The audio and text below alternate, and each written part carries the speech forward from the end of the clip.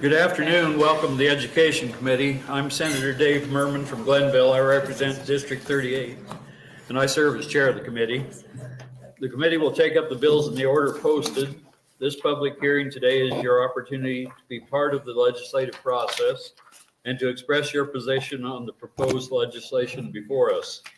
If you are planning to testify today, please fill out one of the green testifier sheets that are on the table at the back of the room.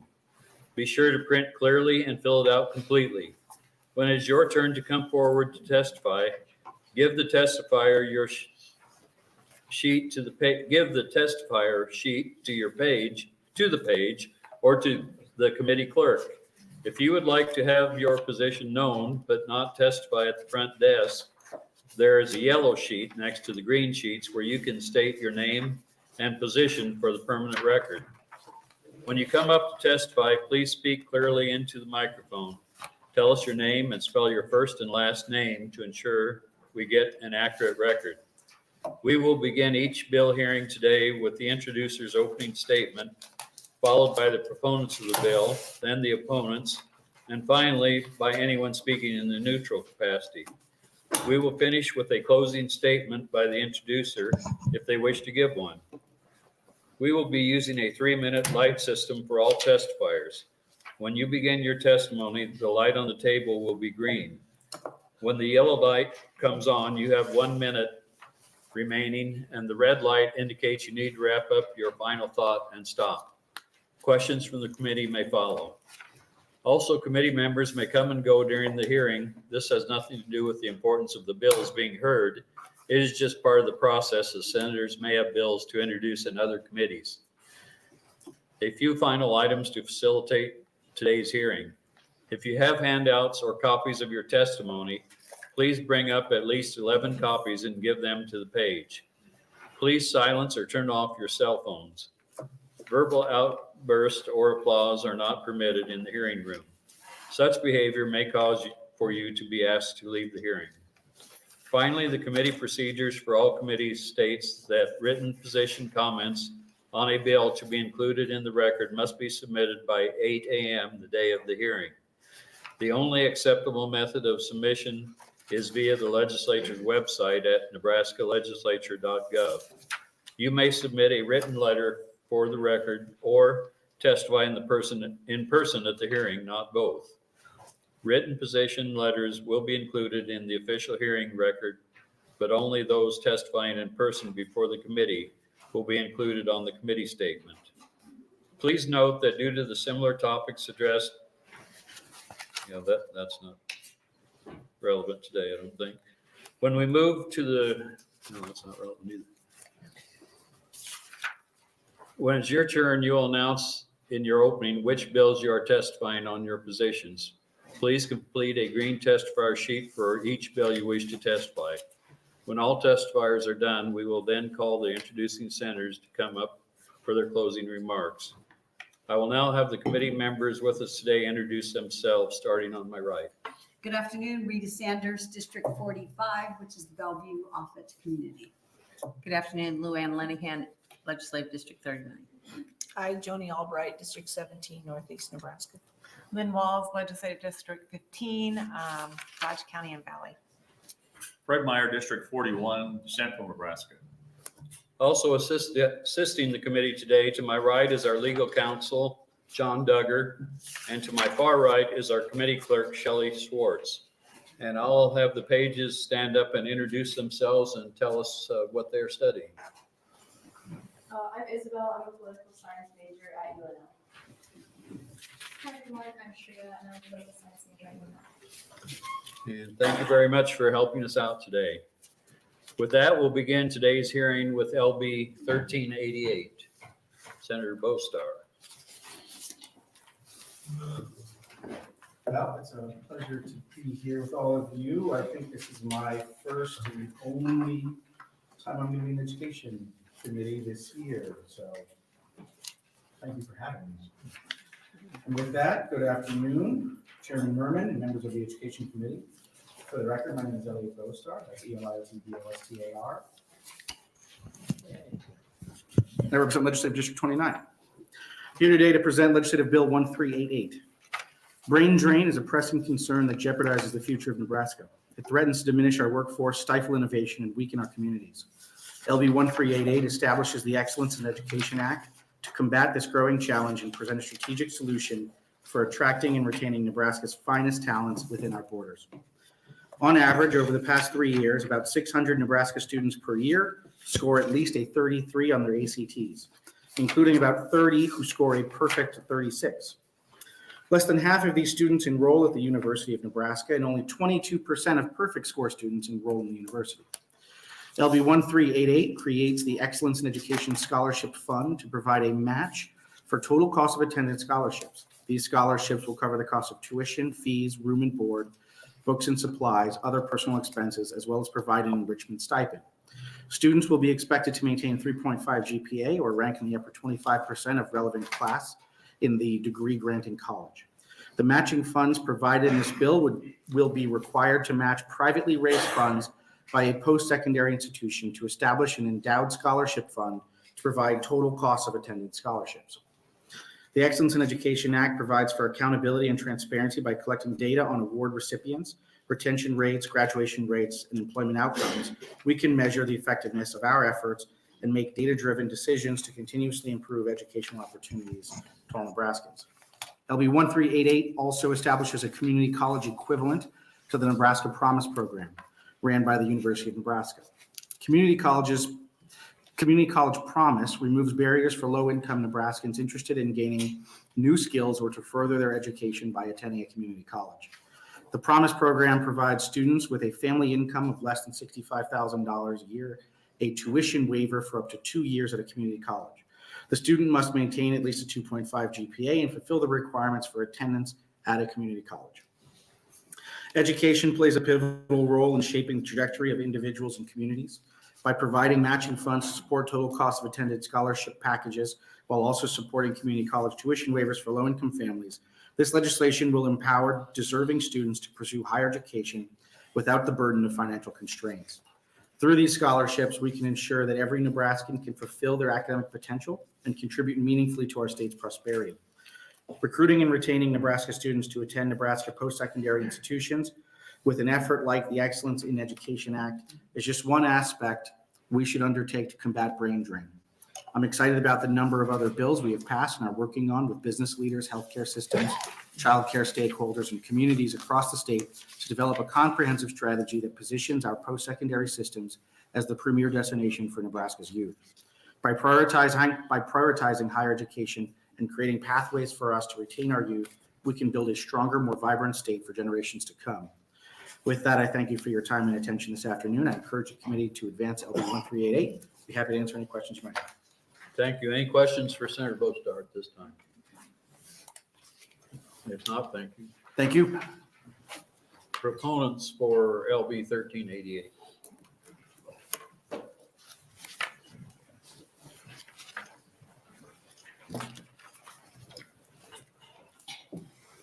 Good afternoon. Good afternoon, Chairman Merman and members of the committee. I am Chris Kaborek, CHRISKABOUREK, and I have the honor of serving as interim president of the University of Nebraska. Thank you for the opportunity to share the university's support of LB 1388. We appreciate Senator Bostar's leadership in bringing this bill forward and starting an important conversation about how all of us can work together to stop Nebraska brain drain and keep more of our homegrown talent in our state. 7 days ago, we had the honor of standing with Governor Pillen and our Board of Regents in announcing a new University of Scholarship for Nebraska students who score a perfect 36th on the ACT. Mr. Chairman and Senator Walz, we were so happy to have you there as well, along with Senator Bostar and Senator Ibach. Our new scholarship will cover the total cost of attendance for plus stipends. And as I said in our announcement, I'm embarrassed by the statistics that Senator Bostar mentioned. We are losing 80% of those perfect ACT kids to other institutions. I want to see us flip that ratio and get 80% of Nebraska's 5-star students to stay right here in our great state. To do that, we absolutely have to get more competitive on scholarships. Nebraska's best and brightest have their choice of where to go to school, and we need to send a strong message that we want them here, and we are not satisfied to be outcompeted for our own kids. This new President's Scholarship is part of our strategy to be competitive. I believe that's what Senator Bostar envisions with the Excellent in Education Act, and I couldn't be more pleased that we are aligned on our goal to keep Nebraska talent in Nebraska. Of course, our vision goes beyond top ACT scores. One of our immediate priorities is reconnecting with all Nebraska students and their families to let them know there is a place for them at the University of Nebraska.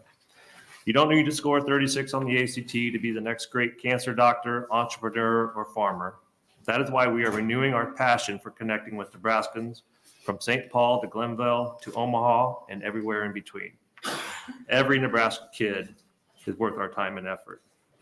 I wish I could read to you the emails we got in the past week, but let me tell you one story that I think really emphasizes the impact this is having. A colleague of mine, his wife was driving his kid to school and telling him about the new scholarship program. And if they scored well in the ACT, they could get a full ride at the University of Nebraska.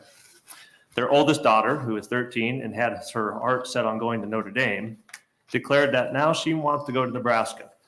And based on this new information, she even that day checked out a book from the library on how to study for the ACT. Her 10-year-old brother piped in saying, "School stuff, that sounds great, and maybe I should start doing a little bit better at school." Senators, our kids are listening. When we send the message loud and clear that we want them to stay in Nebraska, they hear us. I'm proud that the steps we're taking together are making a difference for our young people. We look forward to being a strong partner with you on this effort, and I ask for your support of LB 1388 to make an important investment in our kids' dream. Thank you again for your time, and I'd be happy to answer any questions. Thank you, President Bork. Any questions? Senator Linehan. Thank you, Chairman Newman. What is an all-in scholarship? What is the dollar cost per year? We estimated approximately about $30,000 to $35,000 per year. That would cover tuition and fees, books, living expenses, and a $5,000 annual stipend to the student. And it's living on campus, obviously. That's for any campus in the University of Nebraska system, yes. Okay, thank you. Any other questions? President Bork. If not, appreciate you testifying. Thank you.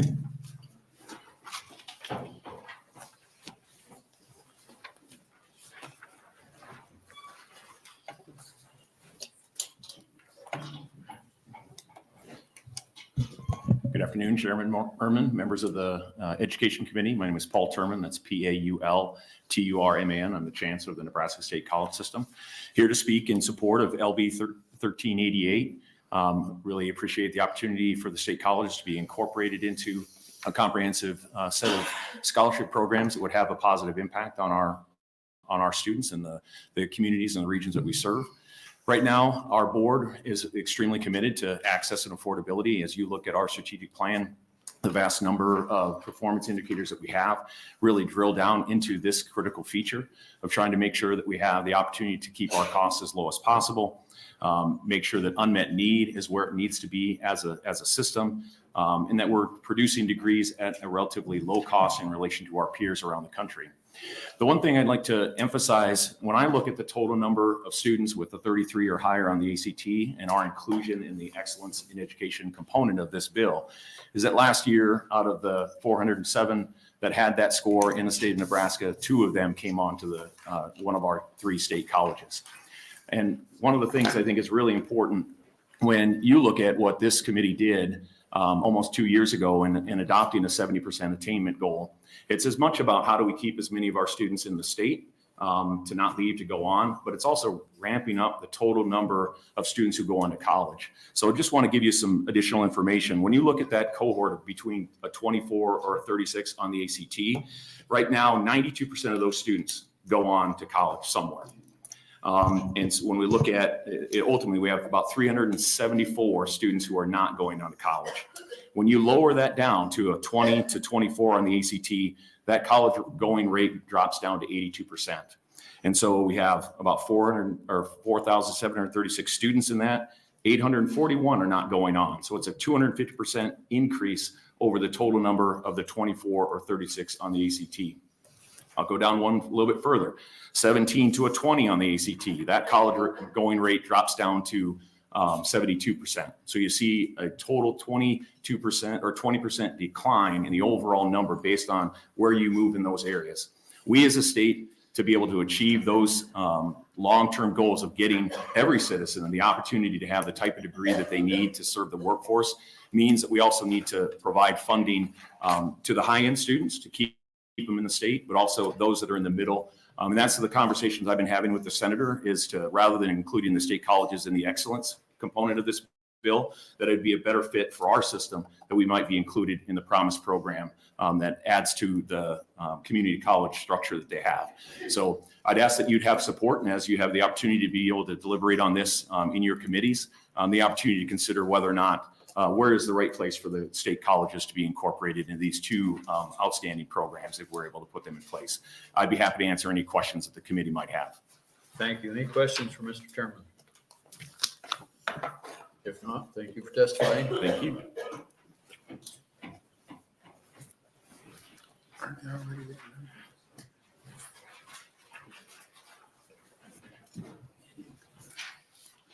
One day I think I'm going to walk in here and the chair is going to be higher, but it never, ever is. I'll have to start bringing my own booster at some point. So hello, Chairman Merman and distinguished members of the Education Committee.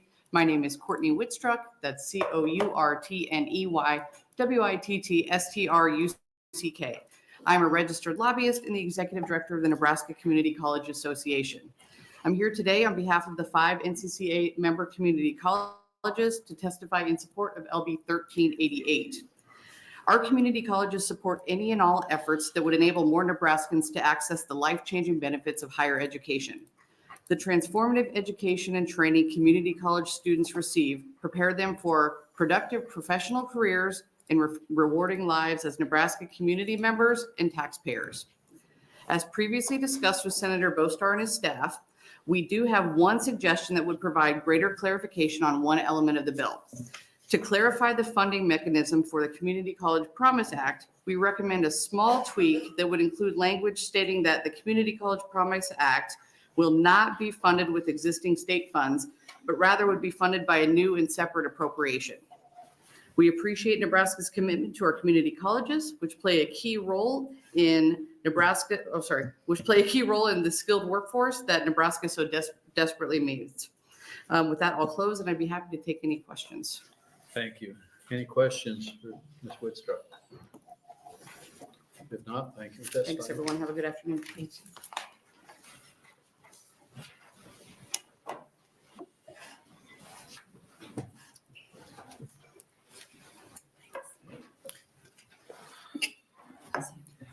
Good afternoon, distinguished members of the Education Committee. My name is John Neal, Johnnneal. I feel a little bit like which of these things is not like the others, being from K-12, but I'm here representing the Lincoln Board of Education in support of LB 1388 because it provides matching funds to endow scholarships at post-secondary institutions in Nebraska for Nebraska resident students scoring 33 or above on the ACT.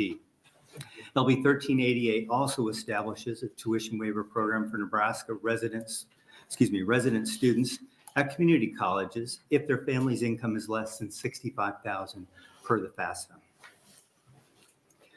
This is a valuable scholarship for college students, but it is also valuable for high school students because it could be used for students while still in high school for dual credit courses. And let me explain why that's important. Recent research on career and technical education dual enrollment programs found that students were more likely to graduate high school and more likely to enroll in college than their peers. These positive impacts were particularly strong for student groups that are underrepresented in post-secondary education, including students of color and students from low-income backgrounds. This reinforces more than a decade of research on the power of early college access for all students, but especially for first-generation students.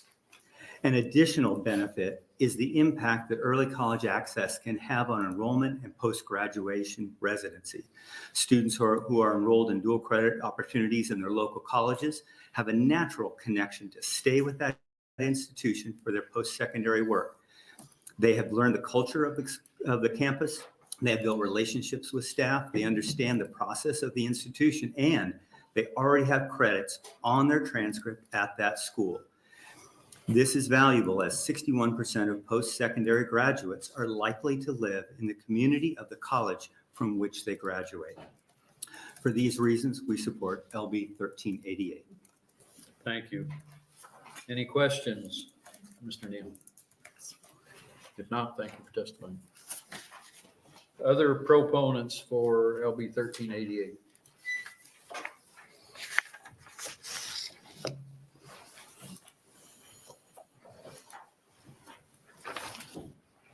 Oh goodness, I need a booster chair. It's me.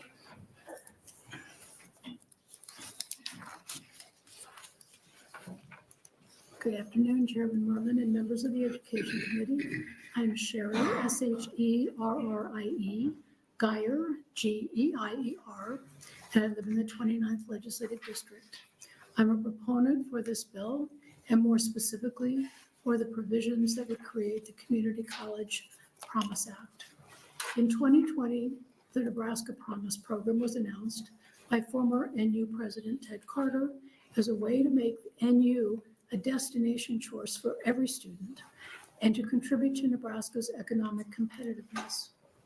18,000 students have qualified for full tuition assistance at 4 campuses since then.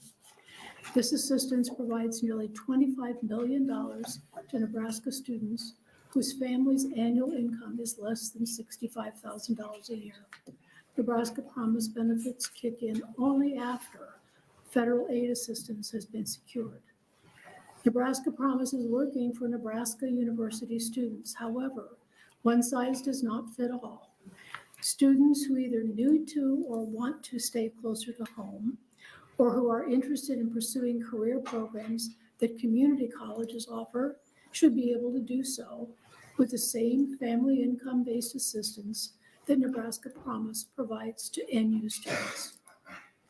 Community colleges offer an astonishing array of course offerings and move students quickly toward their chosen career fields.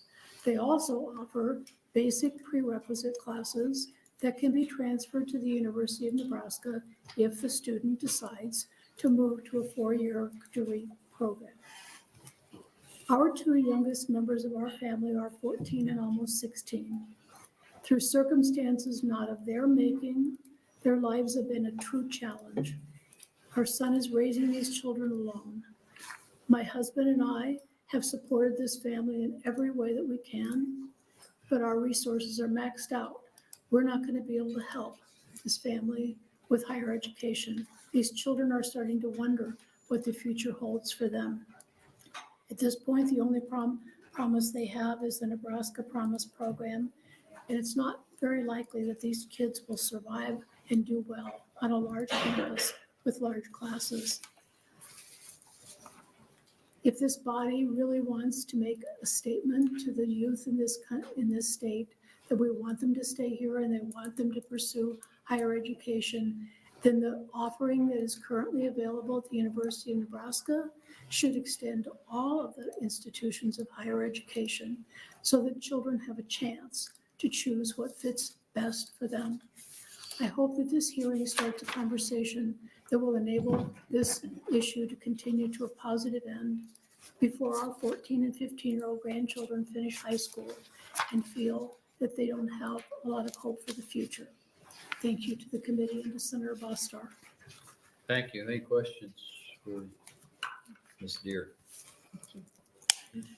Thank you for testifying.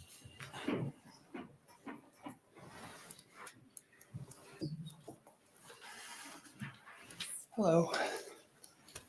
Thank you very much, Chairman Merman and members of the Education Committee. My name is Carter Thiele. That's C-A-R-T-E-R-T-H-I-E-L-E, and I am the Policy and Research Coordinator for the Lincoln Independent Business Association. I'm here today to express LIBA's support for the Excellence in Education Scholarship Act and the Community College Promise Act. These acts are a significant step forward in enhancing the future of our state. They address the critical issue of the brain drain, ensuring that our brightest students can pursue their education right here at home and in turn contribute to our local economy. The Excellence in Education Scholarship Act is an investment that will yield dividends that make Nebraska better. By providing matching funds to support the total cost of attendance scholarship packages, we are not only retaining our top talent, but also strengthening our state's economy. Our businesses thrive on a skilled and educated workforce, and this act ensures that we have a steady supply of such talent. The Community College Promise Act is another key piece of this legislation. By providing a 100% tuition waiver for eligible Nebraska students at any community college, we're opening the doors for those who might otherwise be less likely to afford higher education. And the proposed funding for these acts through redirection of the funds from the cash reserve is the most common sense approach to accomplish this contribution to the future of Nebraska. Governor Pillen has said it best. It's not the government's job to hoard cash. And it's certainly not productive when we could be using that money to improve our state. The potential return on this investment in the form of a highly educated workforce ready to contribute to our state's economy far outweighs the initial financial commitment. In conclusion, LIBA fully endorses the Excellence in Education Scholarship Act and the Community College Promise Act. These acts will significantly contribute to the growth and prosperity of Nebraska, both now and in the future. Thank you, and I would be happy to answer any questions. Thank you. Any questions for Mr. Teal? If not, thanks for testifying. Thank you. Other proponents for LB 1388? Any opponents for LB 1388? Any neutral testifiers for 1388? If not, Senator Bostar, you're welcome to close.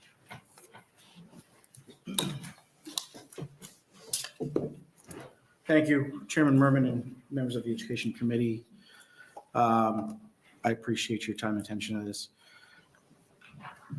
The governor and the regents last week announced that the university would be waiving all costs and providing a stipend for those getting a perfect score on the ACT. This legislation would allow us to slowly move that number down, because right now it's at 36, but 35s and 34s, 33s should be incorporated into this. And the idea here is that we would work over time. This is just a match program. Private dollars would have to come in and meet the other half of that to create that endowment. But to do that important work and get those kids here in Nebraska. And the other half of this is about taking what the university is already doing with the Promise program at the University of Nebraska and putting it into our community college system. I heard loud and clear from the state college system as well that they want us to take a hard look at having them included. And I think that's a worthy discussion to have. But at this, as written, the bill would take what is happening at the university and put that into the community college as well, and giving those opportunities of an education that where the university may not be the perfect fit, but a community college education might be that perfect fit, and just eliminating that small barrier that can exist to help folks get in there. And with that, I'd be happy to answer your final questions, and I really appreciate your time. Thank you. Any questions for Senator Bostar? Senator Linehan. Thank you, Chair Merman. This is a big fiscal note. So the fiscal note is really being driven by the excellence in education half, the high performing ACTs, because what it's doing is it's putting like $100 million into the fund, but it's not necessarily being utilized, right? So it's a little complicated because in order for any of the state money to go out, it has to first be, half of it has to be raised on the other side privately. Okay, but so what would it cost? Do you have a breakdown? Like, evidently the university is going to take care of all students who get a 36. So they've already eaten that. Yes. And they already take care of the promise. Yes. Okay, now we're coming up with programs for the other schools. We're not asking them to and I know they don't want to, but they're not funding any of it. Won't the university come back pretty soon and say, well, we're funding ours, why aren't? For the high achieving students? Yeah, So as it stands, I mean, what we heard with the state college system came in, basically said that they recommend being removed from that portion altogether and being put into the promise side of the bill for the lower income students. but were they going, doesn't the university, the state does not fund the promise? Correct. That's correct. Yes. And so we would be taking that on our own. And yes, there's a cost on the promise side for what that is for the community colleges. And it's about $2 million. In order to replicate what the university is doing to provide free tuition for low-income students, it's approximately $2 million to do that with our community college system. So why do we need 80? Because that's for the excellence in education side of the bill, which is the ACT piece. There's basically two programs here in this Okay, bill. but it's an endowment, so you don't, how much, I'm trying to figure out how much does it cost a year? Depends on how much is raised privately, as far as what's being covered by the scholarships. And that's why the fiscal note's a little complex, because it's dependent upon what the university raises privately in order for the state to match. Because the state's not putting in anything until private dollars are raised. But we don't have a number, like every child with a 33 and above this year goes to university next year, full ride. I think that's the total, is this 100 million would create the endowment to perpetually Yeah, fund. you keep saying the endowment, and maybe I'm not answering the question right. The endowment, you put money there so it raises funds, right? You put money there so you operate off of the interest. Right. So Yes. what is the interest you're thinking this program's going to cost? That's what the question I'm not answering. I can get that for you exactly. Okay. Any other questions for Senator Bostar? My guess is probably 8 million. around there. Yeah. Which you would have to raise over $100 million in order to see that level of safe return from an endowment. So did you give any consideration just to appropriating $8 million a year and then 16 and then 24? I worked with the university on this bill. Specifically that piece of it, the Excellence in Education Act, to create the endowment. The other half for lower income students for community college, that was separate to that. But I'd be happy to see it happen any way we can. Any other questions? If not, thank you. Thank you very much. Now, close the hearing on 1388, and there's one proponent, 0 opponent, 0 neutral electronically. And we will open the hearing on 821. Senator Flood.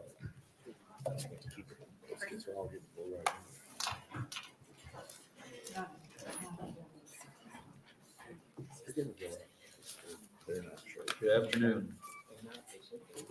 Good afternoon. Go ahead. Right, so good afternoon again to Chairman Merman and members of the Education Committee. My name is Senator Carol Blood. That is spelled C-A-R-O-L. B as in boy, L-O-O, D as in dog, and I represent District 3, which is the western half of Bellevue and eastern Papillion, Nebraska. Thank you for the opportunity to bring forward LB 821, supporting military families with special needs children. As you know, in every session since being elected, I have shared the challenges many of our military families face that comes with moving on average every 2 to 3 years. This creates disruptions in multiple aspects of their lives, one of the prominent ones being re-enrolling their children in a new school system. This is the reason the Nebraska Legislature passed LB 115 to help expedite the process in support of our military families. And upon tracking the bill, we found that it created effective and helpful change for our military families. Our body passed LB 115 because it can be difficult for children to socially adapt to a new environment with new classmates and teachers. This educational transition is worse for military families with special needs children.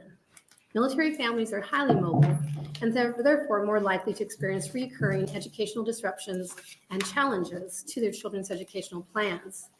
Children with special needs are especially susceptible to these types of disruptions, so it's time for us to build on the success of LB 115 to further ease these families' educational transitions as much as possible. My office has been told by parents stationed at Offutt Air Force Base they've had to wait while their child's specialized education plan is approved by a new school district. Meanwhile, crucial time is lost for their child's transition into a new school, and depending on the school district, additional hurdles are created, such as approving past IEPs. LB 821 would create a more streamlined educational environment for these military families and mitigate disruption to their child's education. This is the reason this bill is a priority for the Department of Defense Military Families Alliance. Referencing to a 2021 study of military parents with children with special needs, 31% of parents of children with special needs went without services for more than 60 days following a change of station. 42% of parents reported their child's individual education plan was not implemented once they arrived in their new school district, and 74% of parents believed they had reason to file a special education complaint, but chose not to do so. Clearly, many states are lagging in addressing this concern and have raised red flags to our policy for mobile children with special needs. The Department of Education stated that easing the transition for special needs children was a priority and issued a letter to state directors of special education in late 2022. This letter stressed special needs children of military families need to have timely and expedited evaluations and eligibility determinations recommended within 60 days. It was also suggested to streamline comparable services, including during the summer and extended school year services, which is not an available option in some states. LB 821 takes some of these recommendations and implements them into Nebraska State Statute 79-215, as we had already taken steps legislatively to address many of these concerns. This particular legislation streamlines processes to establish comparable special education services and reduces burdens when these families have to be relocated to Nebraska. The legislation improves the transitional process by emphasizing and minimizing delays in enrollment for arriving students with special needs and reducing the burdens in the proceedings that come with transitioning a student into a new school system. This bill does add language to Nebraska State Statute requiring the immediate provision of comparable services when these students transfer to a Nebraska school system. It would also require development and implementation of either the existing IEP or IFSP within 30 calendar days of registration in a Nebraska school district, regardless if it is during the summer or another intermediate period. Nebraska would also put in specific procedures for advanced enrollment provisions to identify if a special needs child is transferring with a Section 504 plan, IEP, or IFSP plan to ensure their educational services are not interrupted when they arrive. This legislation would at the same time reduce burdens that are key to having special needs child transition into a Nebraska school system as quickly as possible. This legislation would bring Nebraska in line with other states that have already implemented similar legislation for special needs children transitioning to a new school system, including New Jersey, Virginia, and Maryland. Now, I know as a body and as a senator, we have strived to make Nebraska a more friendly state for veterans, but also active military families alike. Not only for veterans, but also our active duty and military families. LB 821 is common sense legislation that would have a major impact for those deployed military families with children with special needs. It is already a challenging time for a child and their families to transition to a new school, so the least we can do as a state is minimize the hurdles that come with a difficult life event for military families. The onus is on us as a state to make it more welcoming for those who are serving and streamline the process in order for these children to continue the education they need and deserve with minimal disruption to their lives. I encourage the committee to please vote LB 821 to the floor, and I appreciate your time today. Thank you. Any questions for Senator Blood at this time? If not, thank you. Testimony. for bringing Senator the bill. Linehan looks so serious. I was waiting for one from her. So. Proponents for LB 821.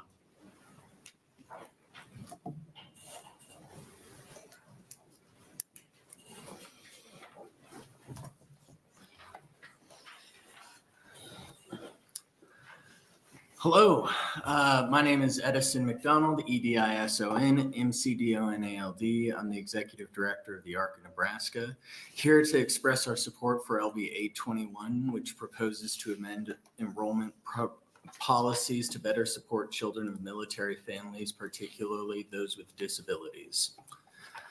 I believe that this bill aligns with our mission and will help to ease the path to education for some students. LB 821 adds provisions ensuring that children of military families who require special education services, accommodations under Section 504 of the Rehab Act, or have an individualized education program under the Federal Individuals with Disabilities Education Act, or IDEA, are seamlessly admitted to school districts in Nebraska. This proposed legislation recognizes the unique circumstances and challenges faced by military families, and especially those with children with disabilities, and aims to facilitate their transition and integration into the education system. Military families often experience frequent relocations due to deployments or transfers, which can disrupt their children's education and access to specialized services. By easing enrollment policies to encompass children with disabilities from military families, LB 821 ensures continuity of care and educational support regardless of geographic moves. This is especially critical for students with disabilities whose educational needs must be consistently addressed to support their academic and social development. In conclusion, I urge you to support LB 821 and recognize the importance of extending enrollment protections to children of families with disabilities. Any questions? Thank you. Any questions from Mr. McDonald? Senator Linehan. Thank you, Chair Merman. What's happening now? They come and they have to wait until they get a new IEP, and that all takes time. So they just sit there they have no services until the new school has time to catch up with the IEP. Basically. So do any schools that you know of accept the IEP they bring with them from another state? I'd have to look into that. Okay. Because Yeah. No, it should be for all students, that this is just the process. It should be smooth coming into a new school district. I guess that's what I don't understand. What is the process? Are they have to take So- the IEP? So they have to go back through and go through Nebraska's process. How will that speed things up? No, this would go and make it so that then they would take the previous IEP and say, okay, we're operating with this. Until they'd have a chance to redo it, right? But they can't just Yeah. stop services for 2 or 3 months. I got it. Okay, thank you very much for being here. Appreciate it. Any other questions for Mr. McDonald? If not, thank you for testifying. Other proponents for LB 821? Any opponents for LB 821? Any neutral testifiers for 821? If not, Senator Blood, you're welcome to close. We're traveling lightly today. I would like to point out in your handout that we do have a letter from the 55th Wing Commander stressing the importance of this bill. We do hope that you consider it like we ask for all of our military family bills. When 4 of the senators in this room first came into this building, we were told how important it was for Nebraska to be one of the leaders when it comes to serving our veterans and our military families, because we wanted to be known as being the leader in those areas. And we have done a really good job in Nebraska passing a lot of great bills. But we have a long list of bills that I would love to see get passed yet this year before we all leave, and this is one of them. And so I hope that you do consider helping to get it out onto the floor, and that we can hopefully find a vehicle for it and move it forward. Thank you. Any questions for Senator Blood? Yes. I honestly was surprised that we didn't implement an IEP from another state or from wherever that child was moving from. I didn't realize that. How many states does that happen with? Do you know? I know that there's a big push to get this legislation done across the United States. And I believe I said in my intro, there's been 3 or 4 that have passed it already. So this is an ongoing priority for the DOD, for the Military Families Office, because it's being experienced in states across the United States. All right, thank you. Thank you, Senator Walz. Any other questions? Senator Blood? If not, thank you very much. Thank you for your time. And for 821, we had 2 proponents, no opponents, and no neutral testifiers electronically. So that'll close the hearing on the 821. Senator Lippincott, isn't he here? No, okay.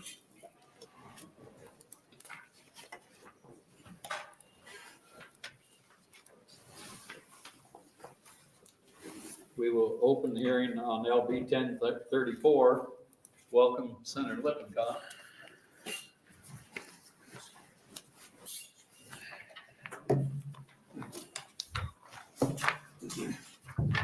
Just in time.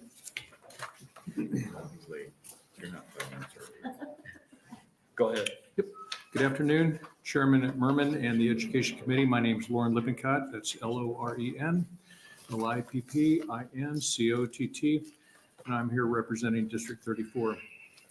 LB 1034 seeks to enshrine in Nebraska law the Supreme Court decision in the case of Kennedy versus Bremerton School District in Washington State. I want to make sure that we have our rights spelled out, so this does not happen again or happen in our state. Coach Joseph Kennedy is a Marine veteran, and in 2008, he made a promise to God that he would pray and give thanks after each football game that he coached, regardless of the outcome. This commitment to a simple, private act of worship caused him to be stripped of his position as a coach and forced into a lengthy, ongoing legal battle against the school that he faithfully served. He consistently gave thanks in silence, and students slowly started to join him in this practice. And at one game, Coach Kennedy knelt to pray on the football field at a time when he could have talked to friends or called to make a reservation at a restaurant. Students from both sides rushed to the field and knelt to pray. Coach Kennedy did not force the students to join him. He just simply exercised his Free Amendment right to free speech. And he was seen by a parent from the visiting school, that football game. The parent wrote a letter to the editor of the local newspaper saying how encouraged she was to see such good faith being taken by the team members from both sides of the football team. That article then was noticed by an individual, a lawyer from a well-known legal company in America that tries to put down religious freedom. And the school then was actually threatened, and the school then bowed to those outside threats and forced Kennedy to stop. He did not stop. He carried on, and they subsequently fired him. We want to protect our teachers and students. Idaho has passed this same bill as a House Bill 182, which became part of their law just last year in 2023, and I did bring copies of that bill for your review.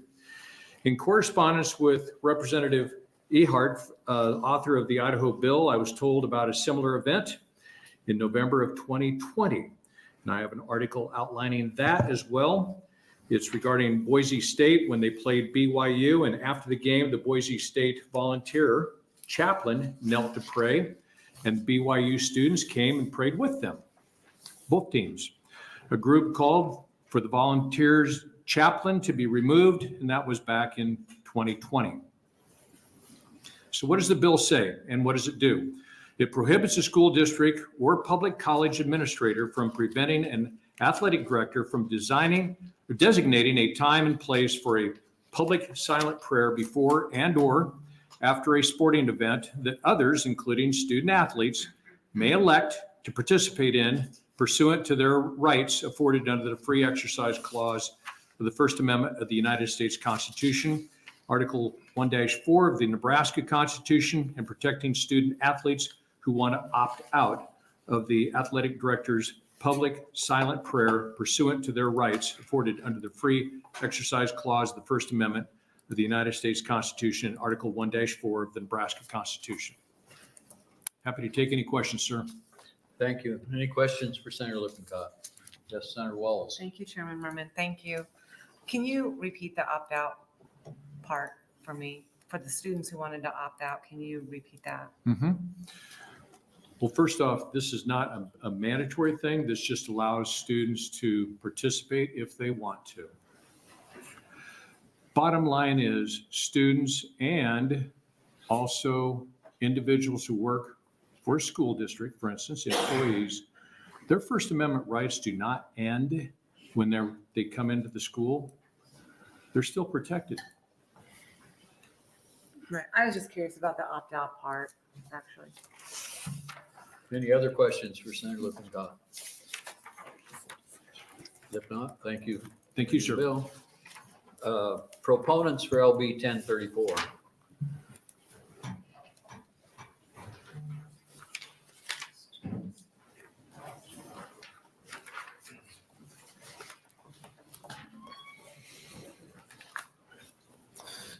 Good afternoon, Chairman Merman and members of the committee. My name is Nate Graz, Nategrazz. I'm the Policy Director for Nebraska Family Alliance, and I'm here to express our organization's support for LB 1034 on behalf of the thousands of families across Nebraska that we represent. Religious freedom is a fundamental right and a critical component of any free society. As the U.S. Supreme Court has recognized for almost 50 years, neither students nor teachers shed their constitutional right to freedom of speech or expression at the schoolhouse gate. The Supreme Court recently upheld this fundamental principle in Kennedy v. Bremerton School District and further specified that this principle still applies when school employees are acting in their personal capacities during school-sponsored activities. So why the need for this bill? Flawed interpretations of the First Amendment and a lack of clarity among school districts can lead to the unnecessary and unlawful restriction of the First Amendment rights of public school employees to engage in religious expression. Having clear state statutory provisions that implement First Amendment standards will proactively protect Nebraskans' First Amendment rights and prevent the enforcement of improper policies that violate otherwise constitutionally protected freedoms, thus decreasing and preventing the risk of litigation, viewpoint discrimination, and the stifling of constitutional rights. The bill is clear that none of the protections provided for religious expression limits the authority of a school district to maintain order and discipline on school property in a content-neutral and viewpoint-neutral manner, or to protect the safety and rights of students, employees, and visitors. This is about private religious expression that is non-coercive and protected by the First Amendment. LB 1034 provides clarity to Nebraska teachers, staff, and school districts, and that's a good public policy objective because Nebraskans should not have their jobs or their livelihood jeopardized because of peacefully expressed, non-coercive, and constitutionally protected religious beliefs. For these reasons, we encourage the committee's support for LB 1034. Thank you. Thank you. Any questions for Mr. Graz?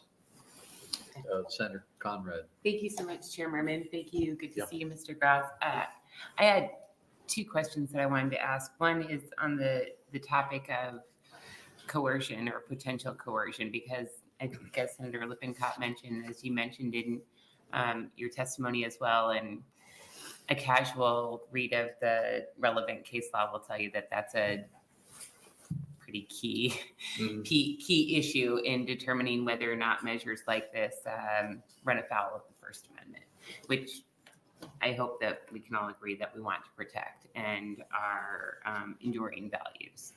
So my question is, if you could help the committee walk through, particularly in the context of an elementary school, how is a first grader going to be able to stand up for their own religious beliefs if a person in authority in front of the classroom is espousing something that's different than what their family believes? Yeah, that's a great question, Senator. Thank you. So yeah, again, I think when we're talking about First Amendment rights and the idea of coercion, oftentimes, even in a bill like this, there's going to be fact-specific inquiries at play that you would have to work through. That's a difficult term to always be able to define, and there's always going to be some of that room for different interpretations. But I think what the bill that this bill is getting at is there are some clear standards that are protected both by the Constitution and Supreme Court precedent that we want to make sure are not being violated improperly by school districts, such as when a teacher, and the bill is also pretty clear that, it's really getting to the heart of private religious expression. So it's not a teacher getting up during, I think the bill specifically says it's during, non-instructional time.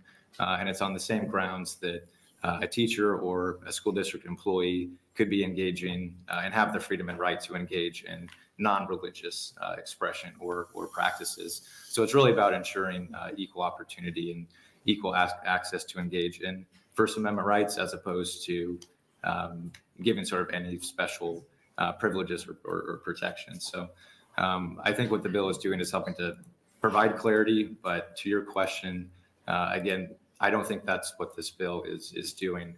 Allowing an elementary school teacher to, during instructional time, espouse, personal religious views. Okay, I appreciate your response there, but I'll tell you, as the parent of little ones in elementary school, I'm not sure that my 7-year-old, who's a bright kid, would distinguish between what his teacher's telling him in the lunchroom versus in the classroom, and that instructional versus non-instructional example that you gave. I think it's still a person of authority in an authority position that, I need to think through that a little bit, because I think that's where your argument runs into trouble, that it's not coercive, particularly for a young child. I think it's a very different calculation, as you noted, fact specific, as the kids get older and of course get beyond K-12, of course, is a totally different ballgame. But then I just have maybe just 2 more questions. So the other would just be, and I know that the legislature struggles with this from time to time in trying to figure out, okay, we have a fairly, even though it's a complex area of law, we have a pretty good read from the Supreme Court as to how these issues play out in schools through a recent case and a long line of cases. So why, if we agree that's the law of the land, as stated by the Supreme Court interpreting the law of the land, the First Amendment, why do we really need to move forward with a measure like this? Yeah, and again, I think it has to do with helping to provide clarity and ensure that, someone who they may have a different or wrong interpretation of what is and isn't allowed, by having something in state statute, it helps to remove some of those problems. And I know Senator Conrad, I mean, we might have differences in our interpretation of what is or isn't allowed, but I do know that you are very passionate about the First Amendment. And when I was looking at this bill, I was reminded, I believe there was an issue that came up just a couple of years ago at a school district in Nebraska where a student group that was led by students wanted to form at a high school, and the school was not allowing them to, based on a wrong interpretation of them not being allowed to because it was based on religious beliefs. And so that not only violated the rights of those students, but also of any teachers who would want to help sponsor that student-led group. And you had correctly pointed out that that was not something that the school district should have done. So I think it's examples like that, or instances where we've seen in other states that if the legislature can do something to try to be proactive and help provide some clarity, we think that would be a good thing. Yeah. Well, and thank you, Mr. Gross. It was good to work together on that issue. And that's just for the committee members that don't know, there was a school district that wasn't allowing a pro-life student club to organize and utilize school facilities as other clubs were allowed to. So when I was the director of the ACLU, we stepped in to help remedy that. But I guess that's my other point for you or Senator Lippincott or others want to think about it, is I am a passionate protector and defender of the First Amendment and always will be, but where I get nervous is when it's applied inconsistently. And so I'm worried about, there's a lot of loud voices in the political realm condemning students who take a knee on the sideline because they want to protest police violence. but they're also asking everybody to be able to take a knee for other purposes, to express their beliefs or their ideas or their religious faith. So I think the First Amendment is big enough for all of those beliefs, but I want to make sure that we're consistent and that we're not engaged in certain viewpoint discrimination. So if you'd like to respond. Yeah, no, I certainly appreciate that. And we feel the same way. You know, we want the First Amendment rights of all Nebraskans to be protected equally. And we think that's what this bill is doing to help provide some of that clarity. And again, the language in the bill, isn't seeking to really protect anything that isn't already protected under the Constitution. But by putting some of this language into our own state statutes, it just helps to ensure that people who public school employees and teachers who have the First Amendment right to free speech and religious expression aren't unnecessarily or unfairly kept out or kept from doing those things in the public school setting when they do have those rights under the Constitution. And so that's why we're here to help support a bill that we see as providing clarity in an area that may be needed and to help proactively prevent improper implementation of school policies that could violate the First Amendment rights of our public school employees. And last one, could you help to perhaps provide an analysis or connect the dots for the committee with how a measure like this may or may not be necessary if the Religious Freedom Act, which is part of the government committee package that's moving its way through the legislature, were to be successful?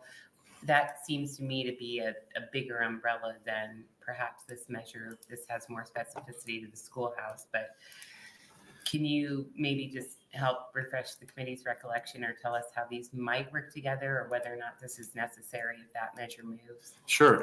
Yeah, I appreciate that question. I would like to answer, but I would probably want to look at that measure specifically before I it's a tough one, but I know you'll that follow analysis. But okay.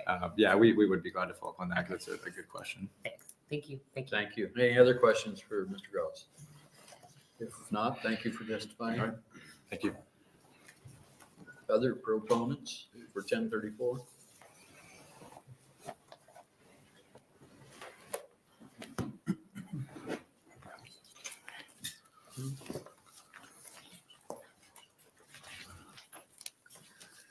All right, good afternoon, Chairman Merman and members of the Education Committee. My name is Marion Miner, M-A-R-I-O-N, M-I-N-E-R. I'm here on behalf of the Nebraska Catholic Conference, excuse me, which advocates for the public policy interests of the Catholic Church and advances the gospel of life through engaging, educating, and empowering public officials, Catholic laity, and the general public. And I'm testifying this afternoon on behalf of Tom Venzer, who would normally be here in the Education Committee, filling in for him today. The U.S. bishops call religious freedom our first most cherished liberty.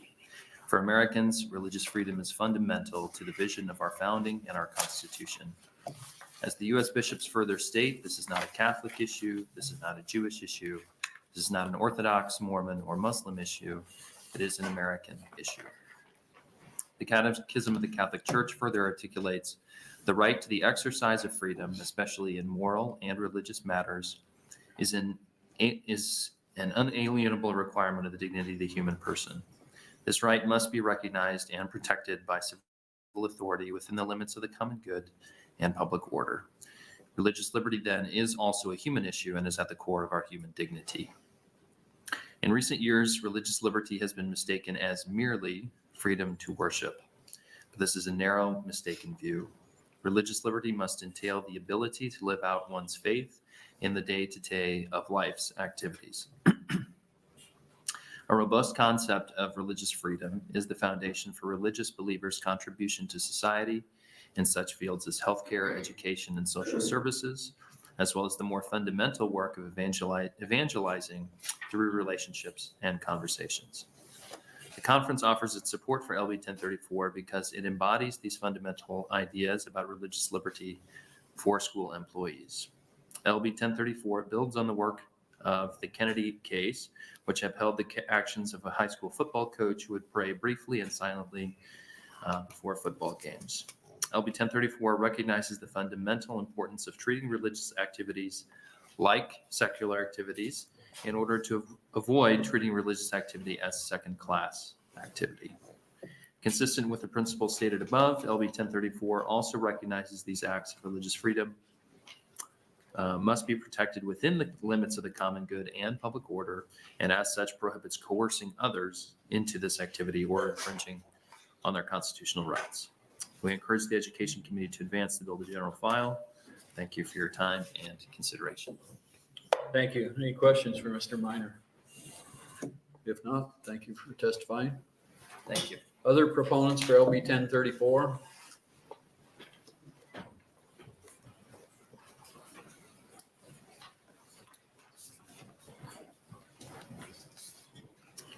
I'm Caroline Epp, Caroline EPP. I am in favor of LB 1034. Religious expression was the most valued right the founding fathers fought for. In fact, a requirement of territories becoming states was that religion and morality was to be taught at schools in order for our nation to have a firm foundation upon which we stand. You will still find this in the Nebraska Constitution, Article 1, Section 4.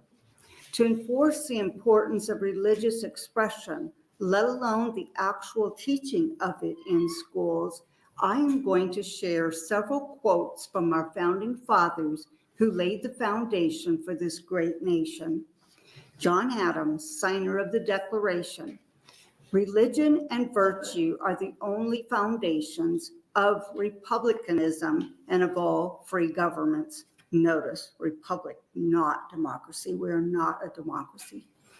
Samuel Adams, signer of the Declaration.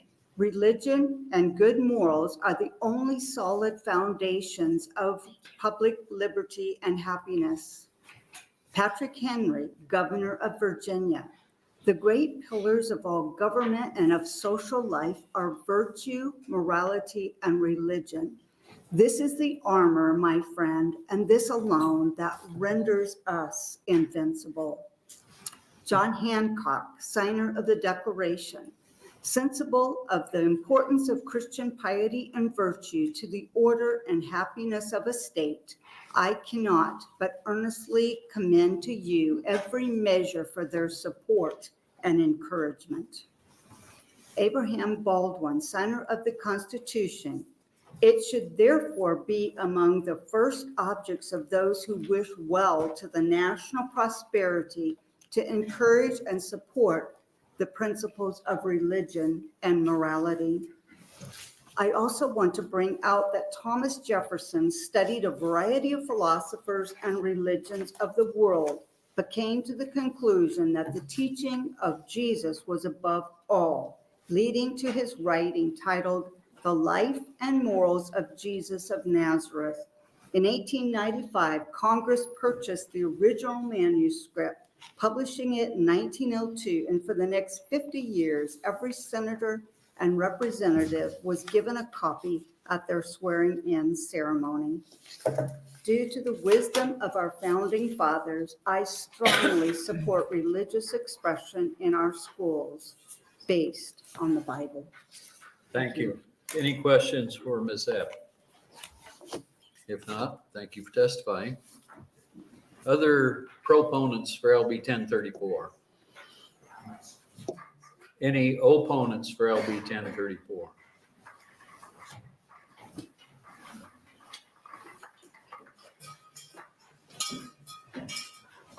Hello, members of the Education Committee, Chairman Merman, and everybody else.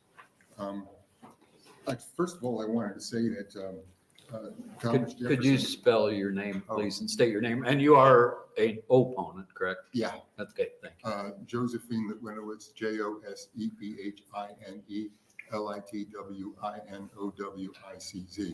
And first of all, I wanted to start out with the fact that Thomas Jefferson, although I can imagine, him admiring beyond compare, like I do, the life of the biblical Jesus, he called religion the most nasty, I forget the words, but he was just totally disgusted with religion, as were other founding. I think John Adams is one too.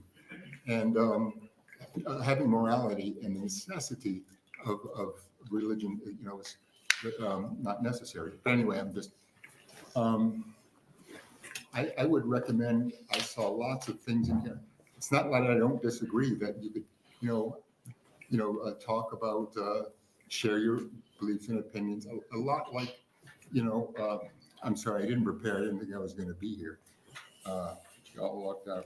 See, the thing is that there's just really, I think the language has to be tweaked so much that it's not ambiguous. That's all. And there's several ways that it could be construed to be. Some I had to read a couple times on the way to like, wow, that could just. I really can't do it all. I guess I'll just start and see. I'll get partway through.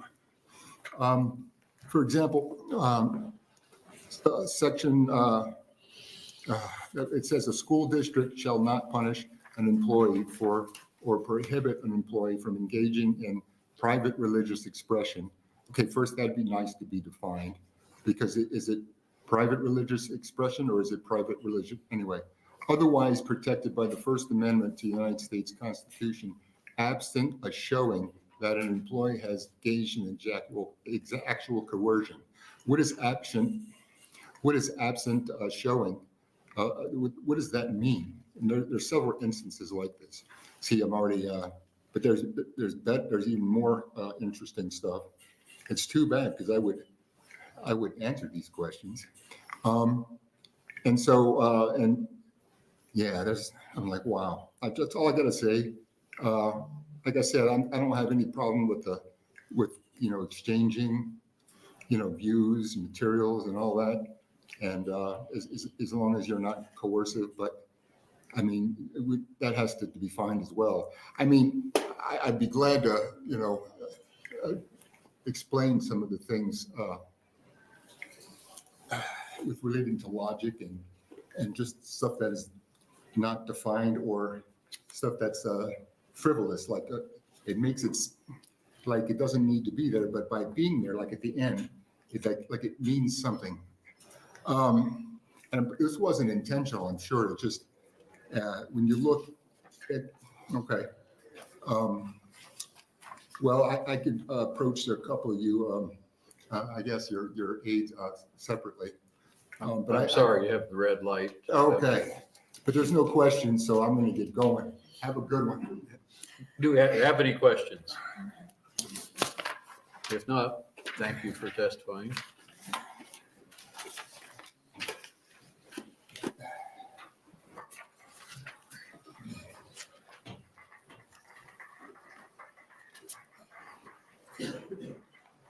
Other opponents for LB 1034?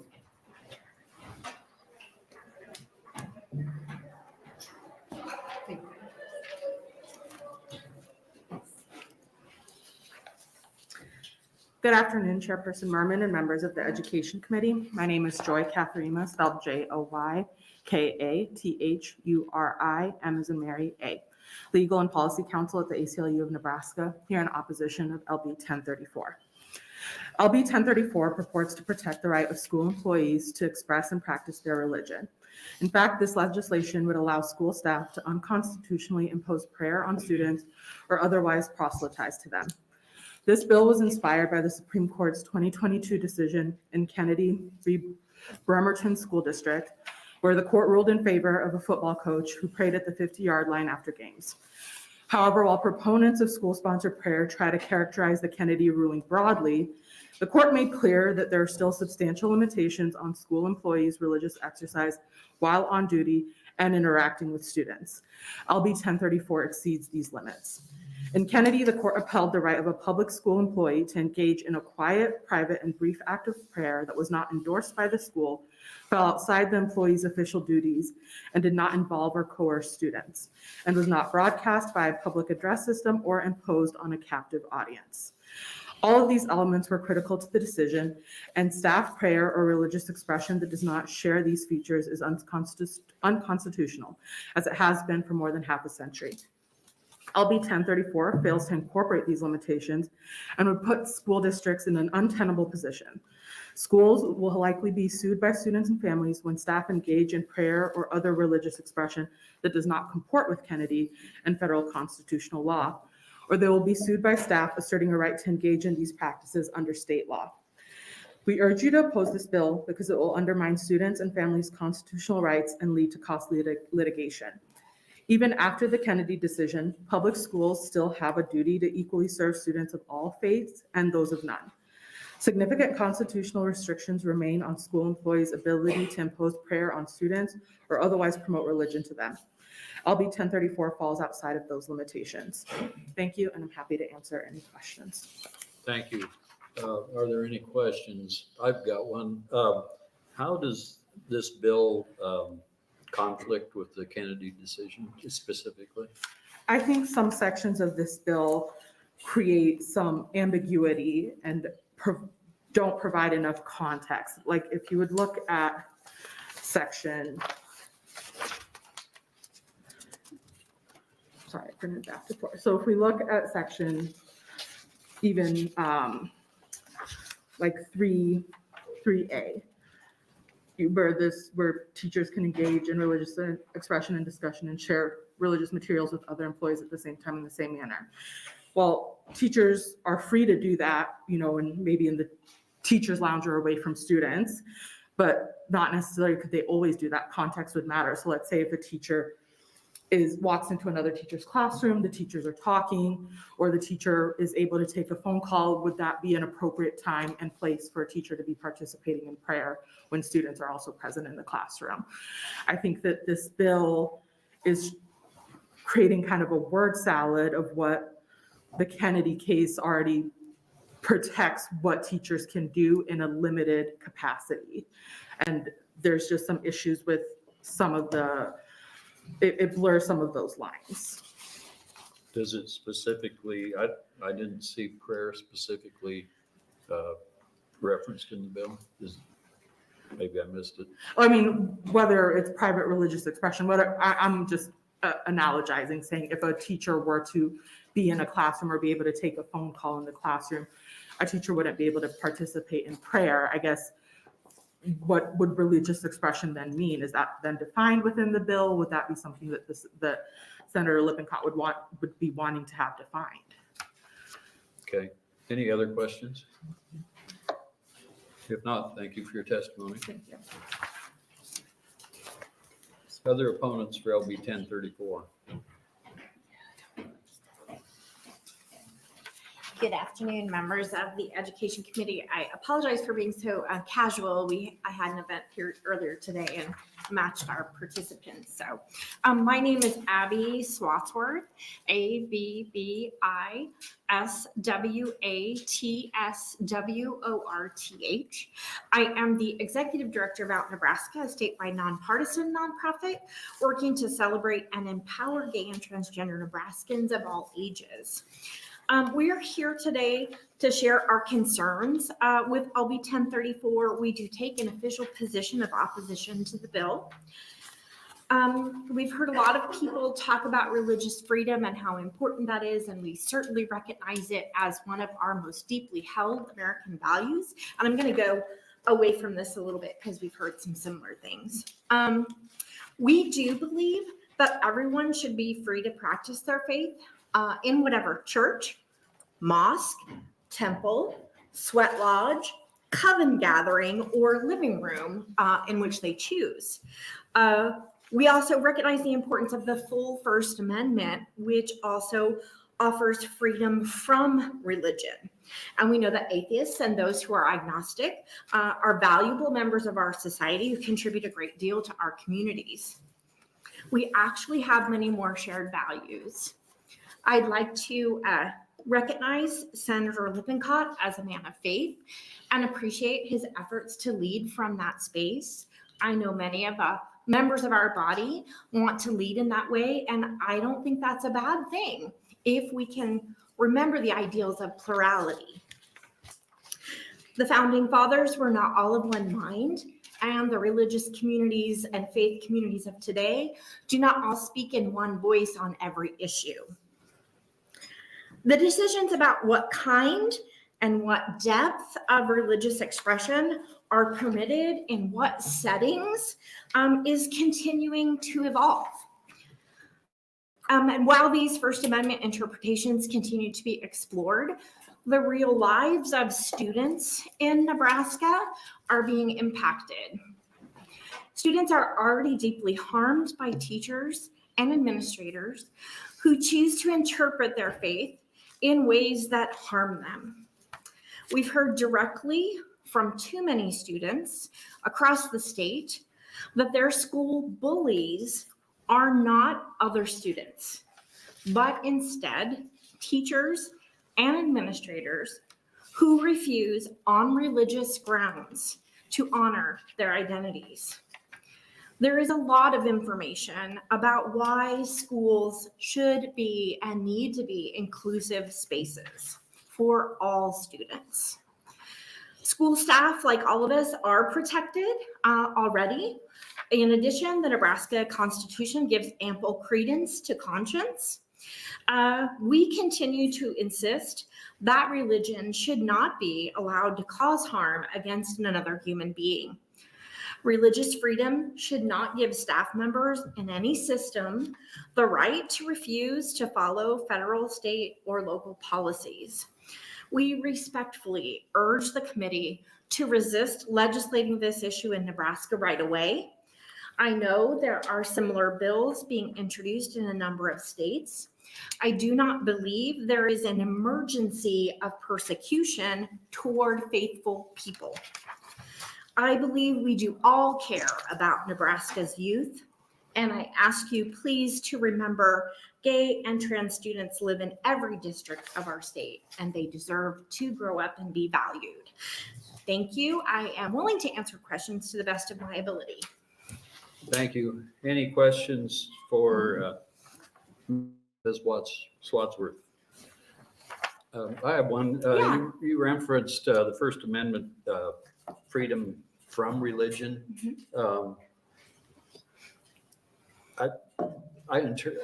If you read the First Amendment, it's freedom of religion, not from religion. Well, I'm not a lawyer, so I can't give a specific legal perspective, but I will say many times it's been interpreted to mean we do not have a prescribed national religion. There is no test of religion for elected offices, and we have interpreted that amendment through legal means to talk about those things. So, you know, I come today with the knowledge of this kind of legislation being brought in many states. And I do respect people of faith, but I don't believe Christian people specifically are being persecuted. And I believe this legislation comes from a place that really fears that and is using that fear tactic to drive legislation which can cause harm. So I went a little further, but that was kind of an answer. Thank you for that question, Senator Merman. Yes, I'm reading it prevents the government from prohibiting the free exercise of religion. Which also has been interpreted to mean folks who have no religion. Okay, thank you. Yeah, and I think Senator Conrad could probably have great conversations with you. I'm sure. Yeah, yeah. Thank you very much. You're so welcome. I Any other appreciate this questions? opportunity. Yep, sure. Any other questions for Ms. Wadsworth? Thank you very Thank you. much for your time today. Thank you. Other opponents for LB 1034?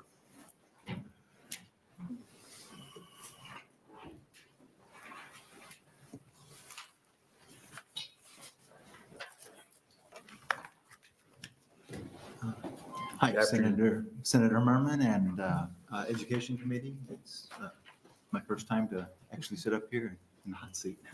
Welcome. So my name is Michael Doherty. It's MichaelDaughterty.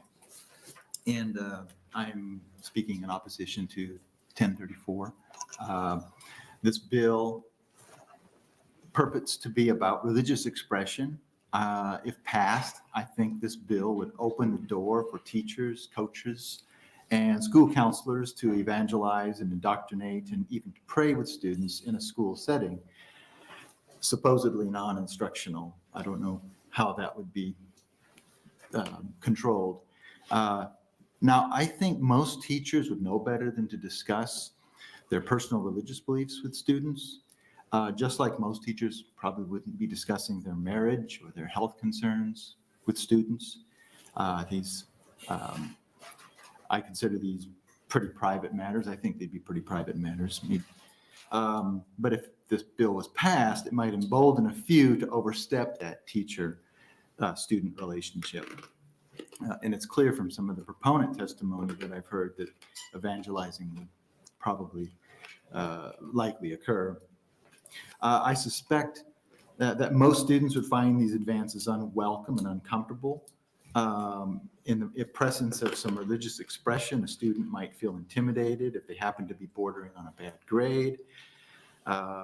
They might feel pressured to go along with the coach's religious discussion in order not to lose some playing time on the field. And I do think this is coercion of a sort, perhaps soft coercion, but coercion nonetheless. I also suspect that most parents would be shocked to learn that their son or their daughter is being exposed to religious ideas that these very parents reject, oppose, or disagree with. These parents have chosen to expose their children to other religious ideas or maybe to none at all. And I emphasize that word choice since the committee is just considering some other bills relating to parental choice. Parents, I think, have a right to limit their children's exposure to religious ideas that they might reject, just like students have a right to be free from bullying. I did notice the First Amendment was referenced twice in this bill. I don't think this applies here. I think we should think about the student. He or she or they're a captive student or a captive audience, perhaps sitting in a classroom and to receive instruction and education based on approved curricula, or else they're standing before a coach, hoping for some insight on how to be a better athlete. And I just don't think that's a good time for a non-tangential dialogue about a particular employee's personal faith. Okay. I guess I have a red light, so. Thank you. You timed it perfectly. Any questions? If not, thank you for testifying. Thank you.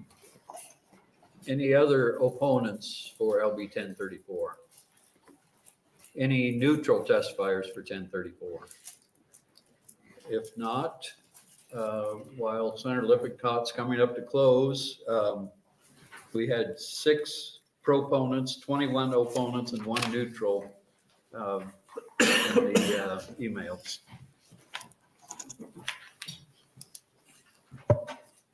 Go ahead. This bill is very simple. It just codifies something that the Supreme Court's already ruled. Today I heard during this conversation back and forth, I believe in the First Amendment, but. And a lot of times what happens is we believe in free speech as long as you agree with me. But that's not what the First Amendment's all about. It's for disagreement. George Washington said something that I think is worth repeating here. And he said this, he says, truth will ultimately prevail when there are pains taken to bring it to light. Now, oftentimes what we see in public forums, education is one, that if you don't agree with me, I'm going to shut you down using fear, intimidation, and ridicule. And it seems like people of a religious persuasion, oftentimes they're shut down by using fear, intimidation, and ridicule. And what this bill does very simply is treat them just like you would treat any other organization. That's it. And that's what happened with Coach Kennedy. He didn't coerce anybody. He didn't force anybody. He just did something and other people followed. And this protects him and people like him by the Supreme Court, and this is bringing it home here to Nebraska, and says that your rights are protected.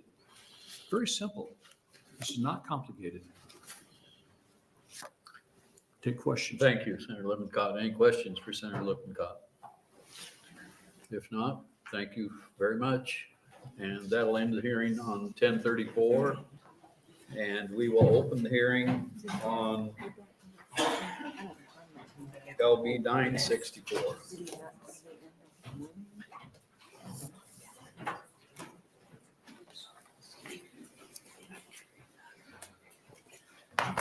And welcome, Senator Dungan. Thank you, Chair Merman. Good afternoon, Chair Merman and the Education Committee members. I'm Senator George Dungan, Georgedungan. I represent Legislative District 26 in Northeast Lincoln, and I'm here today to introduce LB 964. LB 964 creates the Special Education Teacher Forgivable Loan Program Act. The Special Education Teacher Forgivable Loan Program Act will be administered through the Nebraska Department of Education to assist up to 25 individuals enrolled at state colleges in Nebraska or in the University of Nebraska to become special education teachers by supporting forgivable loans to those individuals who commit to teaching in Nebraska following their certification as a teacher with a special education endorsement. The bill also then amends the Career Scholarship Act to utilize scholarship funds for students studying special ed for University of Nebraska students only. Nebraska, like the rest of the nation, is experiencing shortages in education and educators. The special education sector is experiencing some of the most severe shortages. Arguably, this career is most needed for Nebraska families who require these educators for their loved ones.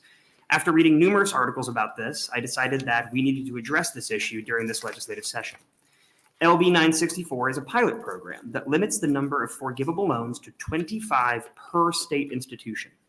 Once the individuals offered those receive their degree in special education, they have 1 year to find employment at an elementary or high school here in Nebraska. They will then have their loans through the Department of Education forgiven over 5 years or the equivalent number of years the loans were taken. We did allow the department to use its judgment when offering deferments. This is in case somebody is severely injured and can no longer work, or maybe they have an ailing family member they need to take care of for an extended period of time. Colleagues, I know I'm preaching to the choir here. You were obviously here during the interim and saw a lot of the issues we're currently dealing with special education. I know there are certain areas hit more hard than others, but what we know is there is a big lack of special educators, both in the state of Nebraska and the country as a whole. I personally have worked in the developmental disabilities community or around those folks for quite some time now. I know how important it is to ensure that we have special educators because they serve a unique purpose that not everybody is necessarily qualified for. So what we need to be doing as a state is finding ways to encourage more people to go into that field. It's not just a money problem, right? It's not just that we need to pay special educators more. It's we need more people going into special education. So when we invest money upstream, it helps us downstream actually create more of these jobs. I know that obviously these teachers are incredibly busy. They work with students for up to 8 hours a day, and not having enough special education teachers can lead to a number of significant issues in our schools. LB 964 provides a path for people who want to be teachers to become special education teachers. For a relatively small fiscal impact, we can make a big difference in education. Testifying after me are going to be members of the profession along with schools, and they could probably walk you through the need for LB 964 better than I can, but I do hope you listen to them as they highlight a lot of the hardships that you already know about from this interim session. I would direct your attention briefly to the fiscal note on this. I think that it's a really small investment for a really big outcome. I think they estimated $500,000 or less. A big chunk of that is a one-time cost to actually set up the application process. I think they estimated that for the size of this pilot program we're talking about, it's anywhere between about $150,000 to about $250,000 per year. So small investment for a really, really large outcome. Happy to answer any questions you might have at this time. Thank you. I assume you'll be here to close. I will be, yes. Okay. Any questions for Senator Dungan this time? Senator Linehan. Linehan, there we go. I was going to say Lippincott. Get on that. Thank you, Chair Berman. I'm confused with the fiscal note too. I'm doing this more for the record. I don't understand why the fiscal office has all of a sudden decided that we have to read below and they're not putting the numbers in the boxes. I had the exact same reaction. When I see below, I get a little panicked, and then I read it and I see a number, and Like, why isn't it? I was more comfortable. Yeah, they did highlight though. I think 144,000 to 250,000 is I think the range of the aid they're looking at, and then the additional cost would be potential FTEs for creating the system, and then also creating the application. But my understanding is those additional FTEs and the creation of the system are one-time expenses. So I think moving forward, that 144 to 250 per year is what the actual aid would be. Well, because that's what I'm trying to figure out. I'm reading and it sounds like they think they need to pay somebody $82,000 a year and just to look over this program, which seems not, I mean, that doesn't make sense. You spend $82,000 to give away $500,000. Yeah, and when I read that, I was also a little bit confused. I will note at the bottom, I think they talk about the need for a developer. This is from the fiscal office. The need for a developer to make changes to the programs appears to be reasonable, and a program specialist to run the new program. However, they, I think, disagree that developer would be needed in fiscal year 25-26. Okay. I read that to mean that I think what we're talking about here is a couple of one-time expenses in order to create the system, create the application. I don't think they're looking at hiring ongoing FTEs to monitor the actual system itself. So, okay. And I could be wrong about that. I'll double check with fiscal, but All right. I would generally concur that I was confused All right. by the writing of that. Thank you. Any other questions? Senator Albright. Thank you. Why just UNL and not the state colleges or? The state colleges are included. So it's University of, UNL. I'm sorry, it's University of Nebraska and state colleges that are included. You said and state. So I apologize if I misstated And, that. and it's only for 25 people and that's it? Per institution. Per institution. Correct. Yep. So we've talked with the universities and state colleges quite a bit in the crafting of this, and that number was picked, I think, based on basic enrollment that we're seeing at places like the University of Nebraska for folks who are seeking their certification in special ed. We wanted to keep it limited to see if this program would work. And if it does work, given that it's a pilot program, That's my other question. So when the money's gone, it's gone. And if you have to come back and ask for more. Correct. Future. Yeah, and one of the other benefits of this program, I'll note too, is one of the requirements to have access to these forgivable loans is you first have to apply for any and all state and federal aid. And so what this does is it backfills the remaining amount. So anybody who's going to be receiving this money has done their due diligence to already seek federal and state aid, and anything on the back end that they wouldn't be able to make up, this kind of fills that in. That's part of the reason I think the fiscal note is lower than I think some people were concerned about, is because these are folks already seeking aid elsewhere. Any other questions? Senator Conrad. Thank you so much, Chair. Thank you, Senator. It's good to see you. Welcome back to education. I think it's a great bill. I think it's a great idea. This committee has heard a lot about teacher shortage and particularly the acute need when it comes to having enough teachers to help kids with special needs. We had some interim studies on that, and any and all ideas welcome to help address this. And I want to ask this question on the record, and it's a tough question, but since you're a friend, I know that you'll indulge me. Preparing myself. And more so for maybe folks that are coming later, or for us to think about as we're sorting through all of the bills moving forward. I support your measure, and I know what you're trying to do here, and I think it's good. But as a new member of this committee, I've asked on the record and in private conversations multiple times to educational stakeholders to say, what programs do we have on the books? Which ones are working? Which ones are not working? Where are the gaps? I have yet to receive that information from university, teachers, Department of Education, what have you. So it makes it really hard when we get great ideas like this and that other senators bring forward that are really trying to solve one of the state's top challenges, which we all want to figure out the best way to get the best bang for our buck to do that. And I have no understanding of how this fits into what's already on the books and what isn't on the books. I know that's an unfair question because it's a really big question beyond the scope of your bill, but I want to just give you a chance to know that's an issue that I'm struggling with as a member of the committee. I'd repeat my respectful request to any and all listening to get some clarity in that regard, and really appreciate you bringing the bill forward. Yeah, and I absolutely understand, and I think genuinely appreciate that concern. I think that when we start to throw too many solutions at a problem without fully looking at where we are, we end up with this weird mishmash of things. Yes. And at the end of the day, I think who that harms the most are the people trying to benefit from those programs. Because I remember when I was going through college, trying to figure out all of the potential options available. And instead of having a one-stop shop or an application you can look at, it's really confusing. And the people that tends to disadvantage the most are the ones who don't have the means or the access to have help in figuring out how to do those things. So I completely agree it's a problem. What I think this specifically seeks to do, though, is fill in a gap that exists for this specific issue. And I think that it's not mutually exclusive with also going in and looking at what else exists and figuring out what works and doesn't. Okay. We have a very acute problem, and you already know. I know I don't have to fill that in for you all, but this seeks to address the acute problem very quickly, short term.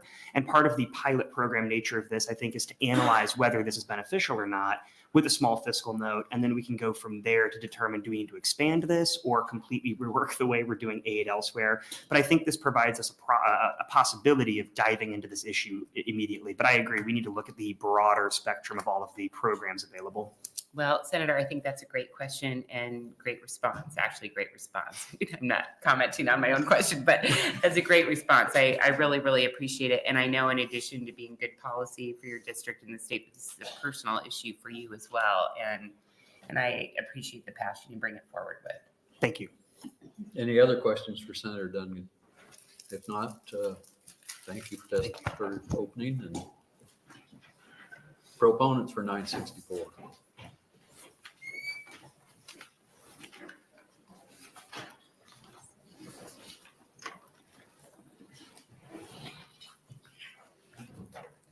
Good afternoon.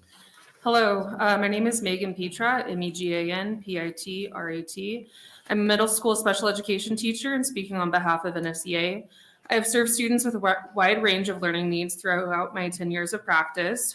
I graduated from Peru State in 2014 with my Bachelor's of Science in 712 Special Education. I promptly accepted my first teaching position where I served students in grades K-12 across 3 school buildings. My first teaching experience was daunting, to say the least. Special education teachers must be adept at co-teaching, supporting students' social, emotional, and behavioral needs, delivering specialized instruction using a variety of pedagogical practices, facilitating district-wide state assessments, supporting generalist and implementing students' individualized education plans, and managing the endless amounts of paperwork. I dedicated myself to my work and felt satisfied with my practice, except I struggled to reach students with emotional disturbance and oppositional defiant disorder. I cared deeply for my students with exceptional behavioral needs, but my undergraduate work did not give me the expert tools I needed to help them.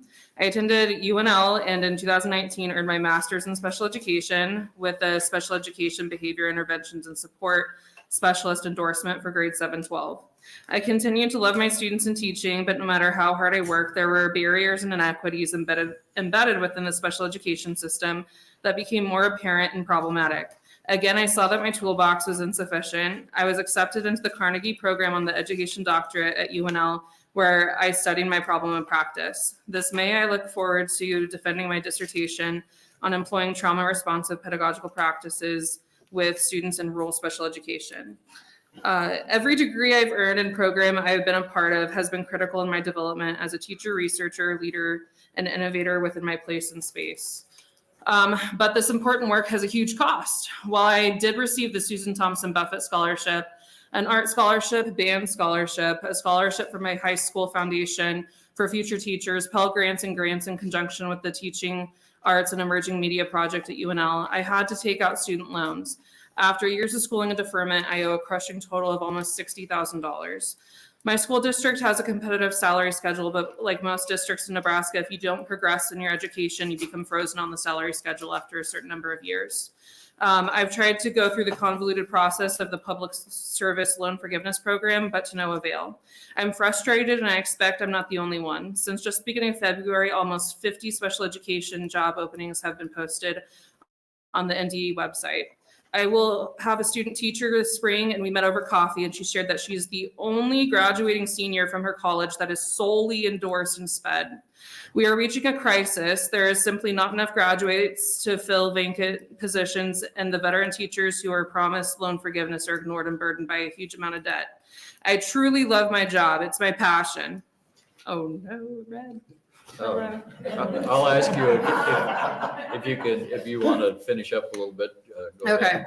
but we need support. The bill would provide an immense amount of relief to current special education teachers and incentivize new teachers to join this challenging profession.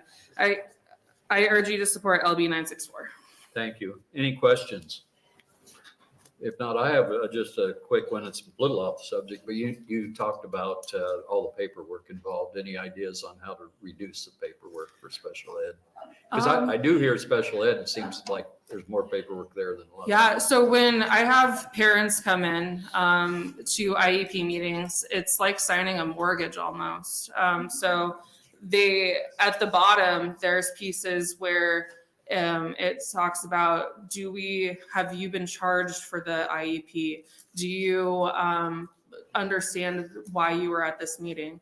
And you have to check mark these boxes and sign. And beyond that, we have progress monitoring paperwork. There's the multidisciplinary team paperwork. And I would love to brainstorm with you on how to reduce that. I think there's so many different components of what my job is, and it's taken me the 10 years of my practice to really feel confident in what I'm doing, and all of my education. And I'm really excited to have a student teacher this year, and be able to share my knowledge and hopefully support that. But I think the numbers speak for themselves, that there's special education has its unique challenges, and the paperwork is an important piece of providing an equitable education to students. There's reasons that those laws are in place, but there's got to be a better solution. Well, thank you for your dedication, special ed. Any other questions? Senator Walz. Question. Just kind of off of Chairman Berman's question, how long does it take you to prepare for one student's IEP? That's a good question. So my, what I read is like half of what I gave the committee. So I'm a little wordy, and it probably takes me about 10 hours just for the documentation. I prepare an agenda that has all of the students' data that I've collected. I try to provide visuals for parents, and so that they're able to visualize students' progress throughout the year. And it really depends on the students. I serve a wide range of students. So some have maybe 1 or 2 goals. Some might have 8 goals. So it really just depends. Yeah. Yeah. Thank you. Any other questions? If not, thank you for the testimony. Other proponents for 964?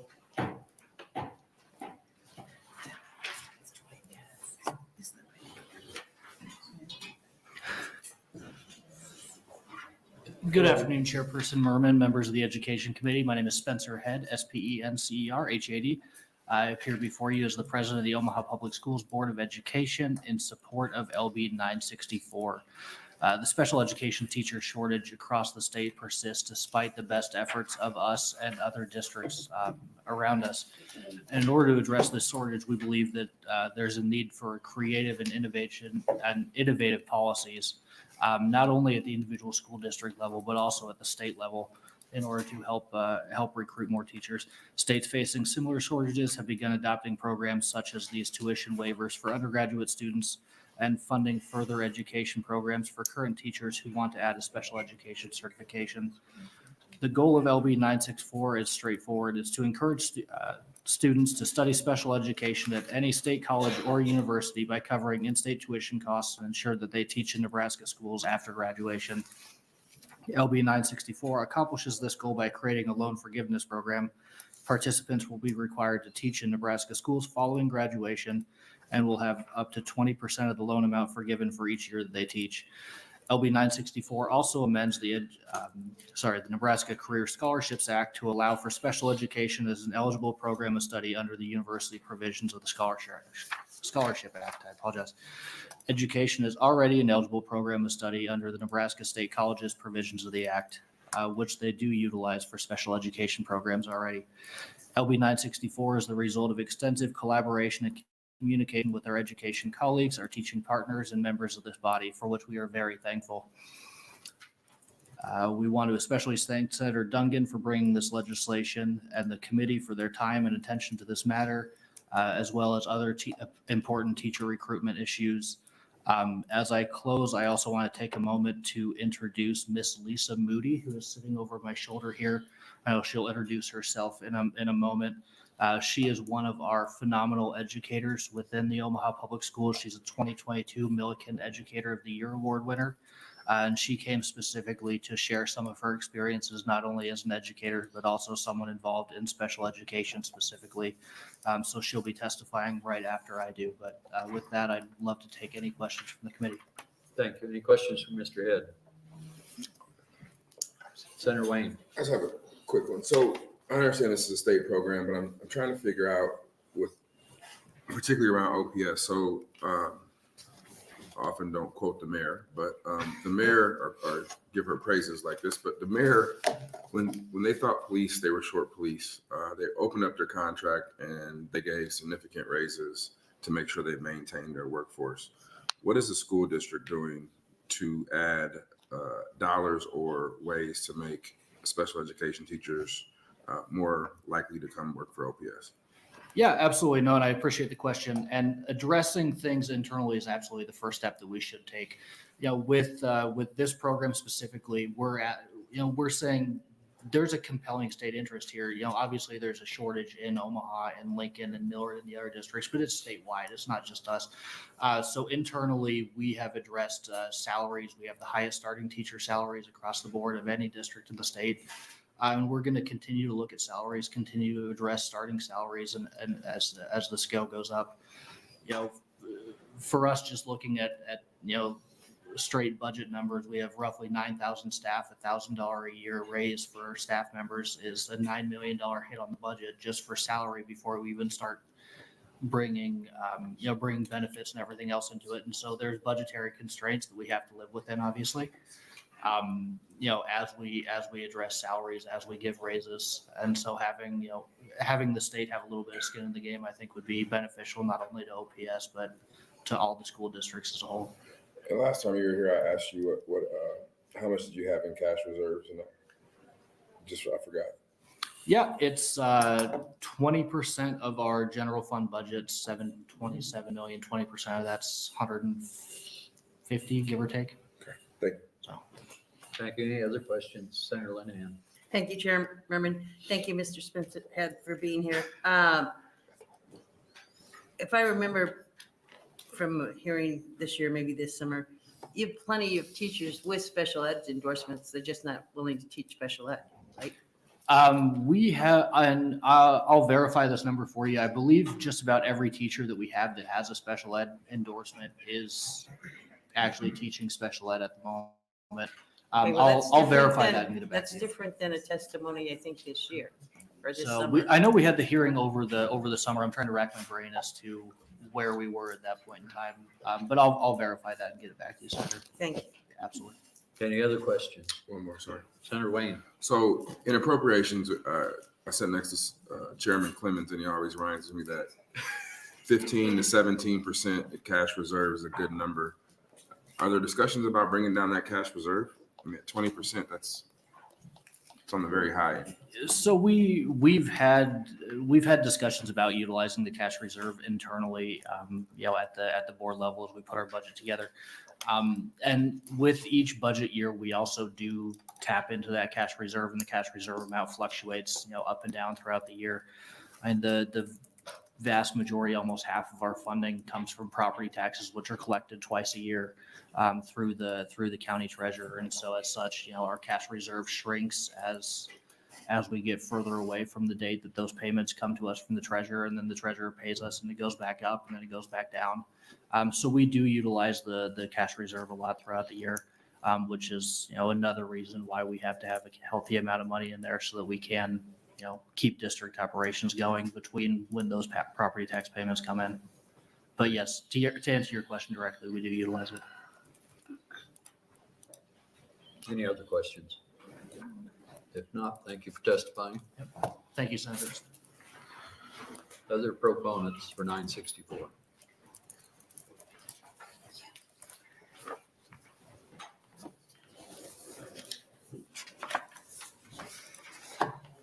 Good afternoon, Chairperson Merman, and members of the Education Committee. My name is Lisa Moody, Lisa Moody, and I teach K-6 special education at Jefferson Elementary for the Omaha Public Schools. I'm excited to be here today to support LB 964. LB 964 would provide Nebraska college students a forgivable loan. That loan would cover tuition or classes, allowing them to get a special education certification. LB 964 is a great idea because it will incentivize people to teach in Nebraska schools. I would have taken advantage of it if it were an option when I attended college. My parents are both educators. I earned my bachelor's degree in speech language pathology in 2009 from UNO. I have a master's degree in special education, a master's in education, and I am certified in early childhood and ESL. The teacher shortage is real. The special education teacher shortage is even worse. Because of the shortage at Jefferson, with the help of many others, I proposed a new hybrid inclusive education program. This program mainstreams special education students from my alternate curriculum program into the general education setting. Special education students learn social skills in classrooms while also working on academics and life skills. I am proud to say that the program is now expanded to several schools throughout our district. I also piloted a verbal behavior program teaching colleagues instructional strategies improved communication skills throughout our special education community. However, more must be done, and it is critical that we increase the pipeline of special education teachers. I want to leave you with a simple message. Passing LB 964 would encourage people to serve alongside me in the future. I would welcome them as colleagues, serving children that we love. Anything that you can do to encourage students to become teachers, especially special education teachers, will be greatly appreciated. Please vote to advance LB 964. I'm happy to answer any questions. Thank you. Any questions? If not, appreciate the testimony. Other proponents for 964?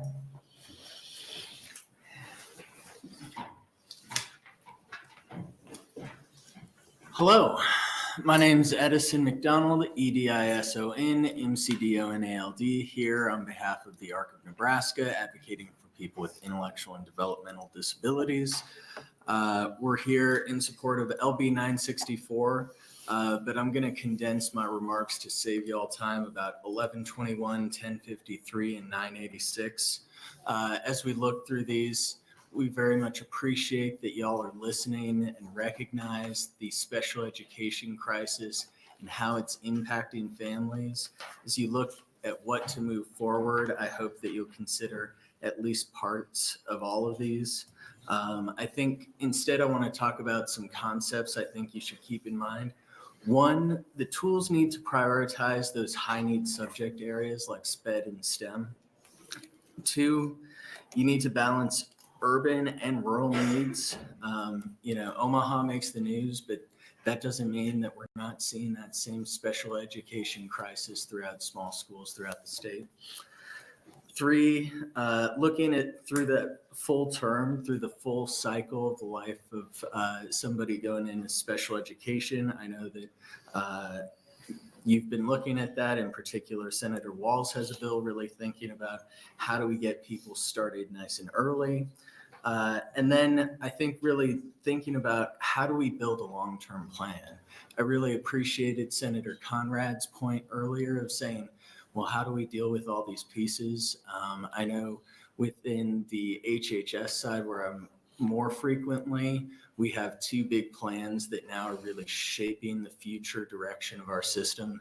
The LB 376 study, thanks to the advocacy of Senator Arch, and then the Olmstead plan, thanks to the advocacy of Senator Walz, and really like how those two think through the full concepts of what we're dealing with.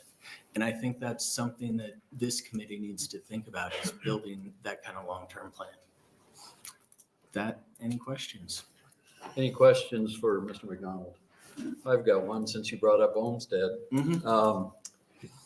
For disabled people that have extra challenges to being, in the broader community, challenges with, one-on-one care, feeding, toileting, all those kinds of things. How does that fit into the Olmstead plan? Specifically in regards to education? Well, education also, Yeah. but, also just in the broader context. Yeah. So the Olmstead VLC decision was a Supreme Court decision really looking at how do we bring people fully into the community. And the governor just signed off on the new Olmstead plan. I'd highly encourage y'all to take a look at it. It does have an education section. I don't think it goes quite into the expanse that we need to look at here. But really just making sure that throughout every step of somebody's life that they have that choice to be in the community. And that can look a whole bunch of different ways, whether that's access to community-based services, access to special education, access to a movie theater, church, library, making sure that that full spectrum of life, how we live it, is fully accessible. Yes, I appreciate you saying choice, because that choice of being out in the community excessively does not fit for everyone. But any other questions? That's definitely an issue we can talk about other days. Yeah. Thank you for testifying. Thank you. Any other proponents for 964? Any opponents for LB 964? Any neutral testifiers for 964? If not, Senator Duncan, you're welcome to come up and close. And while he's coming up, we have 13 proponents and emails, 0 opponents, and 1 neutral. Thank you, Chair Merman and members of the Education Committee. I won't take a ton of time on this. I know you have a lot of bills today, but I do want to touch on just a couple of things that were brought up during the testimony. First of all, I think our first testifier talked about the Public Student Loan Forgiveness Program, that PSLF. That is a federal program that is incredibly complicated. And I myself have tried to access that from time to time and work through that process. It's a pain, to put it simply. And so one of the things that I think this bill does is it tries to localize that. We're not deferring to some federal government plan with regards to that forgiveness. We're letting Nebraska take care of what we have here. And so I think that's helpful. Those kind of programs are a lot more accessible and certainly less unwieldy than the Public Student Loan Forgiveness Program. So I think that's beneficial. In addition to that, Senator Linehan, to your point about the problem being people teaching in special ed, not just having the certification, that is something that we tried to address in this. By virtue of the fact that in order to access the program, they have to be employed in special education. And so if they are in special ed for those 5 years after, it gets forgiven. But if they decide to leave teaching special ed, they would only have the student loan forgiven proportionate to how much time they teach in the program. So this was a culmination of talking with a number of stakeholders, the Department of Education, a number of folks trying to simultaneously encourage people to get into the field, but then say, you got to stay here. And you got to stay here in Nebraska. We don't want you just leaving because we can't just invest a bunch of money up front and then let people bail out on the back end and not follow through with their commitment to teach. And so I think there's an accountability mechanism in here that is fair. And that's kind of what we were trying to accomplish with regards to that 5-year program. So hopefully that helps answer that question. Otherwise, I would just appreciate your support on this bill, and I'm happy to answer any final questions you might have. Any questions? If not, thank you very much. And I hope you're okay with taking about a 10-minute break. I'm fine with right now. Hope that works in your schedule. We'll take a quick 10-minute break. Be back quarter till. Switch my chair.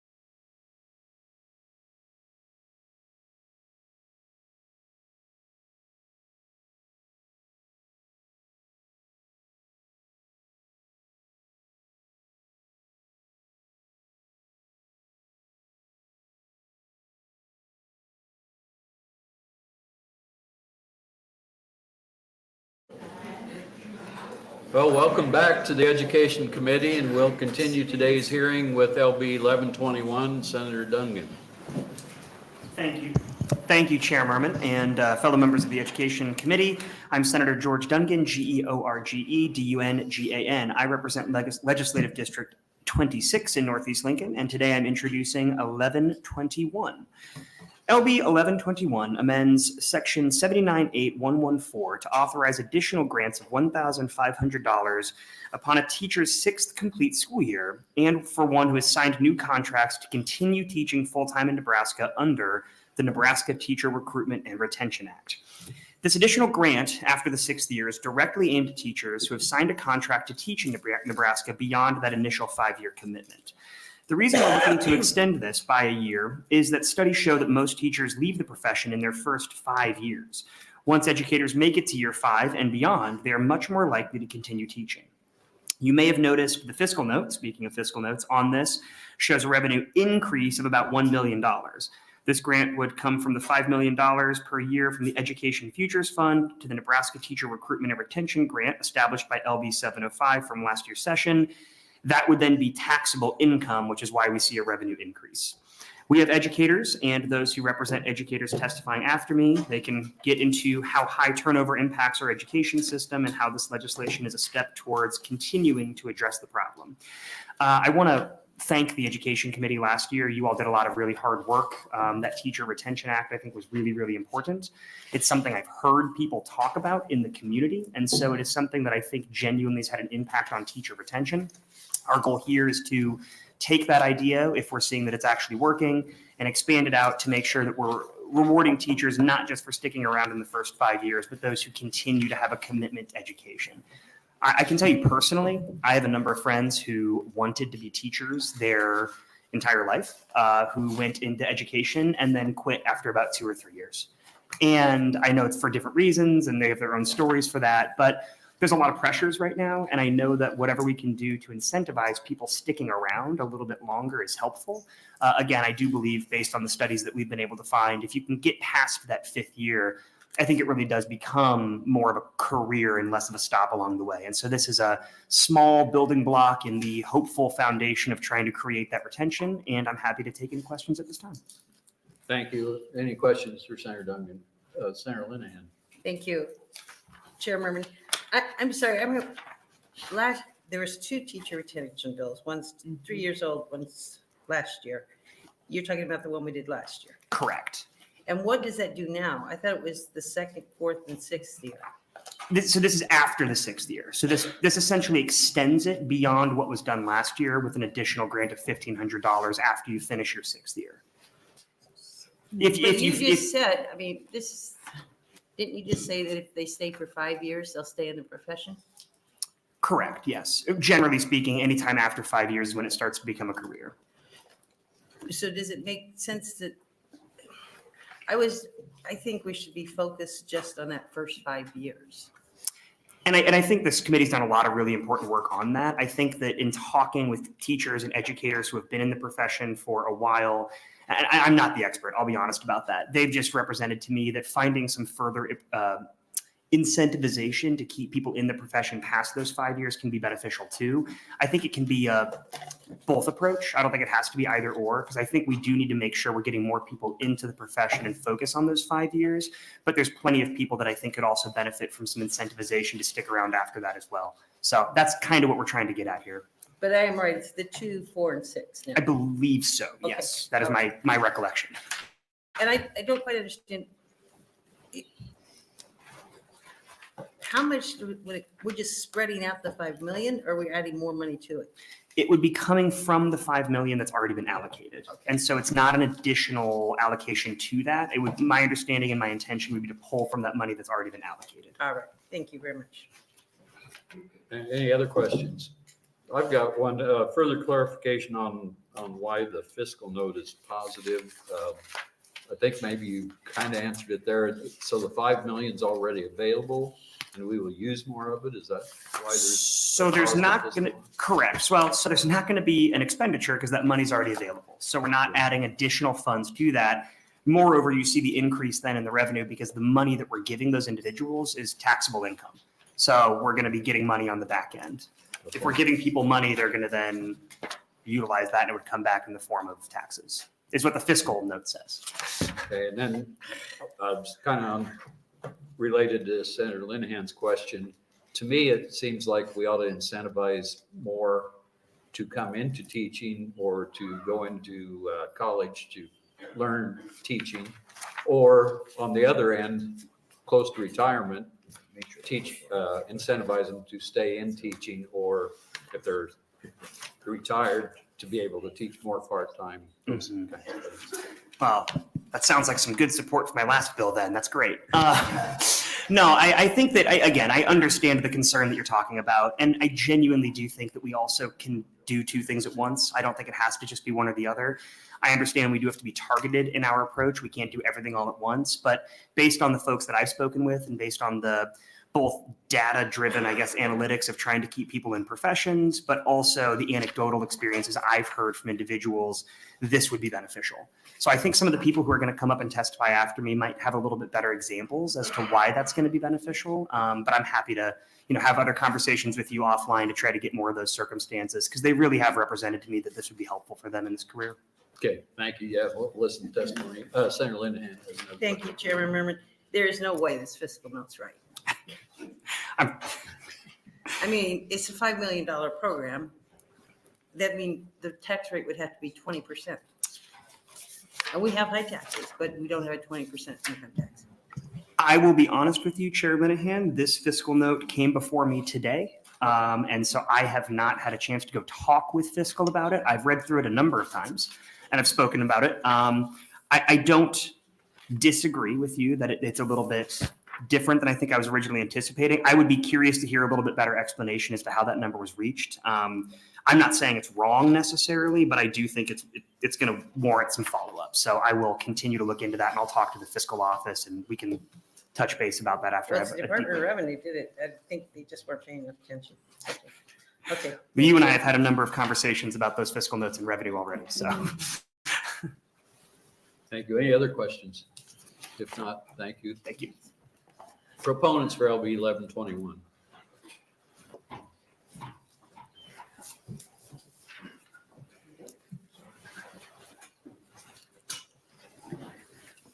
Good afternoon, Chairman Merman and members of the Education Committee. My name is Jane Erdenberger, JaneErdenberger,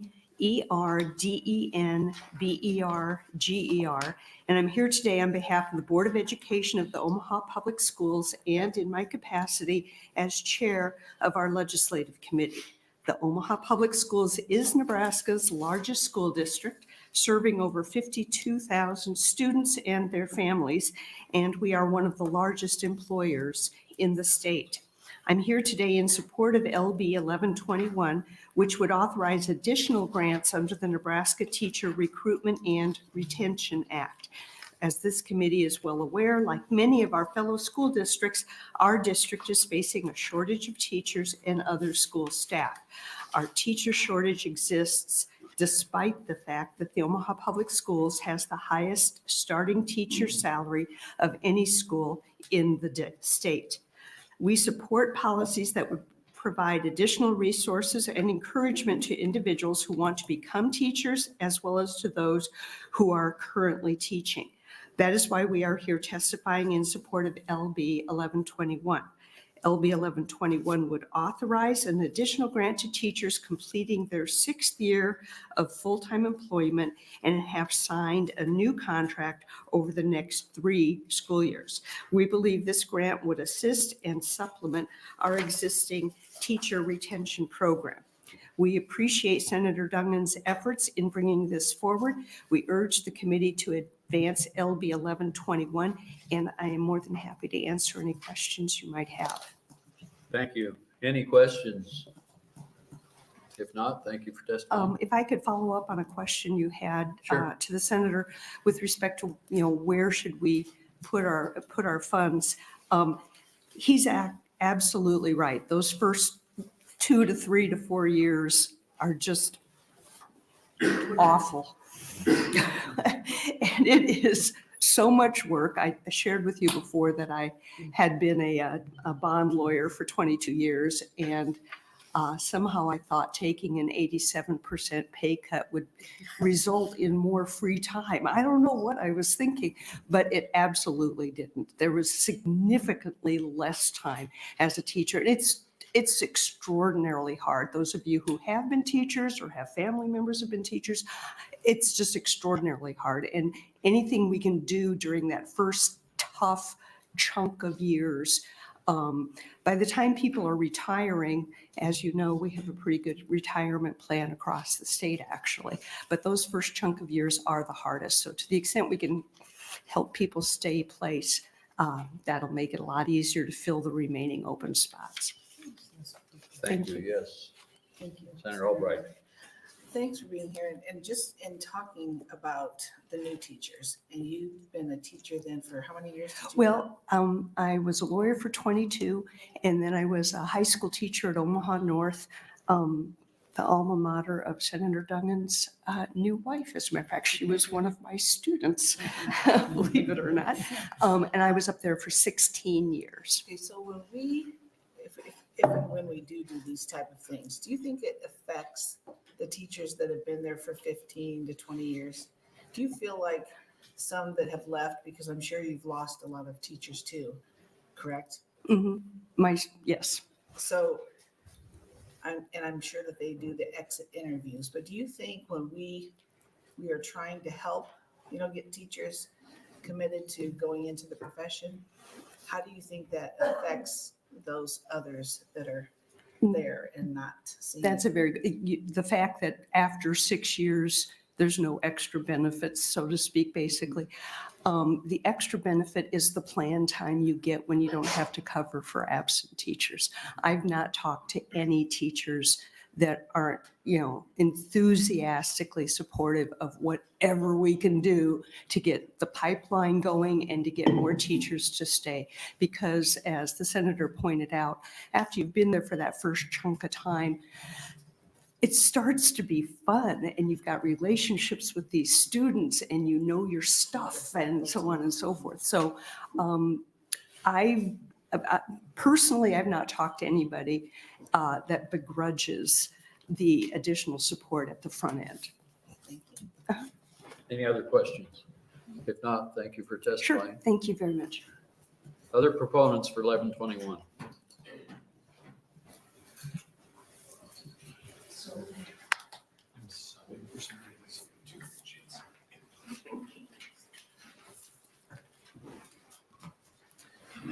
Good afternoon, members of the Education Committee. Jenny Benson was going to be here. She had a conflict, so I'm presenting on her behalf. So for the record, my name is Tim, T-I-M, Royers, R-O-Y-E-R-S. I am the president of the Millard Education Association, and I'm speaking in support on behalf of NSCA, the Nebraska Council of School Administrators, the Nebraska Association of School Boards, GNSA, NERCSA, STANCE, Stand for Schools, the Educational Service Units Coordinating Council. It's a lot. Okay. I want to thank Senator Dungan for introducing this important piece of legislation. Providing, and obviously my remarks are going to deviate a little bit from her written remarks, but the substance is generally the same. These $1,500 grants for the next 3 school years for teachers who have completed 6 or more years and have committed to return can be advantageous in addressing the current challenges facing our education system. And candidly, I think this synergizes well with some of the previous work that's already come up in the comments and questioning, including Senator Linehan, your work that you're spearheaded for the folks in their 2nd, 4th, and 6th years in education. I want to highlight an element of this conversation that I feel has been lost a little bit in the discussion, and that's how educator compensation has effectively actually regressed relative to purchasing power in the last few years. So I started my teaching career in 2007. My starting salary was $31,475. If you simply adjust that for inflation, the starting pay for this year in my district should have been $46,435. Instead, in Millard, it was $41,000. More than 5,000 behind, and yet Millard has one of the highest starting pays in the entire state. And what is even more concerning, however, is what has gotten more expensive. So my wife and I are both teachers. My wife's a kindergarten teacher. She is the most amazing person for a number of reasons, including working with 5-year-olds on a daily basis. But we were fortunate, and we were able to buy a house in our first year of teaching in the district, and it was a small starter for $148,000. and we have lived there for 15 years. We just sold it this past summer for double what we paid for. Now, while that's great for me personally, that concerns me for our profession, because there is no way that our income, that our early career educators can afford a home in the district now. They're priced out. And that to me is problematic. And that's not a hypothetical. I've talked to a number of people in this situation who have said they can't afford a home in the district. I appreciate the comments from the committee regarding where we should target our efforts, first 5 years, late career, mid-career. I'm going to tell you right now, in the last few years, the most recent concern has been our mid-career employees. They are being actively poached by private sector to go work outside of education. And I would love to expand on it more because we have a lot of both anecdotal and quantitative evidence about how mid-career folks beyond the beginning and before the end, are leaving in numbers that we've never seen before. So what I want to close is saying this.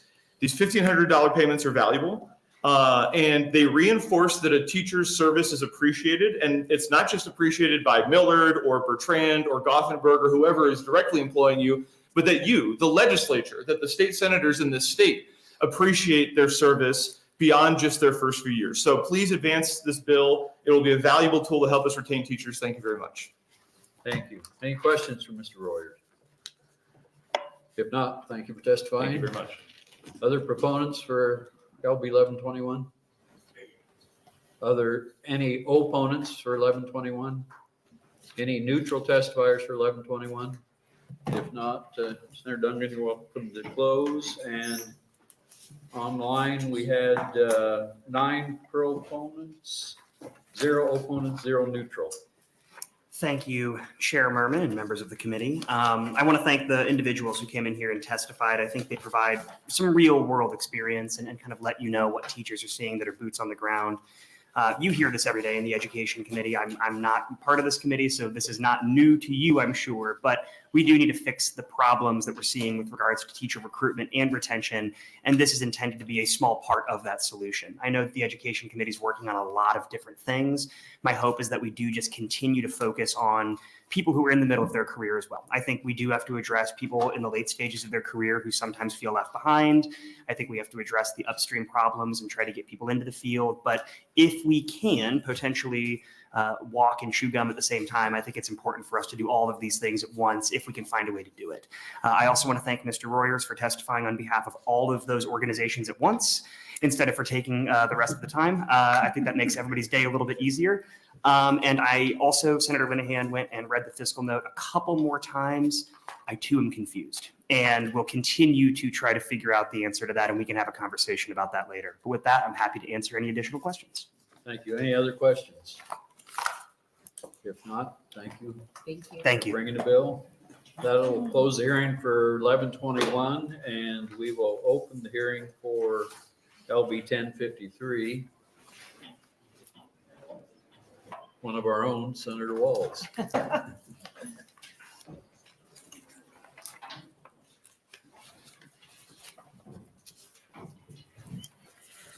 Good afternoon, Chair Merman and members of the Education Committee. My name is Lynn Walz, OYNNE, and I represent Legislative District 15.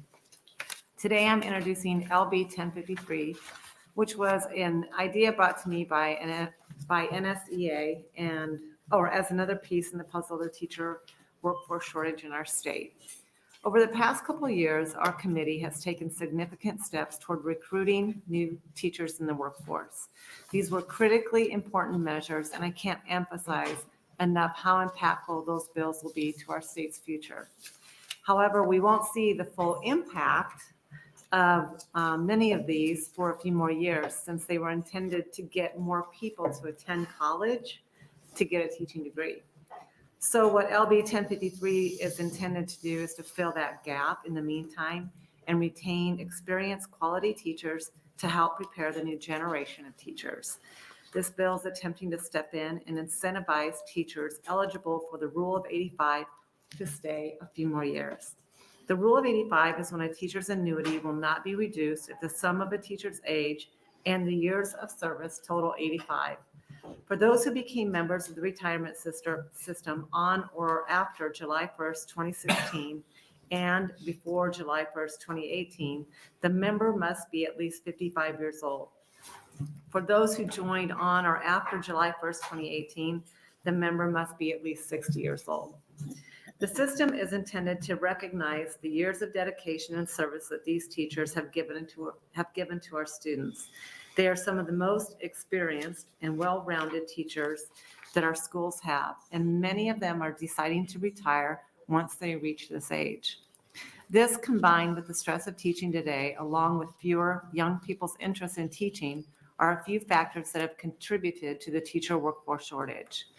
LB 1053 provides a $2,500 incentive pay to the Rule of 85 qualified teachers once they sign a contract to teach full-time in a Nebraska school up to school year 28-29. A teacher would only be eligible to receive 5 payments. Additionally, we felt it was appropriate to place this under the Nebraska Teacher Recruitment and Retention Act, as it goes hand in hand with the intention of the act. The bill also extends the sunset of the act to additional years to accommodate the incentive program. I also passed around an amendment that would include private school teachers in the program and would stipulate a similar rule of 85 for them. This suggestion came from the Catholic Conference, and I'm happy to include them. I think this bill is really important because we passed incredible measures to make the teaching profession more attainable and attractive. However, it's going to take a few years for those individuals to get through college and get into a classroom. So until we see the full scope of these programs, this is an important measure to retain our teachers eligible for early retirement. I think it's also important to keep them in schools to pass on the knowledge and experience that only years of service can provide for the next generation of teachers. And with that, I'd be happy to answer any questions. Thank you. Any questions for Senator Walz? Senator Linehan. Thank you, Chairman Merman. Was there any concern that, so now if someone retires at 55, they frequently are the pool of people they go to for substitutes? So is there any concern that if we do this, how would it affect the substitute pool? I don't think it would. I mean, I really don't think it would, because the problem is that we have, maybe somebody will have a better number, but let's just say we have 300 teachers that are retiring and we only have 50 coming in. We obviously are going to have a substitute pool, but if we don't have the 300 teachers leaving, that kind of helps alleviate that problem. For the people behind you, so let me broaden it. So you retire with, as somebody said, a decent retirement, as it should be, okay? But then you can go down and substitute and get paid for the substitute teaching. So you're getting your retirement plus you're substituting. So what I'm trying to figure out, how does the 2,500 stack up against retiring and getting paid to substitute versus staying for 2,500? That's the math I would like to understand. Somebody's shaking their head, yes, Okay. behind you, so. Okay, all right, good. Any other questions? Senator Meyer. Thank you. So they would go ahead and take their retirement under the Rule of 85s, or they would stay on the present salary schedule they have at that point in their career and just get another $2,500 on top of that. So they would stay on the salary schedule, not take retirement. Right. Okay, thank you. And it is only for 5 years. Yeah, I understand. Okay. Any other questions? If not, thank you. Thank you. And proponents for LB 1053.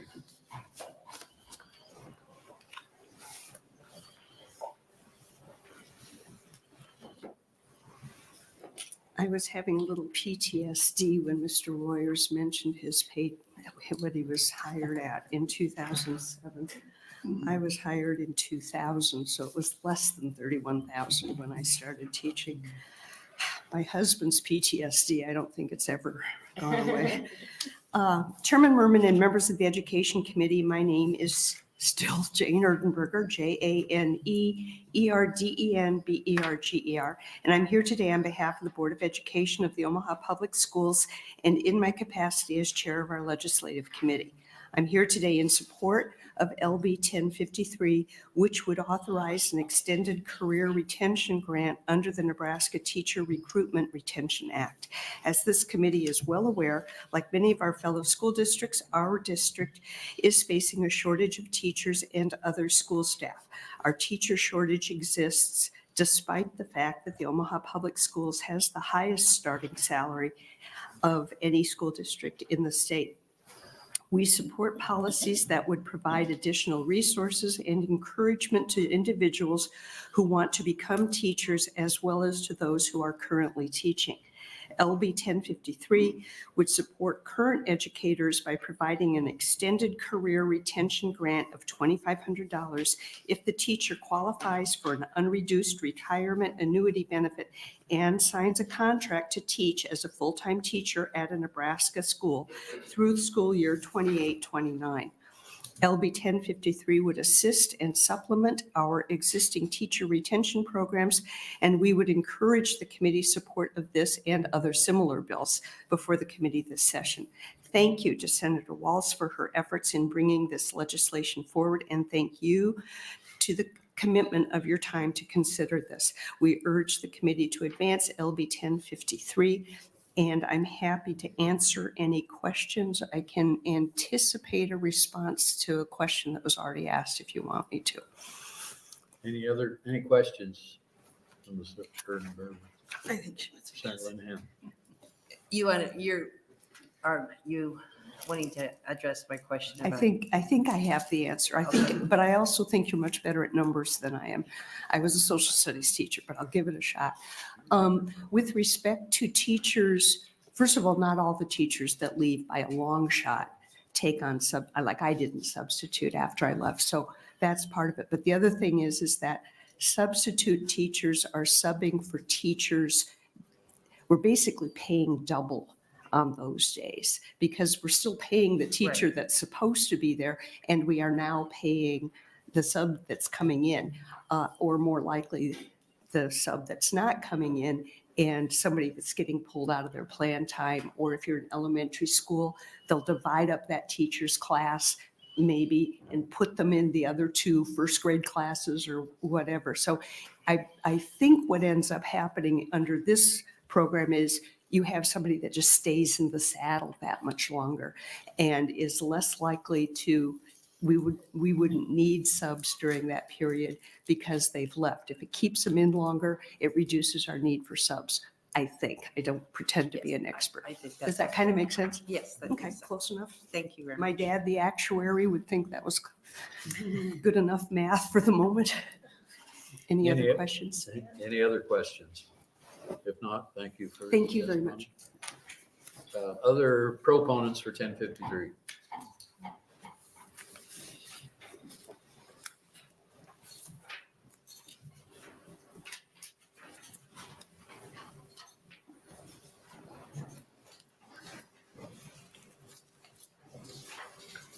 Good afternoon. For the record, my name is Matthew Hayes, Matthew-Heys, but that usually means I'm in trouble when I hear Matthew, so let's use Matt. I'm here on behalf of the Nebraska State Education Association and will be speaking briefly in support of LB 1053. By way of introduction, I am 51 and have taught for just over 30 years in Nebraska, all in the Millard Public Schools. I was Nebraska's 2000 Madison Foundation Constitutional Fellow and was recognized by the Gilder Lehrman Institute in 2017 as Nebraska's History Educator of the Year.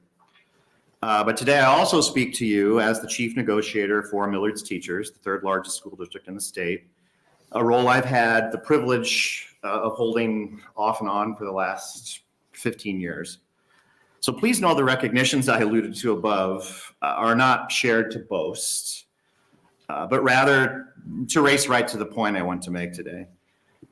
If I have accomplished anything in the classroom, it's because I relied so much on the wisdom, the guidance, the coaching of veteran colleagues during those first 5 years that previous people before this microphone have already alluded to. The bill we discussed today, LB 1053, provides an elegant, targeted mechanism to retain veteran teacher employees in Nebraska schools who are already facing unprecedented staffing challenges. The number of unfilled teaching positions rose to 908 in the most recent Department of Education vacancy report. That's an increase of nearly 20% over the prior year. And that number comes to us against a backdrop of 100 fewer systems having reported data. So the actual number is probably a lot larger. I do negotiate contracts. I suspect it's a mantra heard in every bargaining session across the state, from Sarpy County to Seward over the last 2 years. If we want to overcome our staffing hurdle, our recruitment challenge, we need to start by retaining the veteran faculty we already employ. And this bill acknowledges that simple reality. But it's more than that. I don't think the bill's description of our current situation as an emergency is an exaggeration. Today, many of the newest, most promising educators in Nebraska missed out on veteran mentoring due to the pandemic. And they were similarly denied authentic face-to-face student teaching experiences for the same reason. They are amazing. They run circles around many of their more veteran colleagues like me, especially when it comes to technology and student approachability and cutting-edge best practices. But they do need mentors. They need supports. They need the supports that I enjoyed when I was in their position.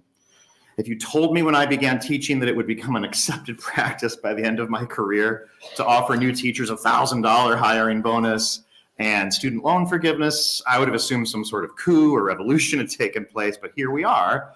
And I'm glad that that has happened. I'm glad we have those discussions. But every year we also need to remember our veteran teachers. Every year that we keep a veteran teacher is another year for these targeted measures to take effect and grow our talent pool in Nebraska. I can see, Senators, you know I have a little bit more, but I think the kernel of what I wanted to share with you today has been expressed, and I'm happy to answer any questions you might have. Thank you. Any questions for Mr. Hague? Senator Yes, Meyer. I have one question, and I'm not sure, you sound like you'd be the most logical to answer this. I can try. Sorry, Senator Walz. But, so, how would this affect the amount that a teacher would be able to retire from their annuity? Would these last 5 years of bumps, would it kind of throw? That's a fascinating question. I read the fiscal note. Well, this would be a fiscal note for the district. Well, understandably. So are you asking how it would impact, if I were a CFO, how would it impact? Yeah, the pool of retirement money, if all of a sudden you have the teachers that are retiring all bumped up $2,500 over what they would be on the regular scale at retirement at 55. It's my understanding the legislation distributes the funds through a grant that the employee applies for. So that payment would be rendered exterior to any kind of impact on the school's budget. Any other questions? Not, thank you for testifying. Thank you. Other proponents for 1053? Any opponents for 1053? Any neutral testifiers for 1053? Senator Walz, you're welcome to close while she's coming up. We have 13 proponents, 0 opponents, 0 neutral. Thank you, Chairman Merman. I think I understand the question that you were trying to ask before, Senator Linehan. How would it benefit a teacher if they were to retire and be able to sub as opposed to doing this program? And the answer is benefits, because you don't get district insurance if you retire and sub, but you continue to get those benefits if you take this $2,500. Any other questions? So you're saying the money probably is about equal, but you keep the benefits if you Right. teach full-time. Okay, Yeah, that makes sense. That's a All big right, benefit. that's Yeah. good. So this was just, a way to look at how we can retain teachers who have a lot of knowledge, as he said, have been great mentors, just really good teachers in the building to fill that 4 to 5 year gap while we're waiting for our new students with all our great scholarship programs to get through school and in the classroom. Other questions? If not, Senator Conrad? Thank you, Chair Merman, and thank you, Senator Walz, for bringing this forward.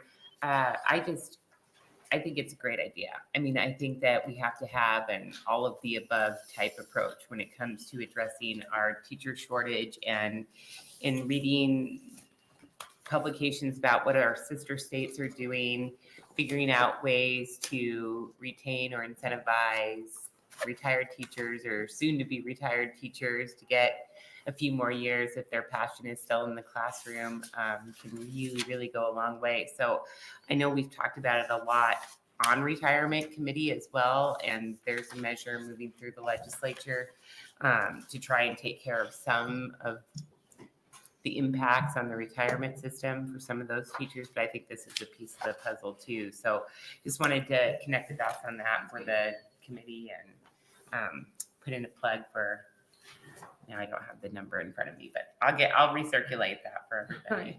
Yeah. Thank you. Any other questions for Senator Walz? If not, thank you for Thank you. bringing it. Next. And that'll close the hearing on LB 1053.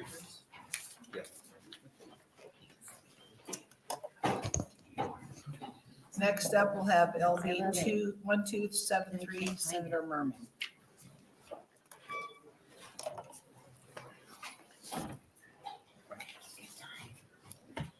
Good afternoon, Vice Chair Albright and members of the Education Committee. My name is Dave Merman, representing Nebraska's 38th District. Today, I'm introducing LB 1273, which tries to help our kids in Nebraska have the opportunity to participate in extracurricular activities they currently cannot.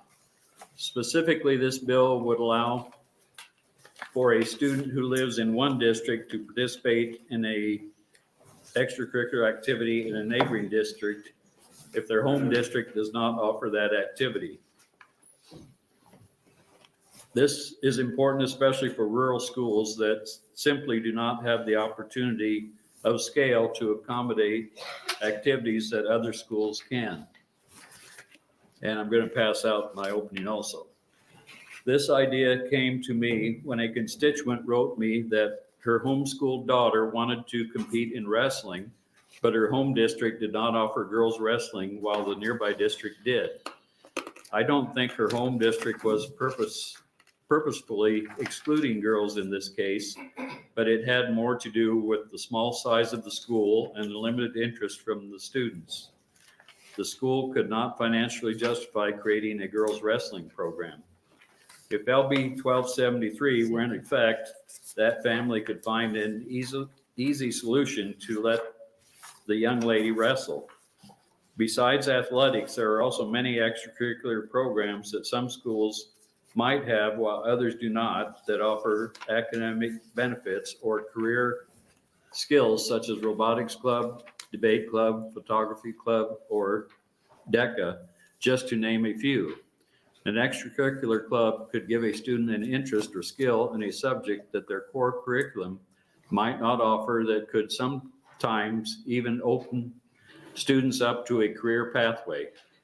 These are great opportunities for students to learn and have fun, and I want to make sure that the district they live in is not the only determining factor of if they can have that opportunity.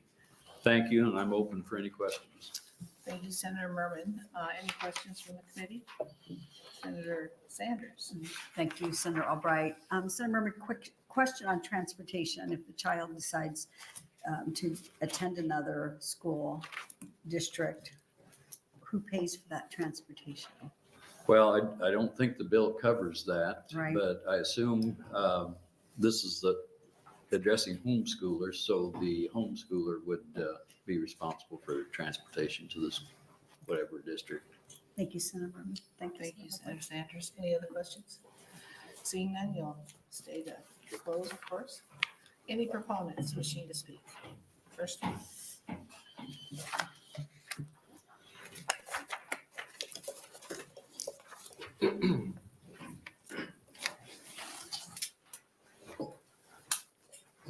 Well, I guess I can still speak to Senator Merman over there, but he's not on the panel, I guess, actively now.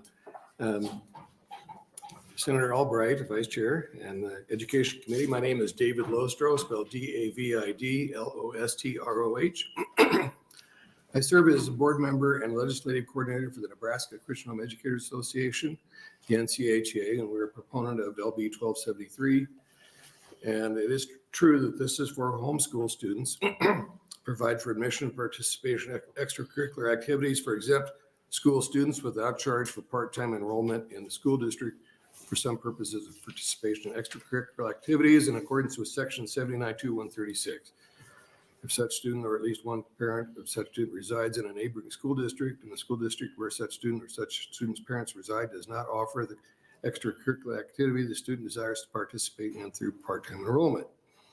The NCHEA supports homeschool parents selecting these courses and activities from the local public school they believe would be helpful to their children. Homeschool parents should have the ability to make these choices because they pay taxes to the public schools at the same rate as if their children were attending the public schools. And also the Nebraska Constitution calls for the free instruction in the common schools of the state for all persons between the age of 5 and 21 years. Over the years, the NCHEA has received phone calls from parents who want the kinds of options that would be provided by LB 1273. The main point of this bill I see is that there's limited availability for sports and on other inter-school activities for homeschoolers, depending on where they live. I had students homeschooled. My wife and I homeschooled for 30 years. And fortunately, there was basketball and other things in this area, in the Lincoln area. Also, Omaha has quite a few homeschool teams. And so it depends on where you live. If you're a homeschool out in an area where there's really not many other homeschool families right there, then you really can't participate. So that is, I think, the driving force here is to give an opportunity to these kids to be able to participate.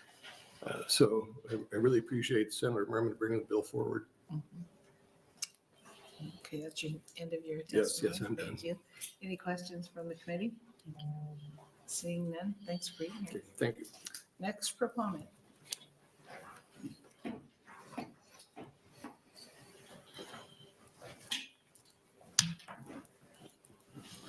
Good afternoon, Education Committee. My name is Lori Stutzman, LORI-STUTZMAN. We are in our 8th year of homeschooling our 3 daughters in Arnold. My oldest daughter's 9th grade year, we enrolled her part-time in Arnold so she could wrestle in the new girls division. According to the NSAA rules on the website, a girl who practices with boys must compete in the boys division. Our daughter practiced with the only other female wrestler who was a senior. Knowing there were no other girls who planned to wrestle in the Arnold Callaway led me to reach out to Stapleton, who had a growing girls wrestling team. The school board and superintendent agreed to allow her part-time enrollment. Last year, she wrestled and qualified for state.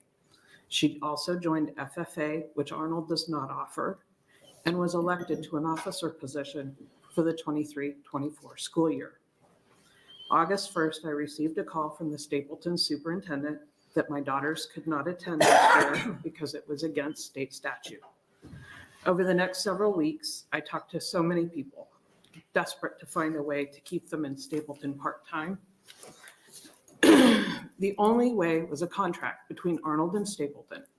Arnold's superintendent indicated that the board would not agree to pay tuition even before going before the school board. Stapleton would not draw up a contract that was likely going to go in the garbage. And we had an attorney willing to draft a contract as well, but who wants to pay for that if Arnold is going to vote no? I specifically asked Arnold school board member for the tuition amount to be placed on the meeting agenda, and I was told no. This left us no alternatives. Returning to Arnold isn't an option. There are still no girls wrestling, and they don't offer FFA. My oldest daughter fell in love with this. There's also a lot of bullying in the school, which includes teachers being a part of it. And after attending Stapleton, we believe the bullying would be much worse. My other 2 daughters didn't get to start sports or other activities, and my 11th grade daughter had to resign as treasurer of the FFA chapter. This hurt not just her, but her chapter, her advisor, and officer team. She wasn't able to get her 100th win this year or qualify for state. Homeschool families should have the opportunity to send their students to another district, not providing for activities not provided in their resident district. Relying on schools to do what is best for the students clearly doesn't always happen. Humbly, I ask you to vote this bill out of committee, champion it on the legislative floor to allow my daughter and other homeschool students the opportunity that best fits them on a part-time basis. Homeschool students are not less deserving just because they are homeschooled. Thank you for your time. Thank you for your testimony. Any questions from the committee? Seeing none, thanks for being here. Next proponent.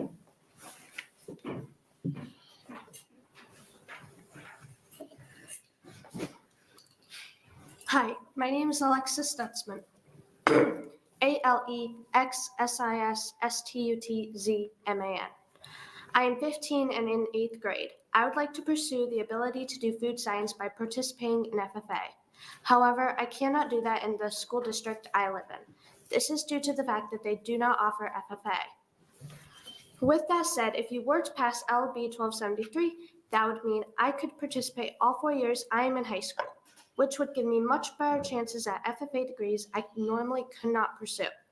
Not only could I participate in FFA, but also any other extracurricular activities I choose. It would be in a school that has not bullied me or made me feel like an outsider, but rather, as they started to find out more about who I am, they welcomed me with open arms. Please vote for LB 1273 so I and others like me can have the opportunity. Very good. Thank you for your testimony. Any questions from our committee? Very good. Thank you for being here.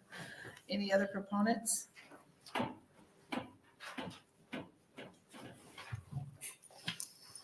Hello, my name is Aubrey Stutzman, AUBREESTUTZMAN. I'm a 16-year-old junior at AAA homeschool. I'm here to ask you to vote yes for LB 1273. I read this bill the first chance I got. I'm a diehard wrestler. It's in my blood. I've loved the feel of a hard-earned sweat and practice and the sense of accomplishment I get when I win. I love losing and the drive to improve it gives me. I love the camaraderie of knowing how hard we work for those 6 minutes in a circle, and we know the hours we put in every day to get better. We have an unspoken understanding that this isn't for everyone, but those who choose it know the power it gives us. I was ecstatic 3 years ago when the NSAA sanctioned girls wrestling. We immediately started the process of enrolling part-time in Arnold Public Schools. Arnold Sports Co-op still offers girls wrestling, but they have no participants, which, according to an NSAA ruling from the spring of 2021, would mean I have to compete in the boys division, effectively removing me from competition. I am a firm believer that I can do almost anything the boys can. However, I recognize that by this age, our bodies are way different, making it just too dangerous. I am unapologetically a Christian, and my parents also have rules about this that I have to respect. Last school year, I was enrolled part-time in Stapleton Public Schools. They have a growing girls wrestling team. I was able to finish my season with a 41-4 record qualifying for state. Because I compete at a high level with the best in the state, I had good chances of receiving a wrestling scholarship. That are likely gone because of missing this season. I have loved agriculture since I was a little girl visiting the family farm. I wanted to do FFA for a very long time. Stapleton has an active FFA chapter, while Arnold doesn't offer it. I loved the chapter and became super involved. I competed in public speaking, agri-science, and vet science. I narrowly missed qualifying for state in public speaking and was the only one to place from my team in agri-science. In vet science, my team won districts. After encouragement from the other members of the chapter, I ran for it and was elected as treasurer for this school year. They gave me a home I never had in Arnold. I will never forget the day that we got the call that because of the way the state statutes are currently written, it is not possible to continue at Stapleton. I won't forget looking my fellow officers in the eye and telling them I couldn't come back. I won't forget how much it felt like I was failing them. All of this because Nebraska Statute 79-136 roughly states that for a part-time student to option into another district, the school district of residence must enter a contractual agreement with the school district the student wishes to attend. This contract requires a monetary agreement that the school district of residence must pay the school district of attendance, taking the choice out of the parents' and students' hands. This bill will amend that and fix the problem. It would give not just my family, but also many homeschooled students across the state, present and future, the chance to participate in the extracurricular activity that has their heart, regardless of where they live. Thank you for your time. Please vote yes for LB 1273. Well done. Thank you, Audrey. Any questions from the committee? Very good. Thanks for being here. Any other proponents? Got one more.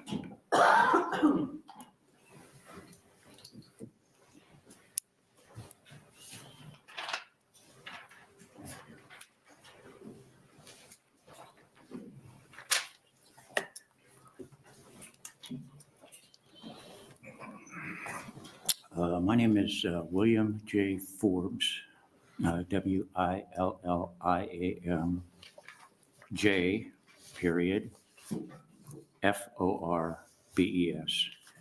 And I'm glad to hear that somebody else drove 500 miles or 400 miles to be able to speak to the committee here. So I wanted to say I think it's extremely important, as 1273. There's a number of reasons why. Primarily because what we see an increasingly number of priests that are coming into our public schools and using their podiums for pulpits to evangelize and indoctrinate our kids. And because of that, we have a number of people that are pulling our kids out of public schools.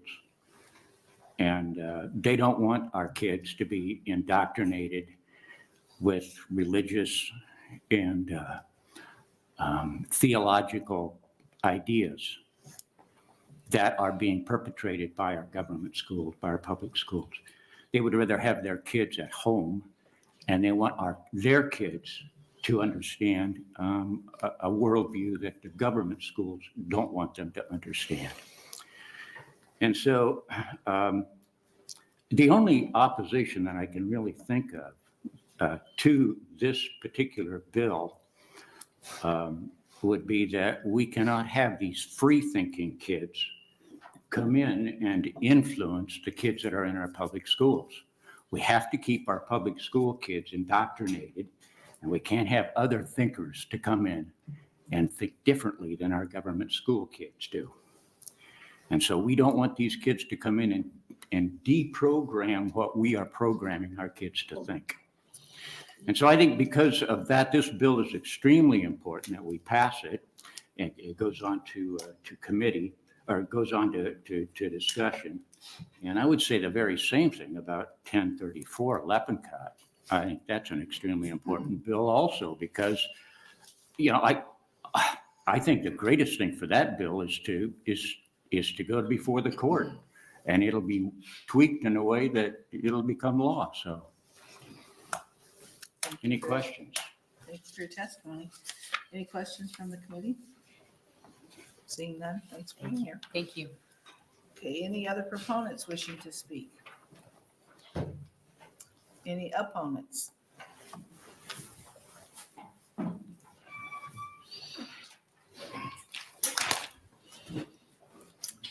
you, Senator Albright. Members of the Education Committee, my name is Colby Coash. That's Colbycoash. I represent the Nebraska Association of School Boards. My testimony today also represents the testimony of the Rural Community Schools Association and the Council of School Administrators. And we certainly understand what Senator Merman is trying to do with this bill and accomplish, but we do see some challenges with this bill. This bill would allow non-resident private school students or homeschool students to access extracurricular activities if the resident district does not offer them. But a non-resident public school student would not receive that same opportunity. And we don't know if that's fair. It would be a real challenge to explain to a kid who lives in the district, lives across the school, doesn't get a spot on the team, to a non-public student who lives outside the district, has no requirement to take any classes or even be in the school. That disparity is a real challenge for us. Last year, this committee passed a bill, or through this committee, the legislature passed a bill that a resident homeschooled student participating in extracurricular activities shall do at least 5 credits offered by the school in any semester. But this bill doesn't retain that requirement that this committee passed through to the legislature last year. So it's for those reasons that we would ask committee to take a second look at this, make sure that there's some parity of this. As a possible fix, you might look at, at the beginning of the bill, there's a shall, you could change that to may, and that might open up some discretion on the part of districts to work with families like the ones that you heard today. But that'll conclude my testimony. I appreciate your time. Okay, thank you very much for your testimony. Any questions, Senator Linehan? Thank you very much, Mr. Coash, for being here. But on your example, that child couldn't opt into, they could just opt into the school, couldn't they? A child could opt in, but a public school student would have to opt in. Well, that's what I'm saying, though. If there was a school down the road that had a program they wanted to, They could opt into that. they could school. opt in and the state would pick up the tab. That's right. But under this bill, if you're not enrolled in a public school, you just get to go into the extracurricular activity without having to opt in. Right, I get that.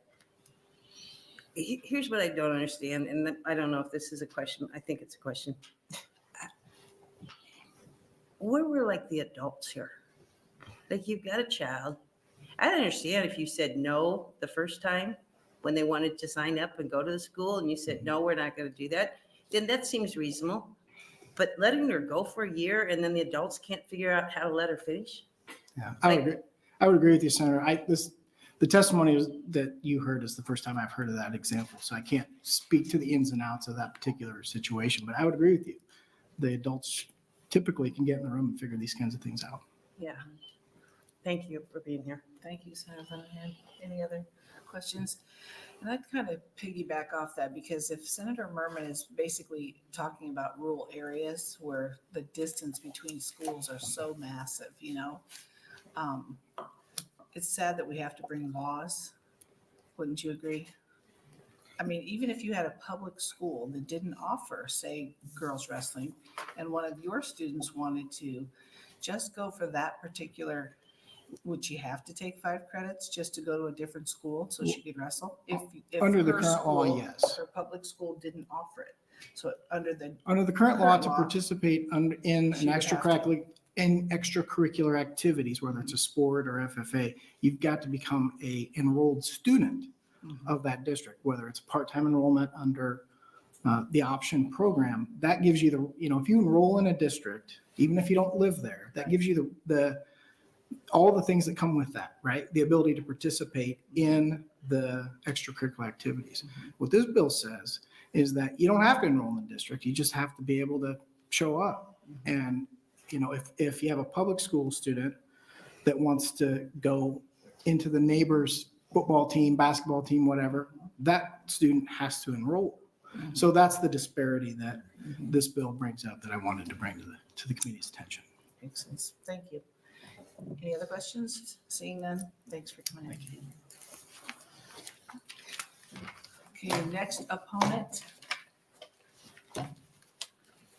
Anyone wishing to speak in neutral? Seeing none, Senator Merman, would you like to close?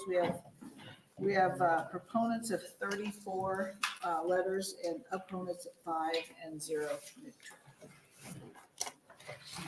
Well, first of all, I want to thank especially the people that came so far to testify. And I know the Stutzmans, it was the first time I'd met them. And I didn't have to ask which of the daughters was a wrestler. We shook hands and I knew which one. But as far as some of the questions that Mr. Kowash brought up, a public school student could option in to another district if they did want to participate in something that wasn't allowed in there wasn't a program that wasn't in their district. So that, I just want to do what's best for our kids and our students. So I think this is a good bill that will allow the kids to participate in their dream in a neighboring or nearby district. And,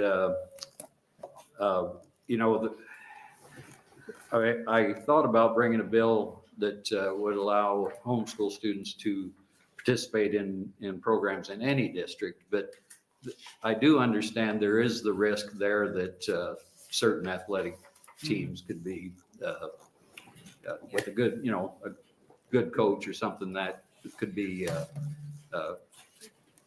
piled onto that team. So, but this, with probably a limited number of homeschoolers, and only if that extracurricular activity wasn't in their home district. So I don't think that risk is there. So with that, I'll answer any questions. Thank you. Just one question. So this would change the state law to allow that. Would the receiving district then have to sign a waiver? A waiver to what effect? To allow that the students in? Or is there, it's just?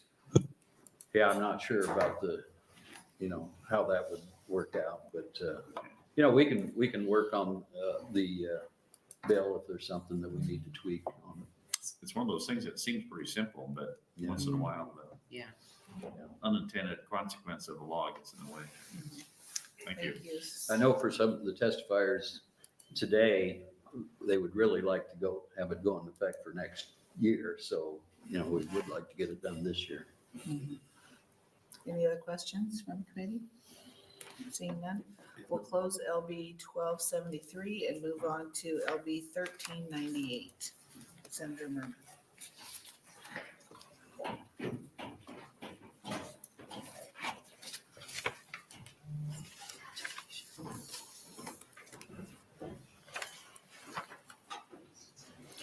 Good afternoon, Vice Chair Albright and members of the Education Committee. My name is still Dave Merman, and I still represent the 38th District. Today, I'm introducing LB 1398, a bill that would aim to give special education students the ability to option enroll in another school district. And I do have a pass out of my open here. Last year, we put in the work to bump the state aid for SPED reimbursement up to 80%. This was great progress, but the reality is that this still does not give schools much of a financial desire to accept SPED option enrollments. The way this legislation is currently written is not something set in stone, but more so a topic to start the conversation on how we can make this happen. This concern has become important to me as I have heard from a constituent who is a teacher at a smaller rural school. That teacher works in a different school district than the one he lives in and would much prefer to be able to have his special needs child to be able to go to the same school he teaches at, making things like commuting much easier for his family. While the school where he teaches isn't trying to keep that student out with any harmful intentions, without full reimbursement, the funds needed simply are not there. This story isn't unique, but the reality is not having that extra 20% of funding can be an issue. In a 2023 article by the Omaha World Herald, it described a mother of a special needs child who struggled with bullying at her current Omaha school, and the other Omaha schools did not have adequate services to allow her to opt into. In the article, she said, I couldn't get a transfer into Bellevue. I couldn't get a transfer into Millard or anything. It was just OPS.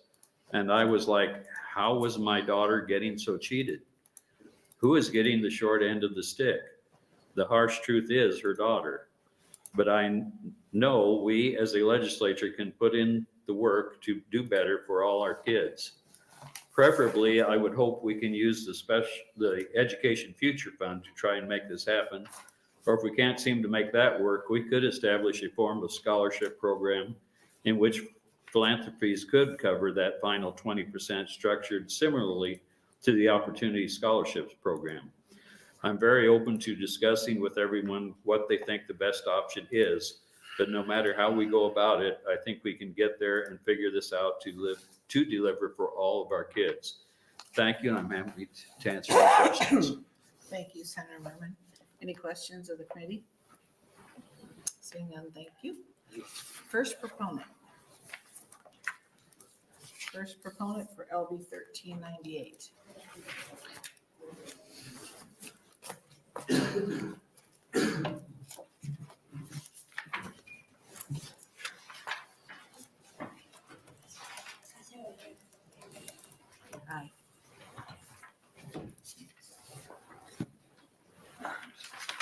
Good afternoon. My name is Gary Shada, Garyshada. This is my daughter Kylie, Kylleeshada. And on behalf of my wife Deidre and my daughter Kylie, we would like to thank the Education Committee for considering LB 1398, and specifically thank Senators Barry DeKay, Lewin Linehan, and Dave Merman, who have all taken time out of their busy schedules to listen to my family's situation. Back in 2015, my family purchased a beautiful acreage that took us 1 mile outside of the Pierce Public School District. This is the district where I teach and my son attends school. However, when we attempted to option enroll our daughter into the district, we were denied because she has an IEP. And at that time, that's all the justification that the district needed for denial. I made numerous phone calls back then from the Department of Education to my local state senator and other government officials. And with each call, it became more and more obvious that the real reason for my daughter's denial, not just my daughter's denial, but the denial of other students with IEPs, was money.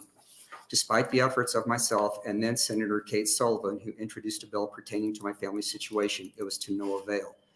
Then back in September of 2023, faculty members in my school district received an email from our superintendent telling everyone that there had been a change regarding option enrollment for kids with IEPs, and that the reimbursement for a school's special education expenses had increased to 80%. In November, I spoke with my superintendent to get the specifics of the new criteria that would be used. He told me that providing the school district hasn't set a cap size for their classes and adding the student does not exceed the class size, and or that accepting the student does not add extra financial cost to the district, then a student with an IEP can be accepted. If accepting the student would add expense to the district, then they can be denied. Once again, money is a key factor that can allow a school district to deny a student option enrollment. We, teachers in my district, have been told that the superintendent's job is to operate the school like a business, and that's how many decisions are made in many districts across the state.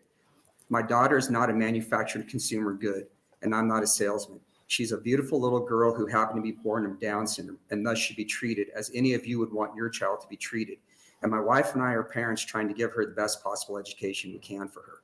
When Governor Jim Pillen ran for office, one of the planks of his campaign platform was education, and that all school-age children in Nebraska should have the opportunity to attend whatever school they wanted to, and that money should never be a factor that could hold a student back from their desired school. That's one of the main purposes of LB 753 and LB 1386. And yet this is exactly the reason some kids with IEPs can still be denied. I ask you committee members, how would you feel if your child was viewed as a financial burden? Because when my daughter was denied option enrollment the first time, and knowing that there's a strong likelihood it will happen again, that's exactly how my wife and I feel. We just want what we feel is best for our daughter, and yet we get denied at every turn we take. I thank you for giving us the opportunity to share our story and speak on behalf of LB 1398. Thank you very much. You did a good job staying with time and telling your story. Do we have any questions for the committee? Senator Conrad? Thank you so much, Vice Chair. Thank you so much for making the trip to be here, and welcome to you and your family. We're glad that you're at your Nebraska Legislature. But I know the Education Committee tried to take up an issue with a measure that Senator Linehan carried before and that I carried last go around to try and end discrimination in terms of option enrollment, and particularly how it's weaponized against families and kids with special needs or with IEPs. And we were hoping that that would help us to make some forward progress, but it sounds like from your family's experience and some other folks that we're hearing from across Nebraska that we still have some more work to do there. So it's a good reminder to be vigilant even after we pass state laws, that we have to work for, enforce them and fill in any gaps. But I know you traveled a great distance and it's hard to sit in the hearing room all day, but you guys did a great job and appreciate you being here. So thanks for sharing this. Thank you very much. And no other questions? Seeing none, thanks for making the drive and being here to tell. Okay, thank you.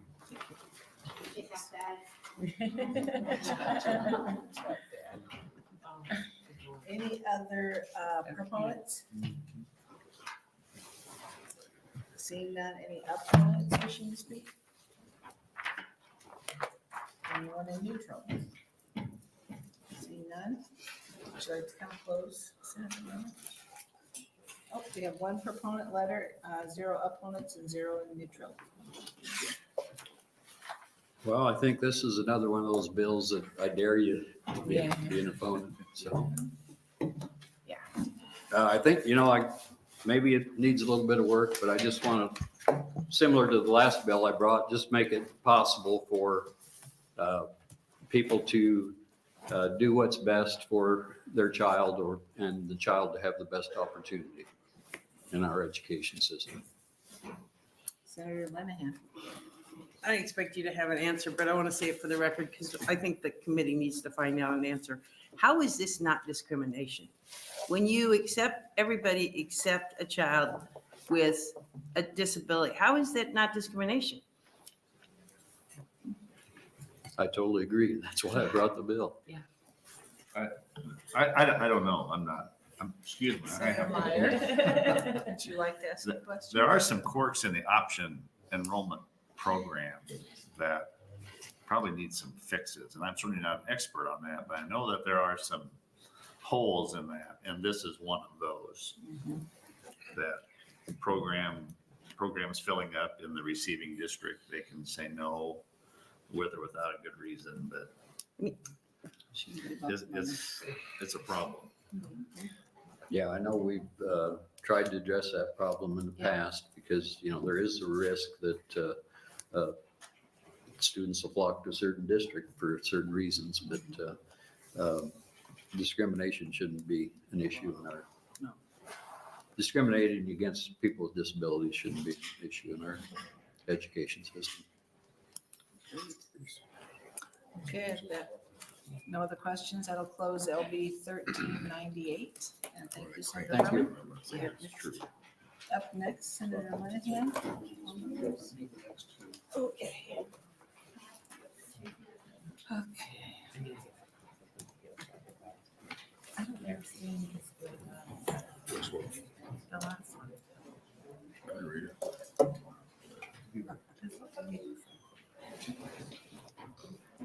Oops. Would you open the hearing on LB 1253 and welcome one of ours again, Senator Lenahan. Good afternoon, Chairperson Merman and members of the Education Committee. I'm Lou Ann Lenahan, LOUANNLINEHAN. I represent Legislative District 39. LB 1253 provides a $1 million research grant for Nebraska-based companies conducting dyslexia research. The company must be researching artificial intelligence based on writing assistance programs for dyslexia. Over the interim, I met with several students who are pioneering dyslexia research tools. These students are behind me and will testify on how their program works and how further research would benefit the educational community. I'm happy to answer your questions. Thank you. Any questions for Senator Lenahan? Senator Walz. I'm excited about this bill. Thank you for bringing it, Senator Lenahan. So, and they'll probably answer how the program works. Okay, forget it. I'll let you out. Any other questions? If not, I'm sure you'll be here to close.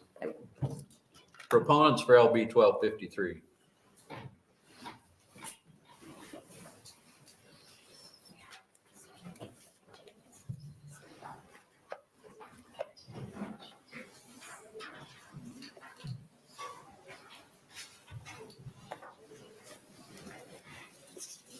Good evening.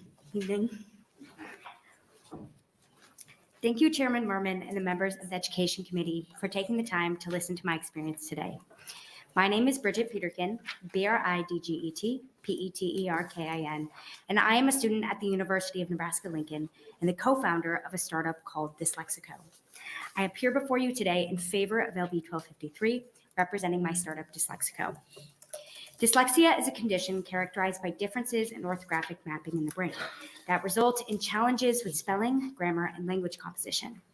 Statistics show that, while bad at spelling, people with dyslexia are brilliant. However, barriers in written communication can stifle this potential, leading to poor academic performance, self-doubt, and twice the likelihood to drop out of high school.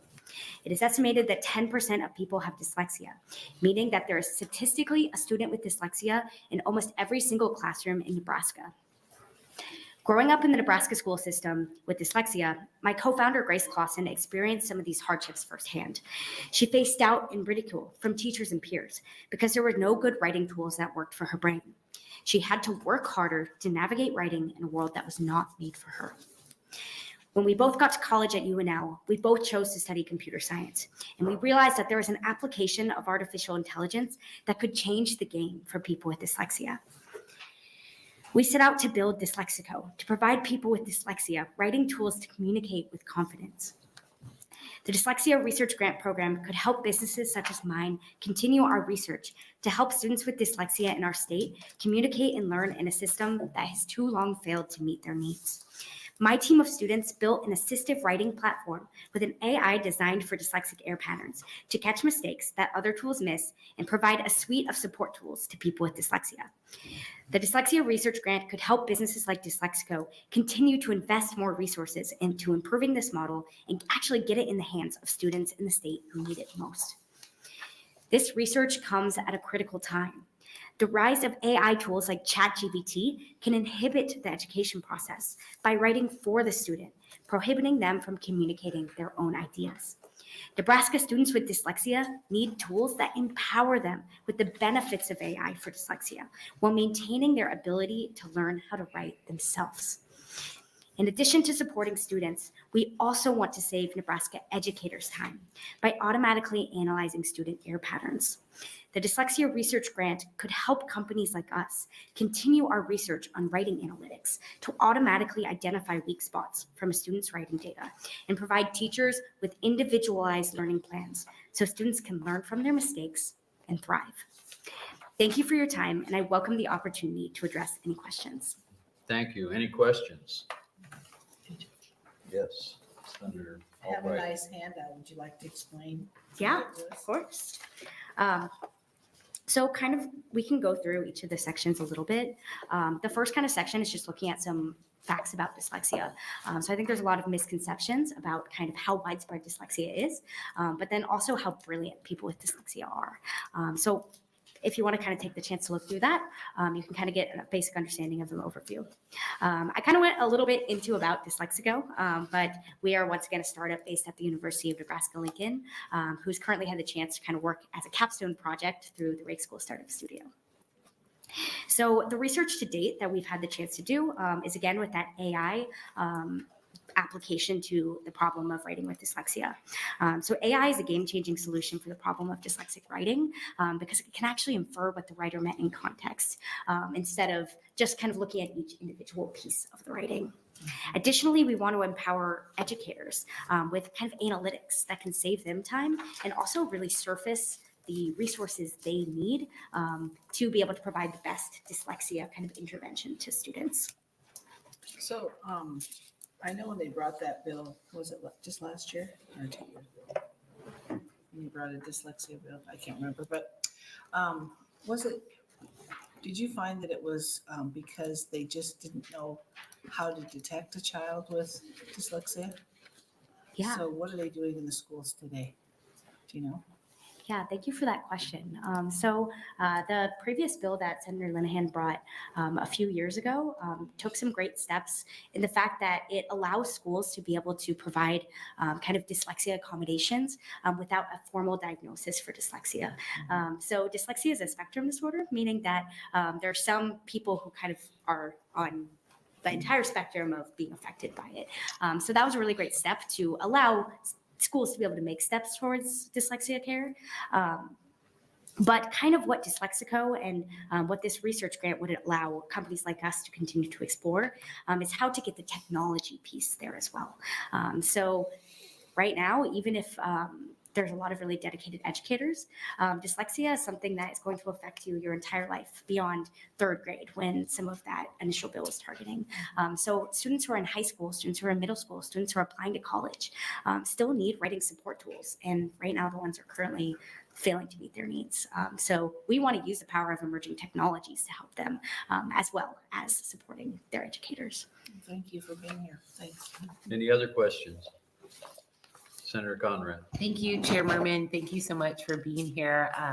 I've read about your work and am proud to have the flagship campus of the university in my district. So it's always a pleasure to connect with the bright leaders like yourself that are doing these exciting and wonderful things. And then I was hoping, could you also tell the committee how brilliant ideas like this work with some of the other tools? If you don't, no problem, with like the incubators on campus or the combines, or does Rake School kind of help you figure out how to get these great ideas to market?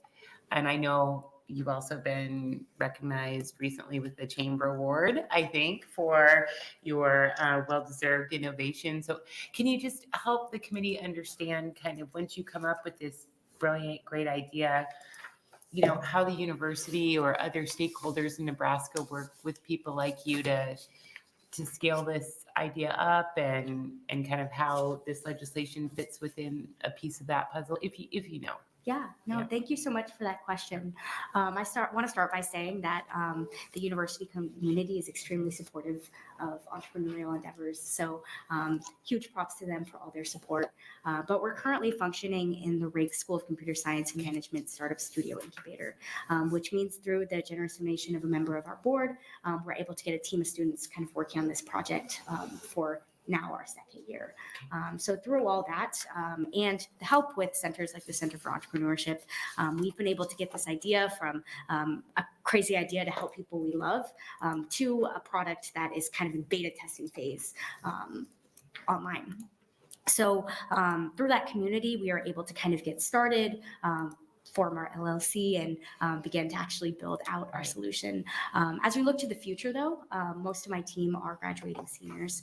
So as we try to get this from kind of a school project to something that can actually have widespread state impact, that's where a grant like this dyslexia research grant could really help us make that transition out of kind of the academic incubation setting. That's perfect. Thank you so much. And you're not allowed to leave Nebraska after you graduate. You have to stay right here. Okay. Thank you. Any other questions? If not, thank you very much for testimony. Yes, thank you for your time. Other proponents for 1253?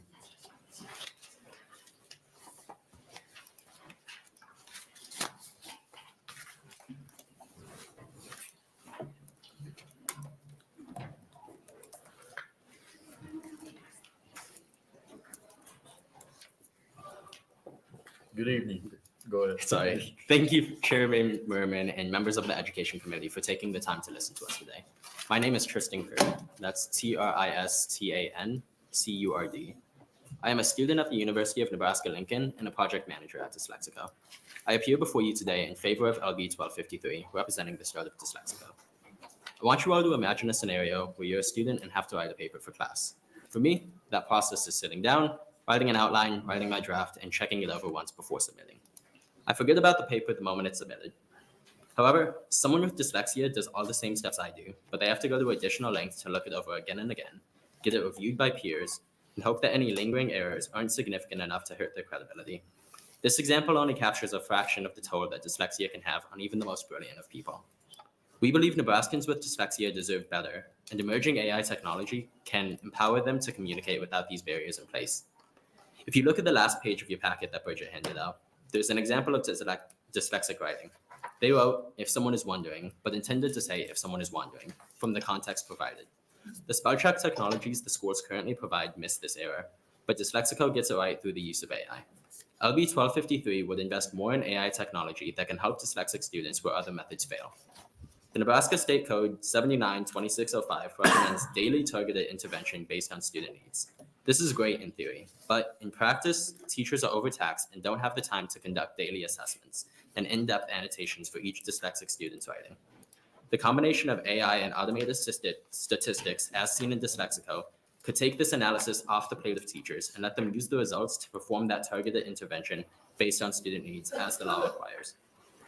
I'd like to direct you all to page 2 under research opportunities. This spring, Dyslexico is working with a researcher at UNL to conduct a design-based study. We then plan to conduct a case study to analyze how to improve our tools and best tailor them to the needs of students and educators.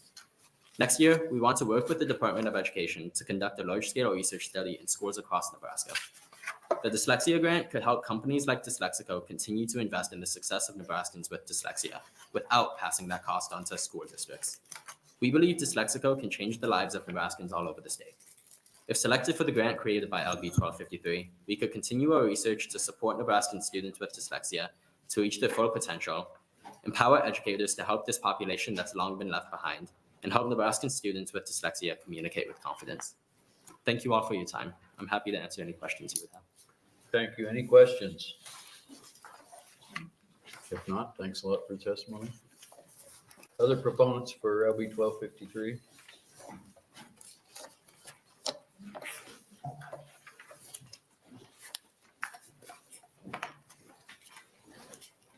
Good afternoon. My name is Janae Harris, JANAEHARRIS, and I am a proponent to LB 1253, introduced by Senator Linehan and the Education Committee. I'm a junior at Millard North High School, beyond my enrollments in the STEM Career Academy, and I'm the women's lacrosse team captain, a tutor at Peter Hewitt Middle School, and Miss Lincoln's team. And I'm most importantly a dyslexia advocate. In second grade, I was reading to a kindergarten class and continuously got stuck on words. The teacher constantly corrected me and told me I needed to learn how to read before I read to a class again. I was embarrassed. Until this day, it is terrifying to read out loud, and I continuously struggle to overcome. This moment will replay in my head forever. I want to do everything in my power to minimize the struggles of dyslexia students. This is why I created my community service initiative, Made for More, Overcome and Inspire. In third grade, I was tested and diagnosed with dyslexia and given an IEP. I was fortunate enough to have parents who advocated for me and found tutoring at Boys Town, and an opportunity not every child has. Because of my IEP, my school was able to provide resources to me through AI and special fonts. The font that you see on this paper in front of you is a dyslexia font that helps ground words and make it easier for me to read. These programs were helpful but still flawed since they learned my incorrect spelling and cannot distinguish between proper grammar usage over time. However, there is many dyslexia students that are identified with an IEP, and the resources for those who often fail are to correct dyslexia writing errors. I recently participated in a trial program with Dyslexico, which solves these problems. This technology is game-changing. It utilizes the font I previously mentioned, talk-to-text, and grammar tools to assist with contact errors. And for example, it takes into consideration whether to use BEAR, B-E-A-R, or BEAR, B-A-R-E, in an essay. It is my fervent hope that this grant money could be used to get Dyslexico technology into the hands of Nebraska students. Without the ability to read and write, Nebraska youth cannot be productive citizens and reach success. Who knows what others could achieve with the help of this grant. Thank you to the Education Committee, and I'm now open to questions. Thank you. Any questions? If not, appreciate the testimony. Other proponents?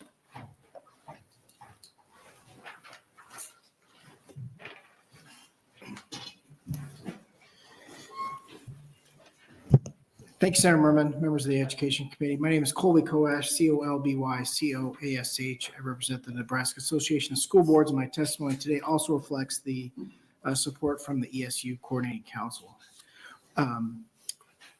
We're very appreciative of what this bill is trying to accomplish, in addition to the three that you'll hear tomorrow. As you'll hear more, reading is a factor in a lot of things. It's a factor in our correction system. It's a factor in our workforce, and it's certainly a factor in our education system. What we're in your emails, you'll see a letter from one of our past presidents who's very passionate about this issue, and he's really injected some of that passion into our organization. He shares a story about dyslexia affecting his son. He had a smart kid. He was smart. He had dyslexia, but he was too smart to get any special ed services or qualify that. So he did poorly on his ACTs, which could have affected him getting into college. And fortunately, they found some support, got him through college, and he's doing very well. But it just shows how dyslexia and this disorder can just take you down a path that can be lifelong without some support. So it's for that reason that we're hoping that this bill can harness some of the technology that is available to us now that may not have been there when his son was in school, and help improve some of the literacy plans as indicated in the bill for students. So we're hoping that this bill, these concepts will be part of what the Education Committee will move forward during this section, and really want it to be in the seat and supportive of this bill. Thank you. Thank you. Any questions for Mr. Gouache? If not, thank you for testifying. Other proponents for 1253?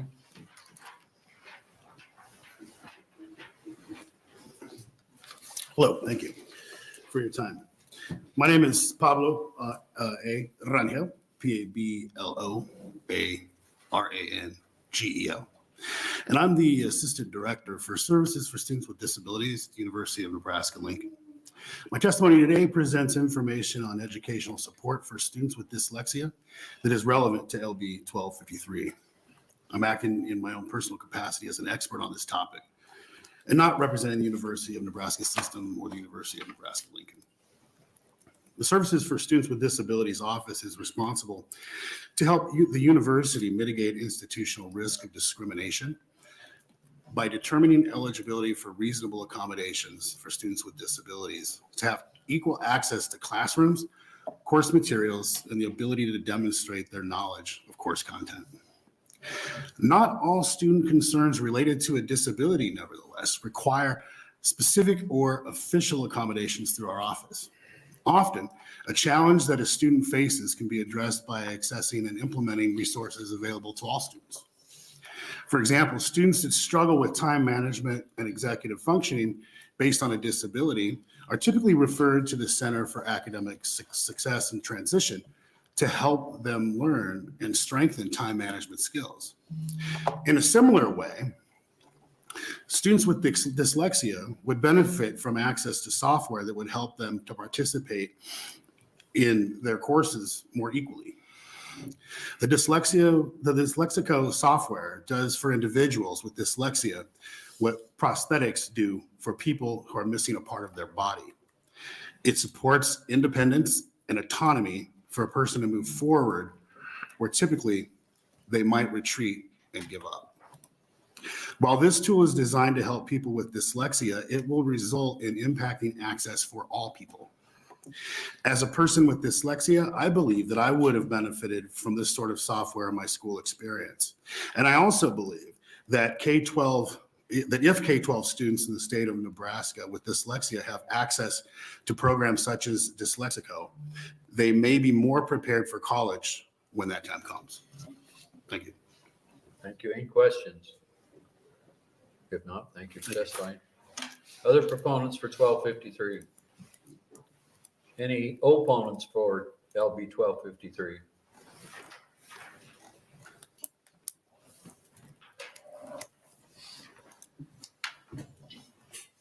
Are you an opponent or a proponent? Opponent. Opponent, okay. Am I good? Yeah, you're Okay. good. Hello, my name is Megan Petra. I'm a middle school special education teacher, and I'm testifying on behalf of NSCA. I've served students with a wide range of learning needs throughout my 10 Could years. you please? Oh spell my your gosh, I'm so sorry. MEGANPITRAT. Throughout my 10 years of practice. In a rural school district, I work closely with generalist teachers, support specialists, and the school site. While we continue to use the discrepancy model to determine eligibility of students with learning disabilities, in recent years, our efforts to expand our building's multi-tiered systems of support have also allowed us to respond more efficiently and quickly to students' learning needs. It's important to understand how these systems of determining student eligibility for special education services are currently functioning. All students receive Tier 1 universal instruction. This is the core curriculum that students receive from the general education teacher. If a school-wide data markers indicate that students are struggling to progress with the general curriculum, they receive more targeted tier 2 services. And then students begin receiving tier 3 services when it's determined that they're not responding to tier 2 interventions and need more intensified individualized supports. Throughout the and then if they don't respond to those individualized supports, they might be referred to be evaluated for special education evaluation. Throughout the multidisciplinary team evaluation, the evaluator, typically a school psychologist, delivers a variety of assessments to determine a student's IQ and achievement levels. The Kaufman Test of Education Achievement assessment that's used in my district determines reading, written language, and achievement skills. Assessed includes silent reading fluency, word recognition fluency, decoding fluency, reading vocabulary, reading comprehension, written expression, and spelling. If there's a discrepancy of 20 or more points between the student's IQ and achievement score in any of these areas, they would be determined eligible to receive special education services in the eligibility category of learning disability. I do recognize dyslexia as a problematic disorder that students struggle with. According to the National Institute of Health, dyslexia refers to children who have difficulty in mastering the relationships between the spelling patterns of words and their pronunciations. However, as I previously described in detail, we already have systems in place to identify, reach, and support students who are struggling with learning disabilities in the areas of reading, language, and written expression. I find the proposed bill to be an unnecessary redundancy. Gaps in special education funding are persistent, as previous bills have alluded to today, and they leave much of the burden on local school districts. I believe that allocating funds to research, something that is already being serviced within the functioning system, is redundant, unnecessary, and a waste of precious funds that could instead be used to support teachers and systems that, as always, do the best with what we are given. I ask you to oppose LB 1253. Thank you. Any questions? Yeah, go ahead, Senator Walz. Thank you. I'm just having a hard time understanding, I guess, the opposition to using the tool that's being proposed. Specifically in my experience, I've, again, 10 years, and I've seen a lot of different reading intervention curriculums specifically that are digitally based come through. Like our district will buy them, we use them, and then they go through. So and a lot of times I look at the validity of those types of interventions because of student resistance. So when I look at that, so first of all, I go back to my argument of special education funding is an issue. Dedicating dollars to something that could be allocated to special education funding would be helpful. But as far as the resistance to it, special education teachers are taught within our programming how to support students. There are already mechanisms in place to catch students that are struggling with the areas of that the DSM refers to children struggling with dyslexia as far as spelling patterns of words and pronunciation. So that is included within what would be defined as a learning disability for reading. Does that make sense? I guess not really for me. Okay. What can I do to, how can I clarify? Have you had conversations with dyslexia? Do you understand their program? I mean, I'm just curious, like, have you I have not had conversations with them, no. But would I anticipate utilizing an AI software in my classroom? Probably not. Like, I don't anticipate that being helpful for me. Okay. Okay, I have a question. So you're looking at this AI tool as being more of a crutch maybe than?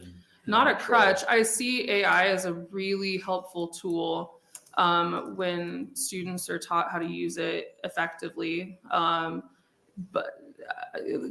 Okay, so when they did talk about like ChatGPT, right? I've used it with students to generate ideas when they're writing. So it is a tool that can be used, but it's not going to be what I use exclusively to teach writing. Does that make sense? Okay, So the human to human teaching? would that's be more- what I lean on. Yeah. Okay. Any other questions? Senator Wayne? I have a question. What, you said the Kaufman, That's the KTEA. That's just an example of what our school district uses as our assessment Right. to Do you know- determine achievement. Other school districts use other, they might use the Kaufman, they might use other assessments to determine students' achievement. do you know, is Kaufman just one version or is there different iterations? There could be other versions of achievement assessments, but that's the one we use. So it's, Yes, there are others. so if there's other, I'm just trying to understand, if there's others, then that means research is being done on it, right? So we shouldn't do more research? I'm confused.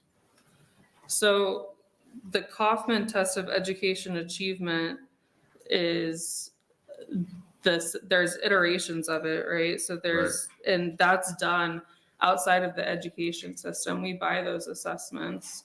The school psychologist has a little pamphlet. She uses it to score the assessment that students go through.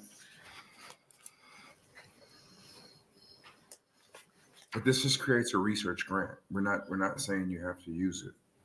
If I'm reading this. Correct, but it's a research grant. Funds are being allocated to this research. Right, and you're using Yeah. a tool, you're using a current tool that started somewhere with research too. In fact, What? the Kaufman assessment started with the research grant. Okay, So you're using that current tool that started with the research.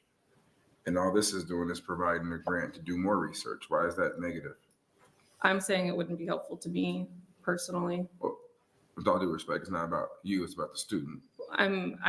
Okay, but as a practitioner, I'm determining based on my experience and my practice, how to deliver special education services to my students. I understand that. I guess where I'm confused is if the current test you're using started in research that was funded, then you would have been testifying against the current research that you're using. If you would have been back when it started. Because this isn't demanding that you use it in your classroom. It's saying we're providing more research into this area. Sure. But they're different things. No, because it starts somewhere, is my point. Sure, everything starts somewhere. You just don't like $1 million going to research for special ed. Is that the position? No, specifically to this AI tool. That's my point. Special education research is something that I would advocate for in general, but specifically for this tool that I find to be not helpful to my practice. I can't testify on behalf of every special education teacher. I can only share my experience with you. I know, I'm trying to figure out the organization's position. And if it's not you personally, I know you're here representing the organization. I'm just trying to figure out if the objection is to $1 million going into special education research, and you're saying you'd rather take that $1 million and have it go into special education funding, right? That the position I'm trying to. Well, that's the position I gave you, yes. But also, I mean, it's not so broad as special education research. It's specifically dyslexia AI tool. It's not special education research grant. It's a very specific type of tool. I brought bills for research for diabetes. It's very specific. I didn't see any doctors coming in and saying I'm against more research in the area using AI. Sure. So I'm just trying to Specifically understand. for where I found the redundancy with dyslexia is that's not an eligibility category in the state of Nebraska. It's not helpful for me, right, to say there's some discrepancy there. It's a little bit convoluted. Okay. Thank you.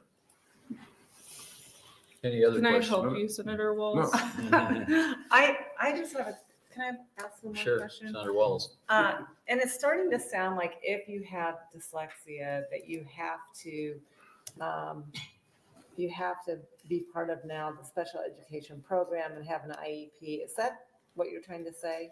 No, not necessarily. Based on what I talked about with multi-tiered systems of support. So that started back in 2004 with RTI. Students can be caught within tier 2, right, if they're struggling. Yes. So not necessarily an IEP, but other interventions within the school. So this could be part of that tier 2 tool or intervention to help kids get out of that. Sure. Okay. Yeah. It just sounded like we were starting to say that all kids who have dyslexia have to be in a special education class. I didn't think that was the case. No. Okay. All right. Yeah. Any other questions? Okay. Thank you. Thank you for testifying. Any other opponents for 1253? Any neutral testifiers for 1253? Senator Linehan, you're welcome to close. And while she's coming up, we had 14 proponents, 0 opponents, 0 neutral. First, I want to thank the students from the university, and I want to thank the professor, or I didn't catch his name. It is hard to hear when you're sitting back there. I really, really do appreciate them being here, and I appreciate all the work they've done on this. I think I'm actually very appreciative of the special ed teacher that was here, because here is the issue. We have some people that don't believe there is anything as called dyslexia. I mean, they taught at the university for years that there is no such thing. So we have that issue out there. Then you have, when we finally get somebody, and this is a real problem, finally get a student whose parents probably have the means to go get them tested and get a diagnosis, then they put them in special ed. They don't need special ed. They need a way to figure out how they can learn to read. So this is a nightmare for parents, because if you get them into special ed, then all of a sudden they can't qualify for any advanced classes. And some of these kids are very, very bright, and they'll do great in advanced math classes. So still, I'm very positive. I like the committee's responses. I think these kids are doing great work, and it's a lot better than it was 6 years ago when Patty Pansy Brooks and I started out on this, where nobody believed what we were talking about. So things have gotten better, and they'll continue to get better. So thank you very much. Any questions for Senator Linehan? If not, thank you. And that'll close the hearing on LB 1253. And we will open the hearing on LB 986, also Senator Linehan. Good afternoon, Chairperson Merman and members of the Education Committee. I am just a second. Can I, before they leave, especially want to thank that young girl from Millard North, because as you all know, I'm dyslexic, and for her to get up here and read that statement was, yes, she deserves it.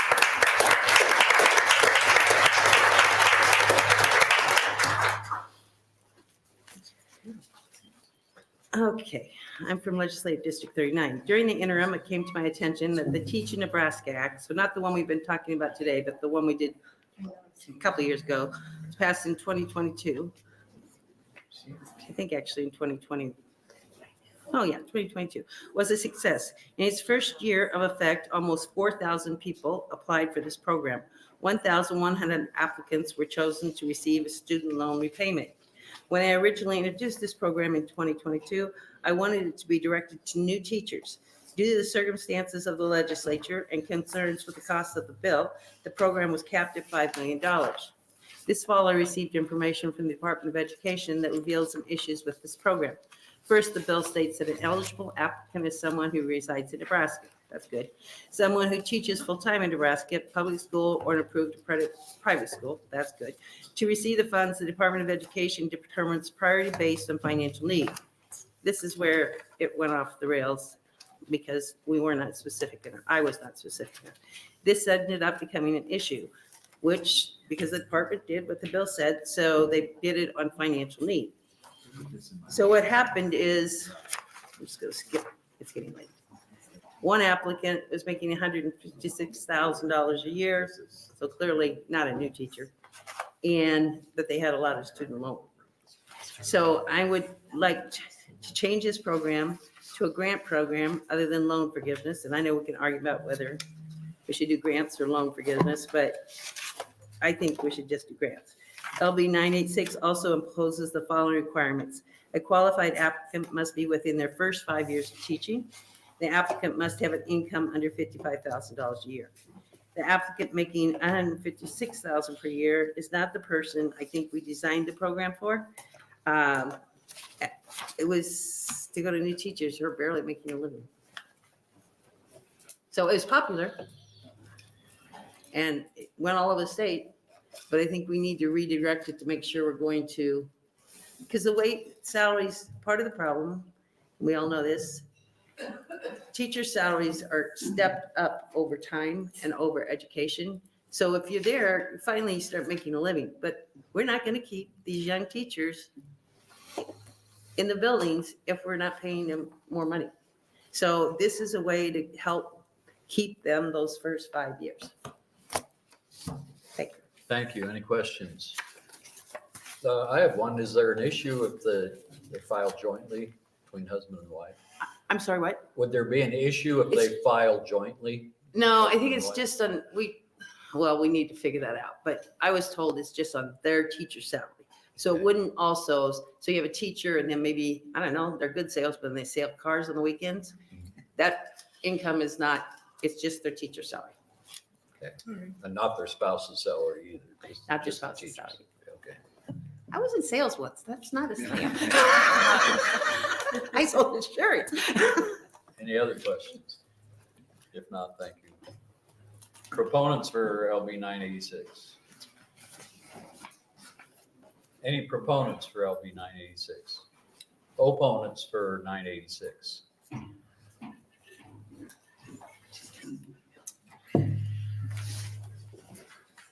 Hello again, members of the Education Committee.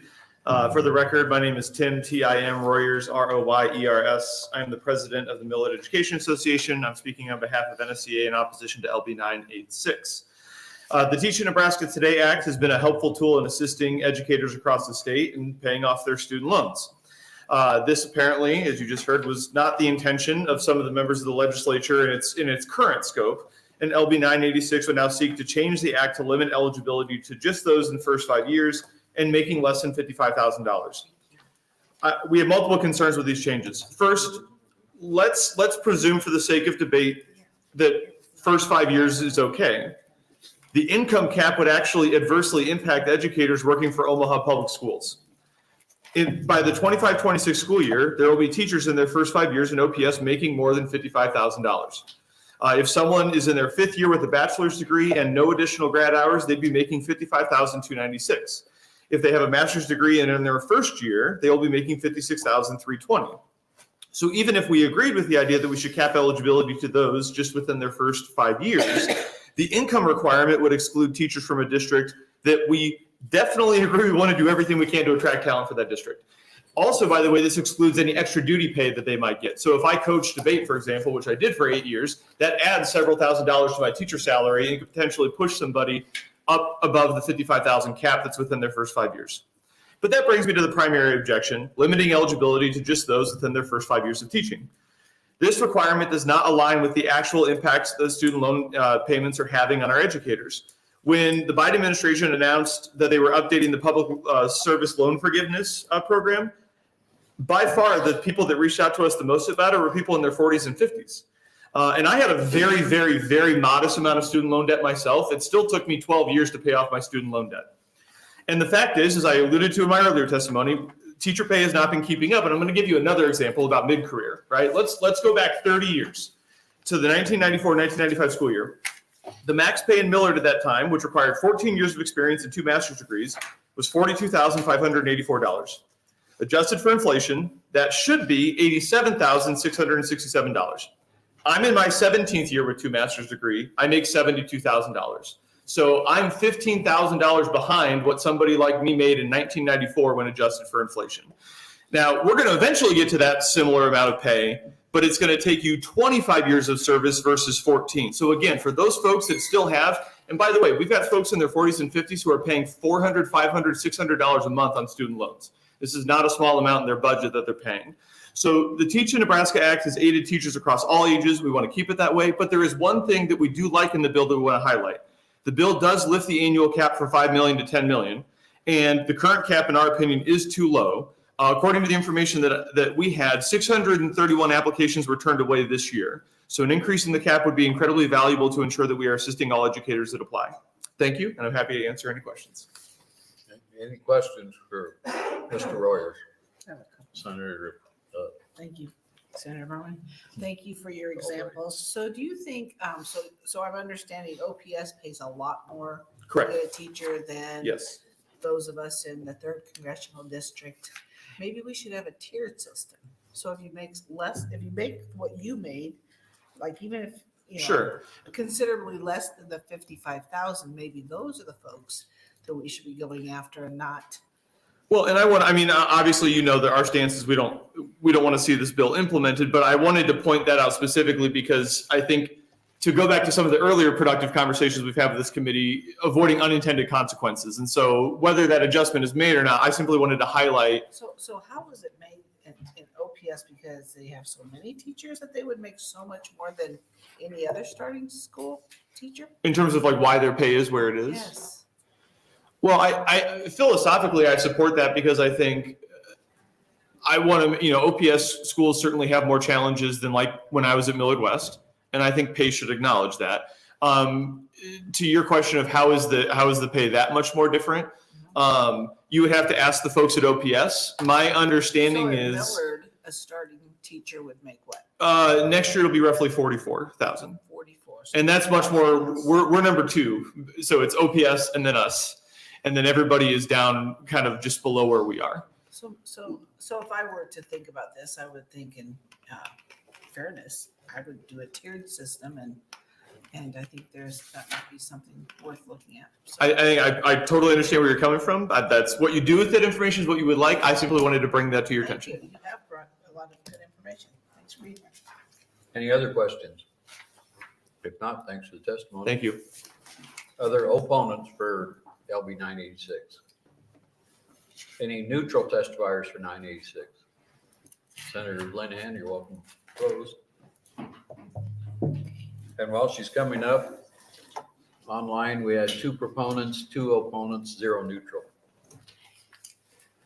Maybe the 55,000 is too low. I don't know. We can look at that. We can play with it. But the point here, I thought, and we've had a lot of discussions about this today, we have to get people into education. And part of the problem is they can say they're starting, and this is a challenge. A starting teacher's salary isn't much more than their benefit package. So it costs the school a lot more than their salary to hire that teacher. And you have young people in their 20s, may not be married, may not be starting families. They're not going to give up $20,000 they can make somewhere else because they have a $40 benefit package, $40,000 benefit package. That's what I'm trying to get around here. And I find it troubling that the teachers union would come in and not understand we need to help these young teachers or we're not going to have any teachers. Any questions? Senator Meyer. Yes, thank you. I guess when you're talking about student loans, to just throw an amount out that somebody has to pay per month when they're 40s and 50s, but there has to be a lot more behind the scenes. Like they maybe changed majors 3 or 4 times in order to get their teaching certificate, because that just really doesn't make any sense how they could have that kind of debt, or it's a second career that they did something else first and went back to college. So there's a lot of variables in the amount of student debt and the person and the age of the person who's doing that. So I guess it's not a question, more of a statement than a question, but at least it's on the record. Yeah, I've got children with student debt. I know it's hard, but Yep, you should, by the time you're in your 50s, you should be putting money in retirement, not paying off your student loans. That would be nice. Or paying for your kids' college. I mean, Other questions, Senator Albright? Thank you, Senator Merman. Thank you for being here again with this, trying to figure this bill out, but so the state is going to pay for teachers' tuition, right? To just try to get them to go to college to become a teacher, correct? we had that bill today. We had a lot of Okay. bills about this. Yeah, yeah. And then what's the cost for 4 years to become a teacher? Do you have any idea of what their debt service is when they leave? Well, I think a lot of it depends on where they go to school. I Yeah. mean, it costs more. I think today it was pretty startling, the difference between state tuition and state college Right. and university. So I think that all plays. I'm going to defer to what Senator Conrad said earlier, because I think, I don't know, some of the lottery money goes to teachers funding too. We need to sit down before we kick anything out and figure out what we're doing everywhere. Exactly. Because you've got, and then we have to decide what are we really trying to do and make it specific enough that that's what the Department of Ed actually does. Okay, thank you. Any other questions? If not, thank you. Oh, Senator Wayne? Just be mindful when you do a grant to an individual, they gotta pay taxes on that. So On the first one, they don't have to pay, I don't know what we did last year, but on the one we did the year before, they don't have to pay Nebraska income taxes. They do have to pay federal though. okay, thank you. Thank you, Senator Linehan. That will close the hearing on LB 986. And we will open the hearing on LB 1050. Senator Conrad. I do. Yeah. That's what she was saying.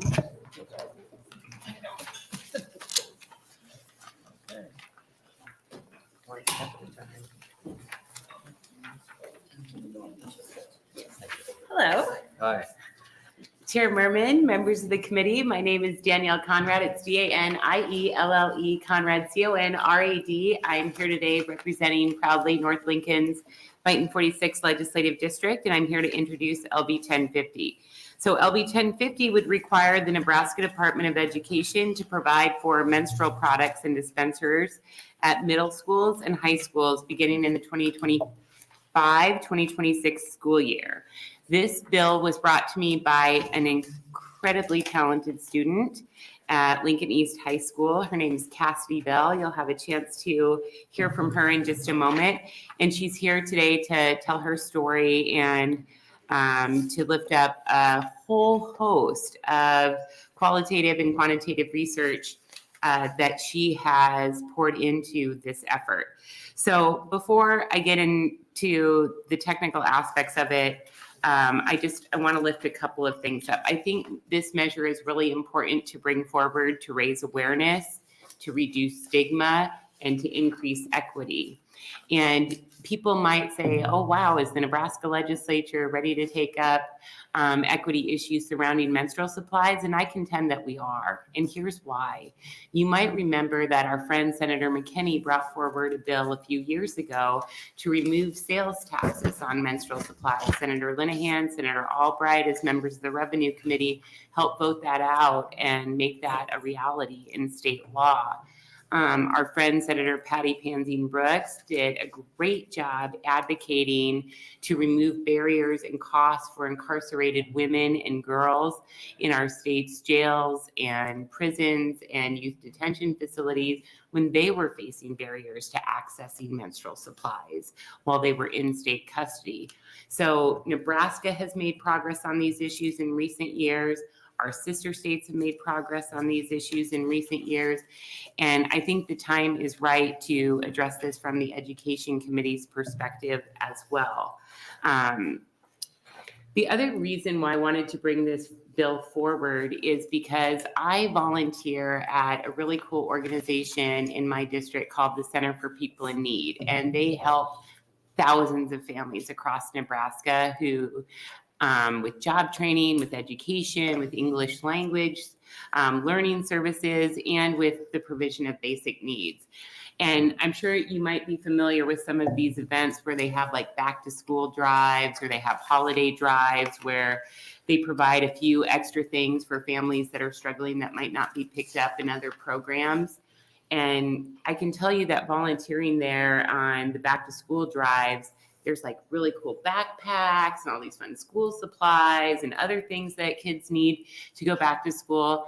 And where most of the families start, where the energy originally is to hygiene products, is to deodorant and shampoo and conditioner and menstrual supplies.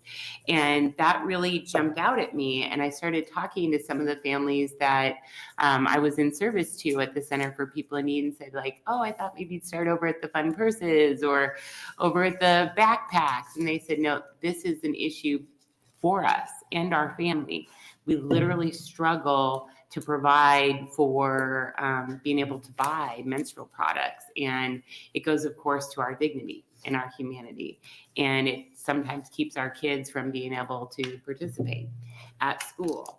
And so all of these different experiences really spoke to me when I had the pleasure of crossing paths with Cassidy Bell and other young feminist leaders in Lincoln who had been working on this issue at their school. And then we're not content to just leave it at the doors of Lincoln East, where they had remarkable success, but they organized and they advocated and they took it citywide at LPS to make sure that they got a $100,000 appropriation from the Lincoln Board of Education to provide free menstrual supplies for everybody in Lincoln Public Schools, which is pretty awesome.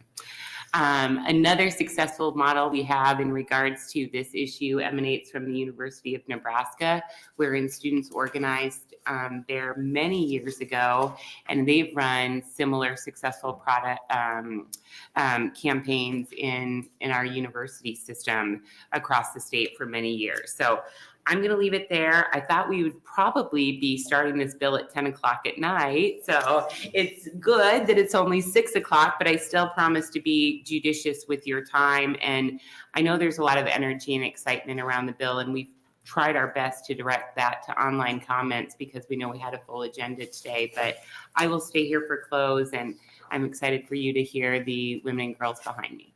Thank you. Any questions for Senator Conrad? If not, thank you for opening. Proponents for LB 1050?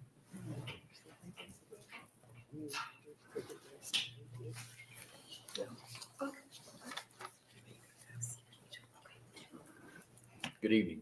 Good evening. Go ahead. Senator Merman, members of the Education Committee, my name is Cassidy Bell, spelled CASSIDYBELL, testifying today in support of LB 1050. I want to tell you a story about a girl. She's just started middle school and she is super nervous about her first history test. She stayed up late studying and she's pretty sure she's going to crush it. Then, just as her history teacher is passing out the test, she feels a telltale wetness in her underwear. In her dead quiet classroom, she can't pull out a crinkly pad. She can't sit there free bleeding until the end of the class. So she pulls her sweatshirt over the seat of her pants, walks stiffly to the front of the room, and asks to use the restroom. But once she's there, she's stuck. If she brought her phone, she could text one of her friends begging for a tampon, and if they see her text, and if they can get out of class, and if they have a tampon, then she'll be okay. But if not, what does she do? She could try walking down the hall and then down the stairs and then down the hall again to the nurse's office, but by that time, she's gonna have to go home because her pants are ruined. So goodbye history test. That girl was me. And that girl was just about every woman in this room. That girl is a lot of girls in Nebraska right now, because once female students hit puberty, we're given this insurmountable task of being our own nurses and our own janitors. And because we don't talk about it, we girls never say to each other, maybe it doesn't have to be like this. LB 1050 would solve that problem. Before I started advocating for menstrual equity, there was nothing I would rather talk about less than periods, particularly my own. I was taught that it's not decent, it's not appropriate, and that made it embarrassing. But when women don't talk about their needs, we can't meet them. In my sophomore year, I finally learned the term to describe what I was feeling at school: period poverty. Period poverty is a lack of access to menstrual products, and every girl who goes to a school where period products are not readily accessible is experiencing period poverty. That's most girls in Nebraska. It pulls us out of class. It fills us with anxiety and embarrassment and intense feelings of isolation for a whole week, every month. I started advocating for menstrual equity by supplying free menstrual products at my high school, and then I lobbied the LPS school board, and now I'm here. And at every step, I thought I'd be done when I accomplished my goal. But whenever I think of stopping, I recall an interaction I had when I was fundraising for those very first menstrual products we supplied at East outside my local grocery store. I met a graduate of the very first class of East High, and she said, "We did a project just like that back when I was in high school, and back then everyone's face turned red when you said the word tampon." And I get so frustrated thinking about how little progress we've made since then. I'm here to tell you that there is no one type of equity in education. Equity is not just free lunches or school programs. Equity is not just acknowledging financial barriers to education, but also the barriers that our bodies create. It's treating girls' bodies as female, menses and all. Educators and administrators in every school need to hear that for 1 week every month, half the student body is charting courses from their class to the nearest pad, tampon, or private restroom. And that doesn't have to be the case. I'd be happy to answer any questions. Thank you. Any questions? If not, thanks for the testimony. Thank you. Other proponents for 1050?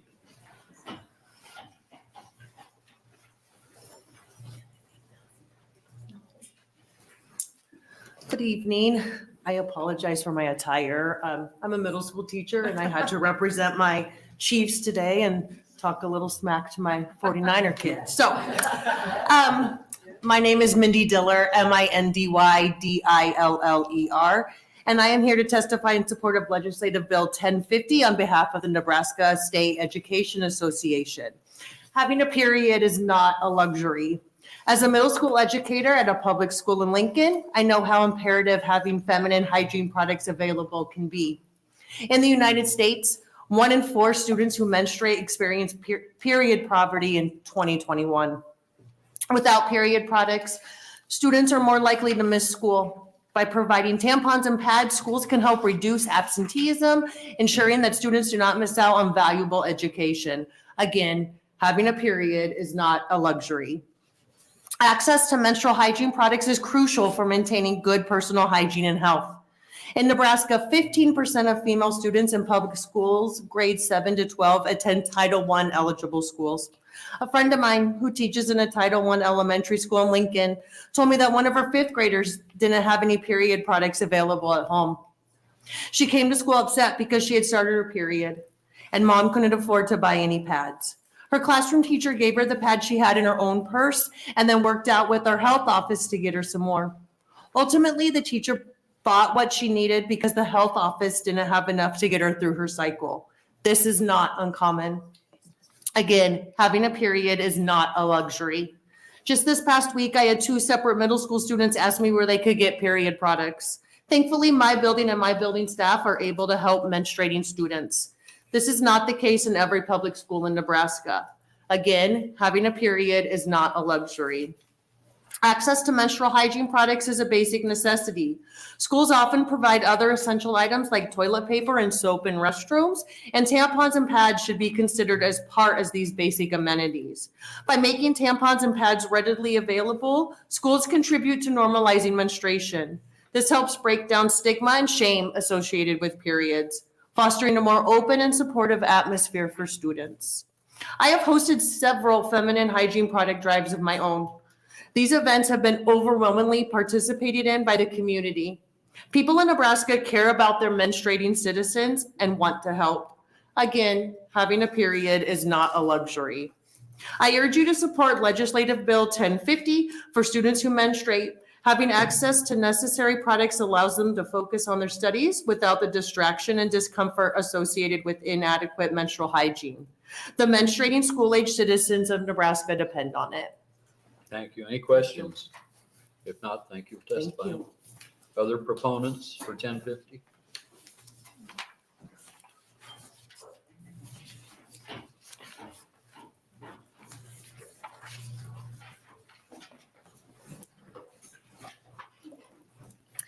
Good evening, members of the Education Committee. My name is Archita Raj, Archita, A-R-C-H-I-T-A, Raj, R-A-J, and I am a student from Elkhorn South High School and one of the leaders of the Student Advocates for Gender Equality.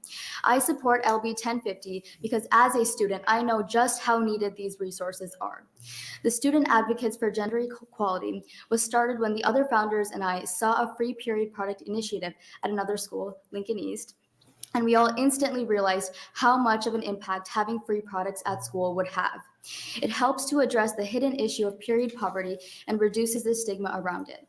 We began our initiative by running product drives with Access Period to help students in lower income schools attain necessary products. Originally, we were hesitant to try and obtain free products for our own school since we live in a higher income area, and we assumed most people probably didn't struggle to afford products. However, we realized that this thinking overlooked many students in our district. Despite the higher average income of families in Elkhorn Public Schools, there are still numerous students who do not have the luxury of affording products, causing them to feel even more isolated because of the situation. Having products in restrooms would help ensure these students get access to the products they need without the burden of having to provide their own necessities. More importantly, the principle of having easily accessible products in restrooms benefits all students, no matter their income level. Even if a student at our school doesn't struggle to afford products, we all understand the feeling of panic when we forget a tampon and how distracting that can be to our learning. Numerous times have I felt the anxiety of rummaging through my backpack and stuffing a tampon up my sleeve because I'm ashamed someone might find out that I started my period. It sounds trivial, but those who menstruate understand just how much of a relief it would be to simply be able to go to the restroom, get a product, and come back. To not have to think about it, to not have to try and calculate when the best time to leave would be, to have to explain to the teacher why it is an emergency, or to find the least noticeable way to get a product from a friend. I hope you all will help support students everywhere by supporting LB 1050, and I thank you all for your time here today. It was an honor to have the opportunity to speak to all of you, and I'm glad to answer any questions you may have. Thank you. Any questions? Thanks for testifying. Other proponents for 1050?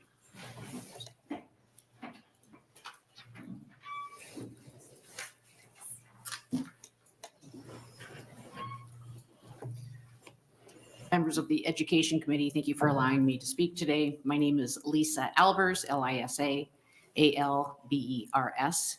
I'm a member of the Grand Island Public Schools Board of Education, and I'm testifying for them today and the district itself, and I'm also testifying for NASB. I am a proponent of LB 1050, and I want to thank Senator Conrad for bringing this and for putting some funding behind it. Period poverty is a true crisis in our country. It impacts students and their attendance at both rural and urban schools in Nebraska. The free and reduced lunch rate at Grand Island Public Schools exceeds 67%. These are families that live every day with food insecurity. Buying period products is not a priority when food, rent, and gas need to be purchased.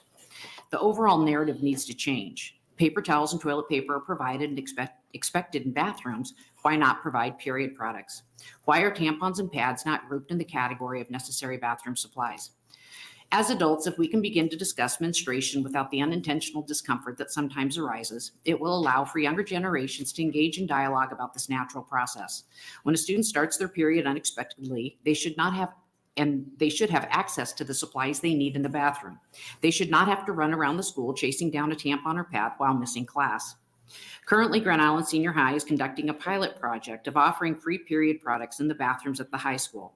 It has been well received by the students. Grand Island Public Schools are not abusing access to these products, just as students aren't stealing paper towels and toilet paper from the bathrooms.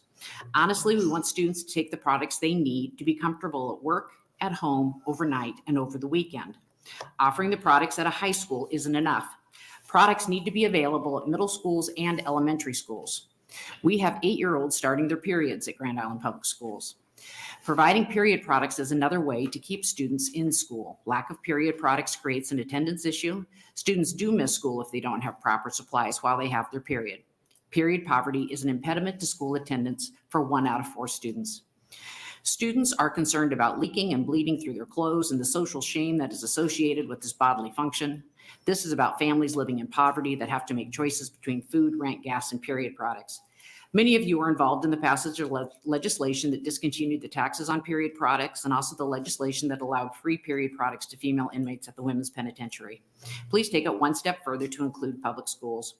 I would like to invite you to Grand Island Senior High to see the new machines that were installed to supply free tampons and pads. Also, I'd like to invite you to visit with the Superintendent Student Advisory Group. This is a group of students that has assisted in taking up the cause of providing period products at Grand Island Public Schools. It is my hope that this bill will come out of committee with funding for these supplies. Thank you for your time, consideration, and service. And may I answer any questions? Because I can talk about this all day. Thank you. Any questions?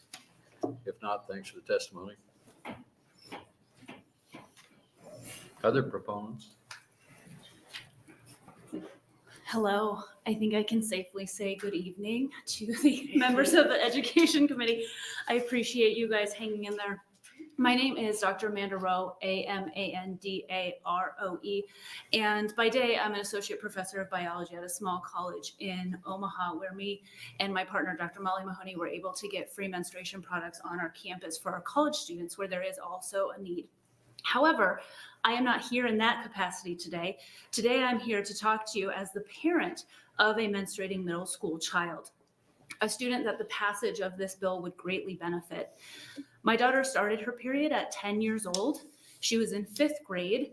Luckily for us, it was during the pandemic. They were home from school. It gave us the chance to go over the options for period products, to talk about what was happening, and to really get into that new pattern without the normal pressures that there would be if she was dealing with it in the school environment. My daughter's currently an 8th grader and has been menstruating her entire middle school career. In the last 4 years, her periods have become heavier, they've become more painful, and they've become incredibly difficult for us to track. Even with the foundation she started from, in a period positive home that is fortunate enough to be able to afford the products that she needs, she is constantly concerned about starting her period and bleeding through her pants at school. The extra pads that she takes to school with her are often doled out to her friends in need. And while menstruation is a normal biological process, it can be inconsistent and difficult to predict, particularly for our middle and high school students, which means that she doesn't always know when it's time to get new products to take into school.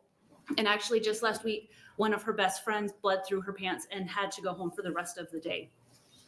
Logistically, having pads and tampons in school bathrooms means that my daughter can spend more time learning and being in the classroom. At her school, they have 4 minutes to get between classes. That's barely enough time to make it to a classroom on another floor, let alone walk to the office, get a pad from the nurse, which may or may not be the appropriate size for a child, go to the bathroom, and then make it to class. It's also barely enough time to go to her locker and grab a pad. They're not allowed to carry any sort of backpack or extra bag, so they can't always carry products with them. Dignity-wise, having pads and tampons in bathrooms means my daughter isn't singling herself out by walking to the office and having to explain what's happening. Accidents can be avoided or dealt with quickly and quietly. The stigma of periods is real, and it is felt especially strongly in middle and high school, where social interactions and peer groups are integral to development and decision-making.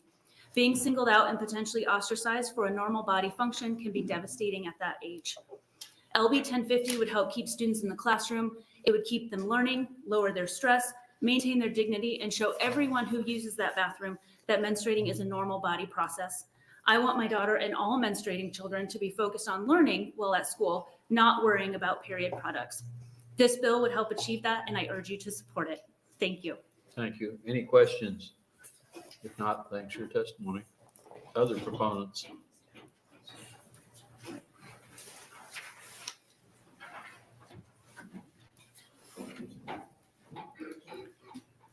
Good evening. My name is John Neal, Johnnneal, and I represent Lincoln Public Schools here in support of LB 1050.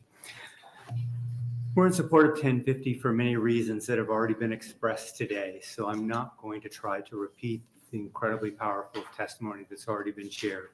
I would like to share a couple of pieces of information that were important to our district, and I'd like to pass that along. LPS had offered free menstrual products to its students and have for some time.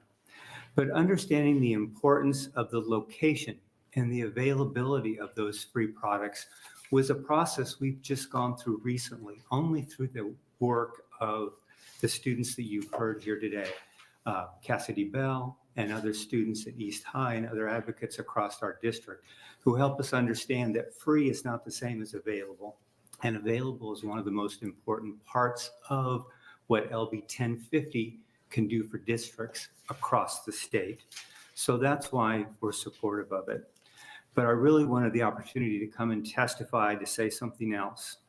We're very proud of Cassidy Bell, the other students that you're testifying tonight, because what they are showing and demonstrating is that they are living out one of the missions that we have for our students, which is that they're going to be civic life ready at the time of graduation. The students that you see coming before you from Lincoln also came to our board meeting. I also spoke with our board members, spoke with our administration. They helped us improve our process.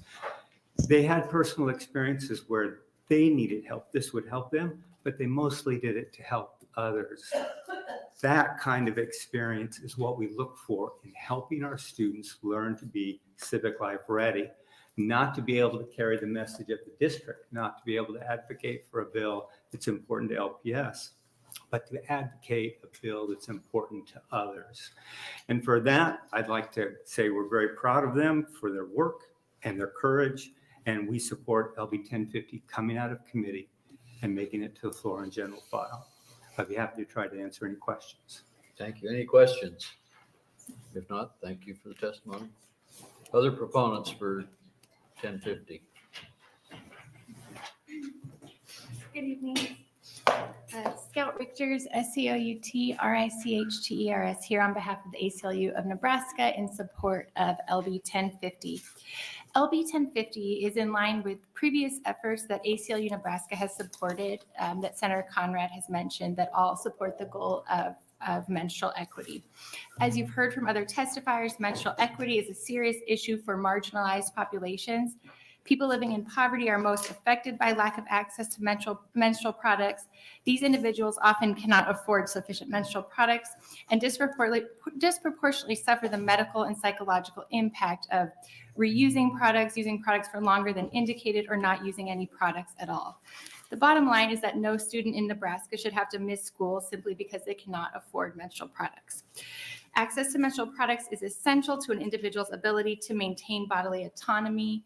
Without consistent access to sufficient menstrual products, students who menstruate may ultimately lack the ability to participate fully at school or in extracurricular activities, as you've heard from other testifiers. So for these reasons, we thank Senator Conrad for introducing this legislation and the other testifiers and offer our full support. Thank you. Any questions? If not, thanks for the testimony. Thank you. Other proponents for 1050?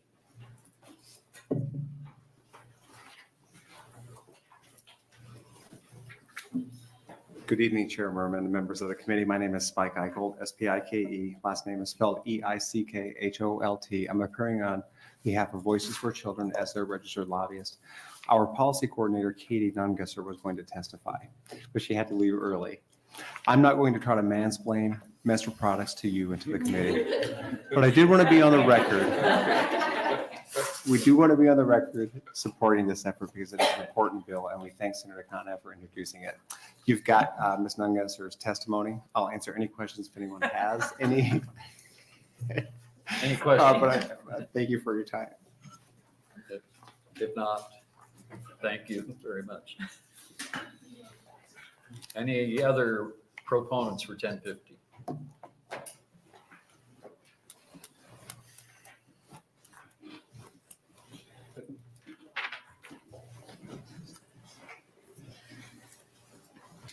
Good evening, members of the Education Committee. My name is Alyssa Chupik, A-L-Y-S-S-A-C-A-P-E-K. I am 14 years old and in the 8th grade at Crete Middle School. I am here today to speak in support of LB 1050. Being a preteen or teenager in middle school is tough. In addition to a more difficult class schedule, you're trying to find your social circle and figure out where you fit in. Those issues alone can be stressful and cause anxiety, but also kids' hormones are changing. Sorry if I'm nervous, I've never done this before. But also, kids' hormones are changing and girls have to start wondering when they'll start their period. For young girls, menstruation can begin at random times when they aren't prepared. Being caught in a situation where you don't have products with or available to you can be traumatic and embarrassing. I support this bill because I've personally been in a situation where I unexpectedly got my period and bled through my jeans while I was at school in class. I had no menstruational products with me, nor were there any available in the bathroom. I was 11 years old. I was scared and embarrassed, and this situation resulted in my mother having to drive 40 minutes from work to pick me up, take me home, so I could change and clean my clothes. I know that some schools may have dispensers in the restrooms that allow you to buy the needed products, but many girls my age don't have the money to buy those menstrual products, and very few students carry money with them at school.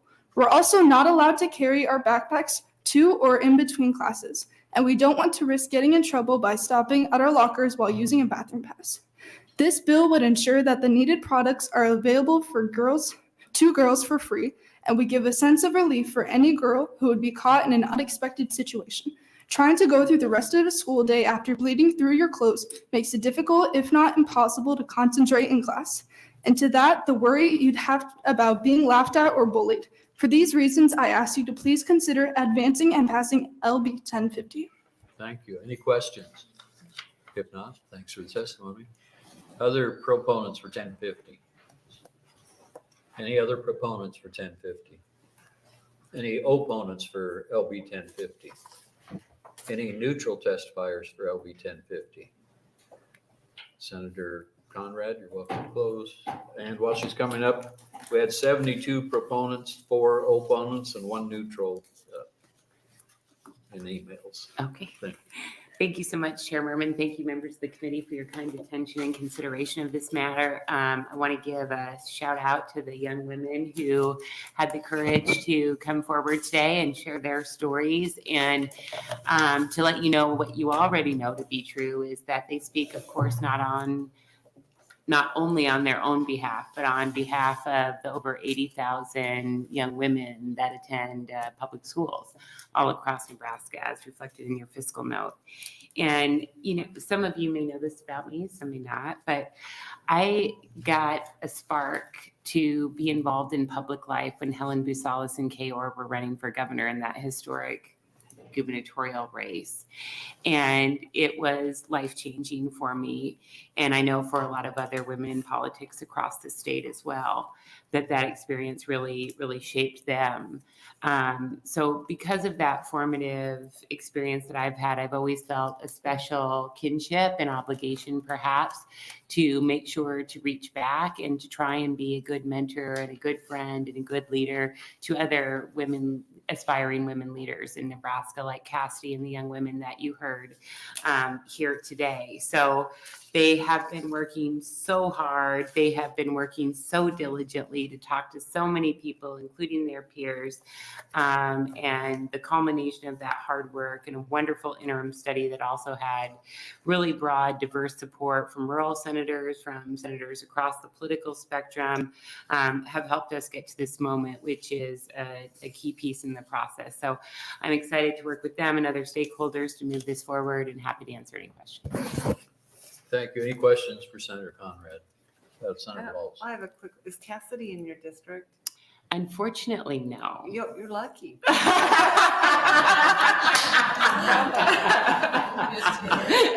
Good point. Yeah, good point. Good point. Any other questions? Thank you. If not, thank you for bringing this bill. And that'll close the hearing on LB 1050 and close our hearing for today. Thank everyone for sticking with us.